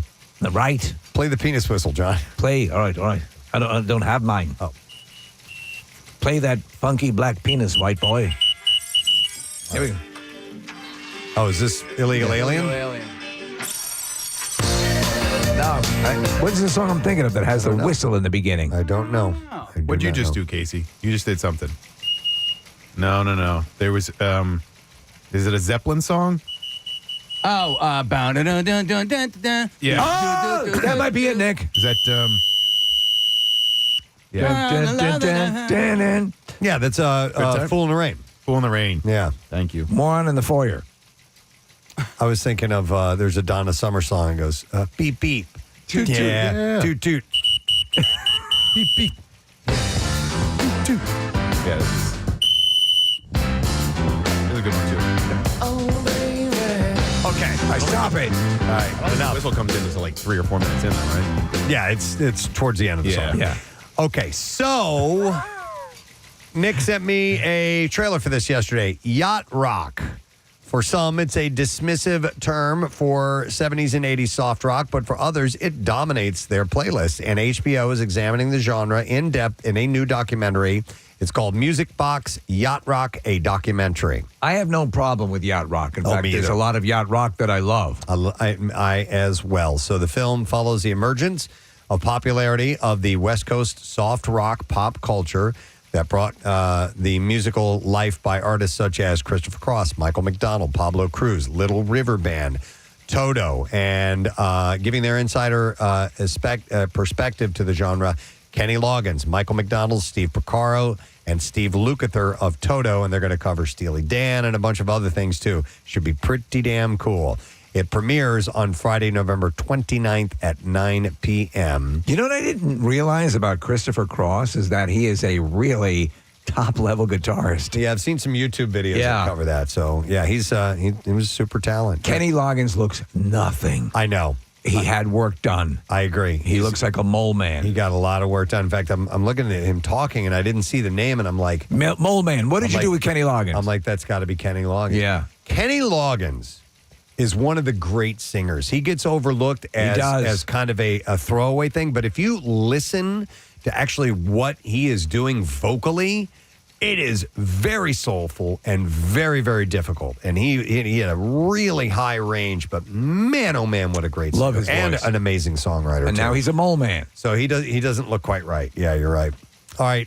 During the COVID lockdowns, Rival Sons streamed 2 live performances from Catalina Island through their platform, Veeps. And they sailed out to the island with their equipment to perform.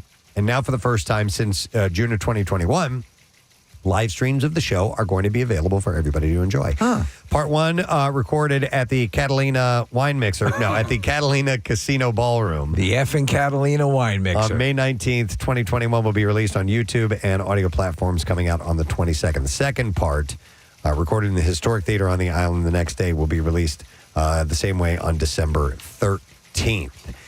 And then one last story. Kathy mentioned this earlier in news, but Jason Kelsey, and then we have another. I got to add that, Nick. Okay. So 2 things. Jason Kelsey is topping the charts once again, this time with Stevie Nicks for a Philly Special Christmas Party. Kelsey is the now self-declared new queen of Christmas and topped the iTunes holiday charts after the release of Maybe This Christmas, beating Mariah Carey's classic All I Want for Christmas Is You. Can you believe that? But you know what? This is on the iTunes chart. Is that what it is? Yeah. But I mean, we've all heard All I Want for Christmas Is You thousands of times. There's no way. This is new. So right now it might be. And it might be. And it might be a great, awesome, legit hit. I don't know. We'll see. He's putting on a surprise concert tonight with Mount Joy, which is pretty awesome, at the Link. Who's playing drums with them? John Stamos. Promote the album. Is John Stamos playing drums? No. And it won't be his first time on stage with Mount Joy. He led the band's audience in a rendition of Fly Eagles Fly in July of 2023. I was at that show. Those guys are buddies. Jason Kelsey is a huge fan of Mount Joy, as am I. I went to the same high school as Matt and Sam from that band. I love them. I'm super psyched that they're able to do this tonight. And Sam, if you're listening, text me back. Could you? Yeah. Would it be too much? He did last night. The Philly Special Christmas Party will be released in full November 22nd. All right, and then one last thing. Later this morning on the Pierre Robert Show, Tom Petty's daughter will be joining him for an interview. Yeah, I was just chatting with Ryan Shuttleworth, Pierre's producer, and her name is Adria Petty. And Ryan says it's a really compelling conversation. She is very revelatory. She opens up about her stages of grief and going through like anger and all the stuff that happened when Tom passed. And Ryan says it's a fantastic interview. So if you're a Petty fan at all, tune in today. So my wife is a massive, and I remember when the news came out, her and her sister were bonded, for years over Tom Petty concerts, and it still seems bizarre that it happened at all, that he passed away. I love the new song, the quote-unquote new song I bought by Petty as well. It's really good. All right, well, that's the last bit of music news. We'll take a break, and we'll get Pierre in, and we will hand the keys over to him. Stay with us. We'll be right back.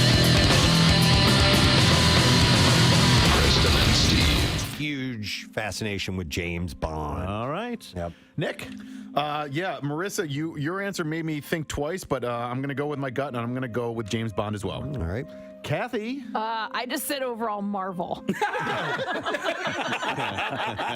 a good point. Yeah. So Steve, the answer is...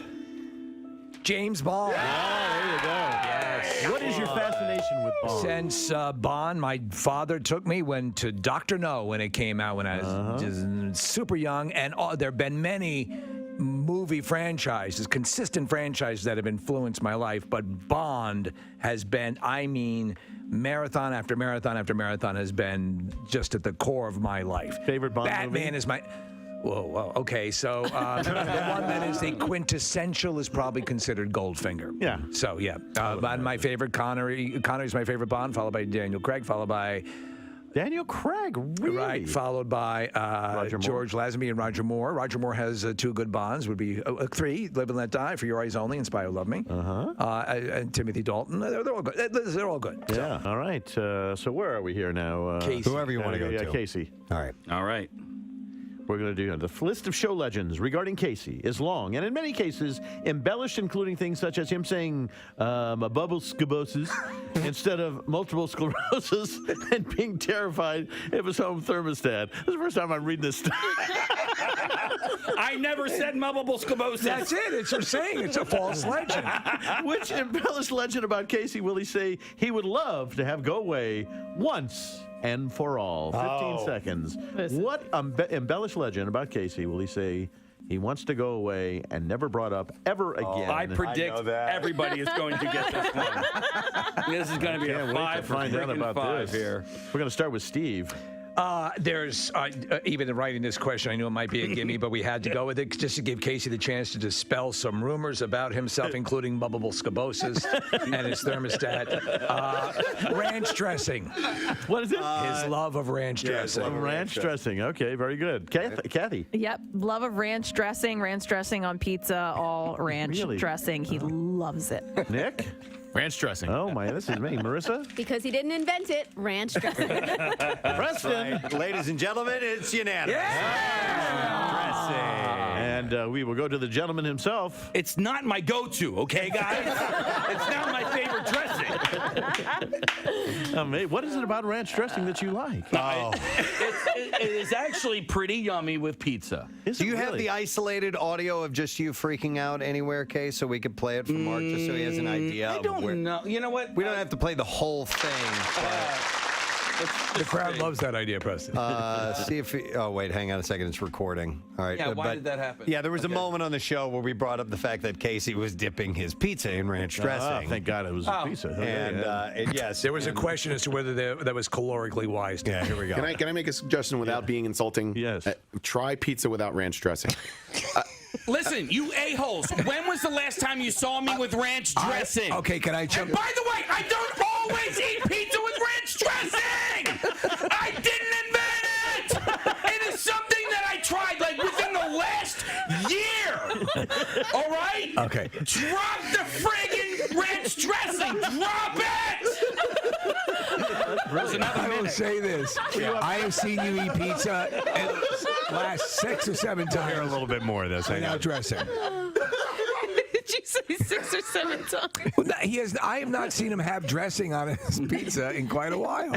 And it's not something I invented. It was like I tried it because I saw a girl with a nice frame. As a matter of fact, trying to like ranch dressing on your pizza. All right, I'll try it. And then I did it like 6 times. And next thing you know, I'm making ranch dressing pizza sandwiches or something. Shut up! It's still just as funny. Oh, my. I've never heard you so whacked. Can I get a point for that easy question? One of my all-time favorite moments on the show. We need to move on. In many ways, Casey is sort of an ongoing lab experiment producing flatulence at an alarming rate. Who will Casey say is the one show member he takes the most joy farting in front of? Oh, my Joy? God. The most Joy. And you don't end a sentence with a preposition, by the way. But who does he enjoy farting in front of the most? Gee whiz. All right. Got I'm it down there? I'm You're good. in? Everybody's in? We're going to start with you, Preston. Now, initially I was going to say me, but I don't think that happens anymore because I'm disgusted by it. It bugs me, and he will do it sometimes in front of guests that we have in here. Oh yeah, out loud. It's the and ranch I'm like, dressing. dude, come on, stop it. And oh my God, Mark, some of them are just deadly. But I think he gets a kick out of actually doing it in front of Kathy more than anybody else. I think he finds that funny, but that's my guess. Marissa. That was my initial guess, Preston, was Kathy, but I thought he actually, like, deep down gets embarrassed to do it in front of Kathy. He knows I get mad at him when it happens on his way into the studio, so I figured the only person that might giggle at it was Preston. Okay. Okay. Nick. I think because it pisses her off so much that he's going to go with Kathy. And Kathy. It's so disgusting. It's so awful. Yes, he does do it when there's guests in the studio. No, he doesn't. It's the worst smelling thing ever. It's awful. It's so stupid. It's childish. I hate every second of it. But I think that he gets a kick out of Preston's response at how angry it makes me. So I went with Preston. Oh, there's an interesting look at it. Steve? I'm going to echo Kathy's sentiment and say Preston. Yeah. All right, Casey. I will have to say, because he's not an official member of the show, but an honorable mention goes to Chuck. I mean, if he were going to be a part of this, I would say Chuck D'Amico, because Chuck... He laughs at you. He loves this. He says that my farts have personality, and they do. But I absolutely love farting in front of Preston. I would have thought Kathy. Yeah, no. Kathy. Even like when he gets mad, like when they're like silent ones, sometimes I sit there and I just wait for him to smell it. Well, I'll just sit next to each other. So Mark will be sitting here, and I'll see Preston start to go. Sometimes, I have Lysol back here. Oh, my. And Preston will just be in the middle of talking, and there'll just be a little... just hear that. Oh, my God. I'm learning more about this show. I really do go into like other rooms. If we have guests in the studio... You've gotten better. Yeah. You've gotten better. What are the totals of the points I can't remember who answered Preston on that one. Steve did. I did. And Kathy and Marissa. Kathy. Yes. All right, so Marissa's now in the lead. 4. With 4. Steve's got 3, Kathy's got 3, Nick's got 3. Wow. Yeah. Kathy is our next subject. All right. It's not a stretch of the imagination to say that if Kathy Romano had written the musical Rent, we would not be singing Seasons of Love and instead would be singing Seasons of Activities. Yes. Fall, winter, spring, or summer, which season will Kathy say yields her favorite time-killing, energy-sucking activities? Oh. I got it. That's a great question. Yep. Will Kathy say yields her favorite time-killing, energy-sucking activities? Is it winter, spring, summer, or fall? And we're going to start with Steve. This is sort of a tough one, but I know that Kathy and I share a lot of the similar loves of the various holidays. And now while Christmas is a That's why money... you should have saved me on that ship. Christmas is a money shot. I think, though, the stuff that happens around fall, between Thanksgiving and Halloween...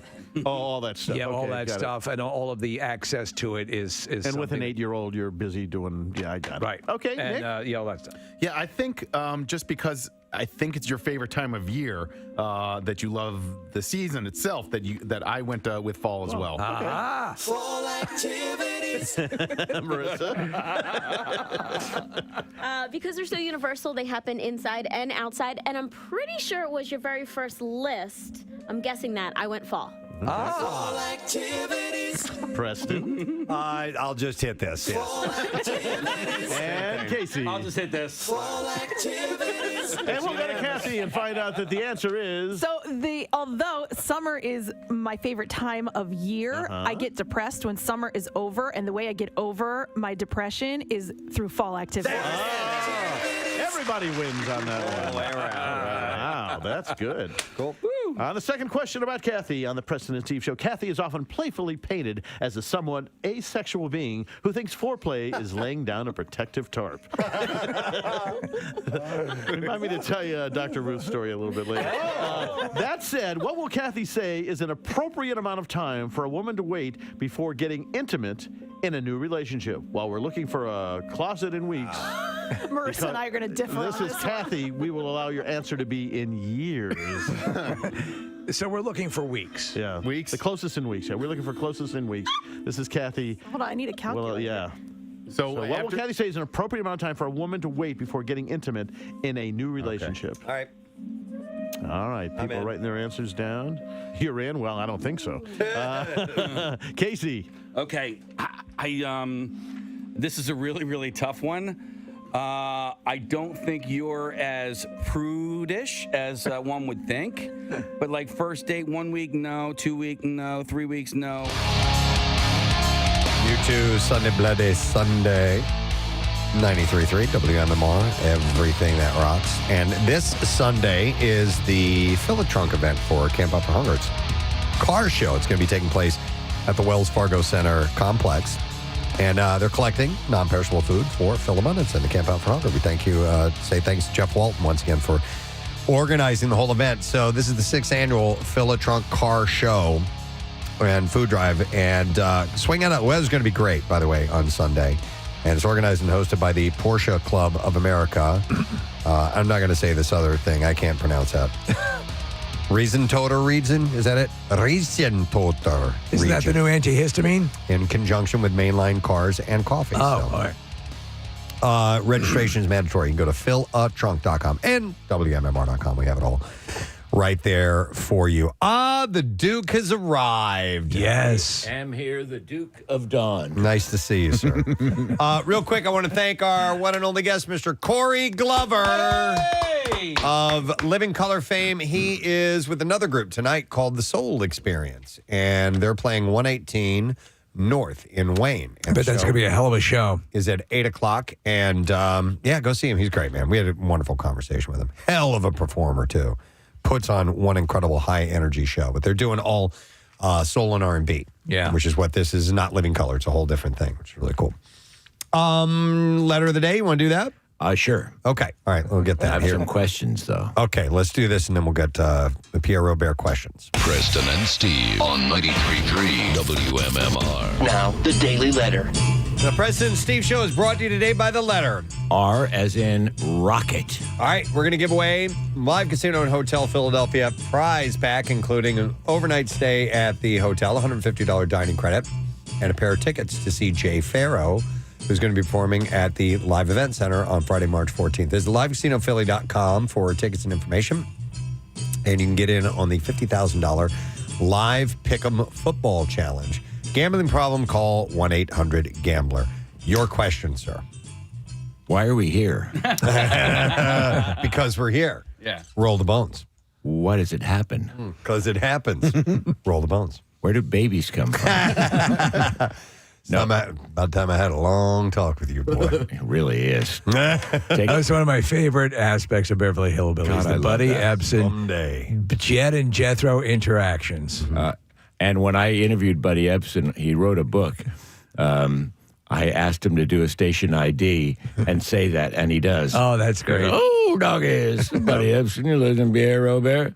Someday I'm going to have a long talk with that boy. I love it. My question, though, was, did I hear you say there's a concert at Lincoln Field tonight? No. Well, yes, Lincoln Financial Field. There's a band called Mount Joy that I love, and they're from Philly. They went to the same high school as me, the guy named Matt Quinn, and Sam Cooper's the guitarist. And so it's just a pre-game show. It's not going to last very long, but I think it starts at 6:30 outside the Link. Oh, and is there a game tonight? There is. Yes. And Jason Kelsey has a record that he puts out every year. It's a Christmas album. Got it. Rob Hyman of the Hooters is one of the producers, and they do that in Conshohocken. Stevie Nicks is on it this year.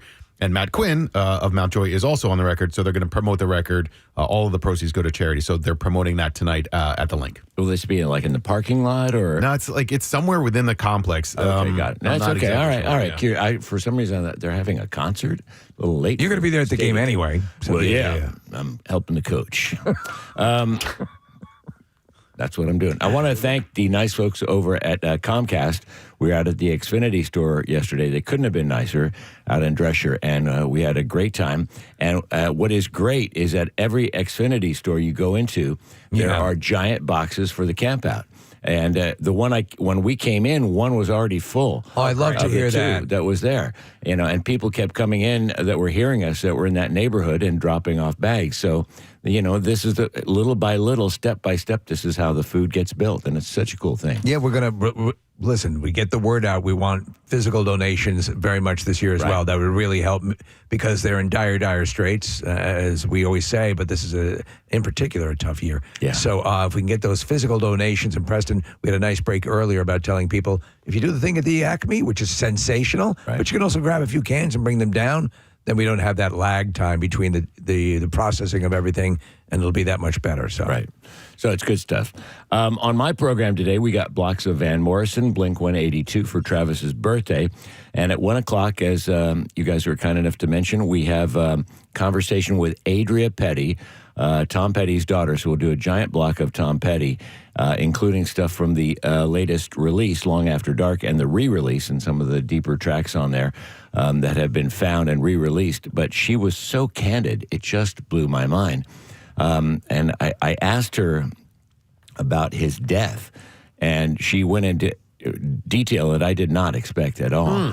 I mean, it's, we have to remember Tom Petty should still be with us. He died of a drug overdose. Yeah. And he had addiction problems at various points in his career. He had a heroin problem for a long time, which, well, not a terribly long time, but I don't know if it was the 90s or the 2000s. And it was not spoken of much, and he got through it.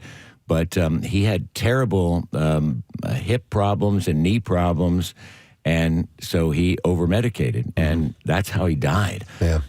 And so she goes into more detail than I would have ever expected. That's interesting. Yeah, because he was actually in a pretty good place outside of the physical pain.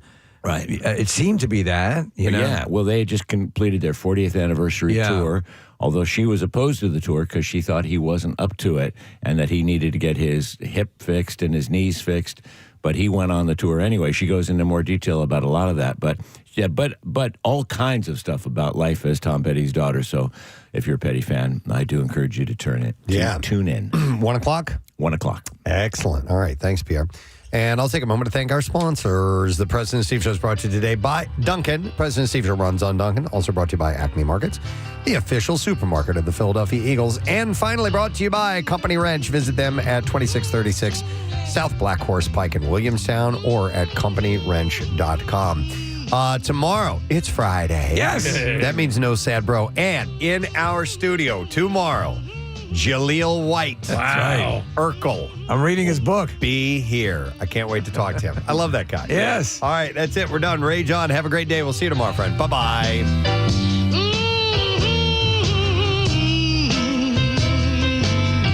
Preston and Steve.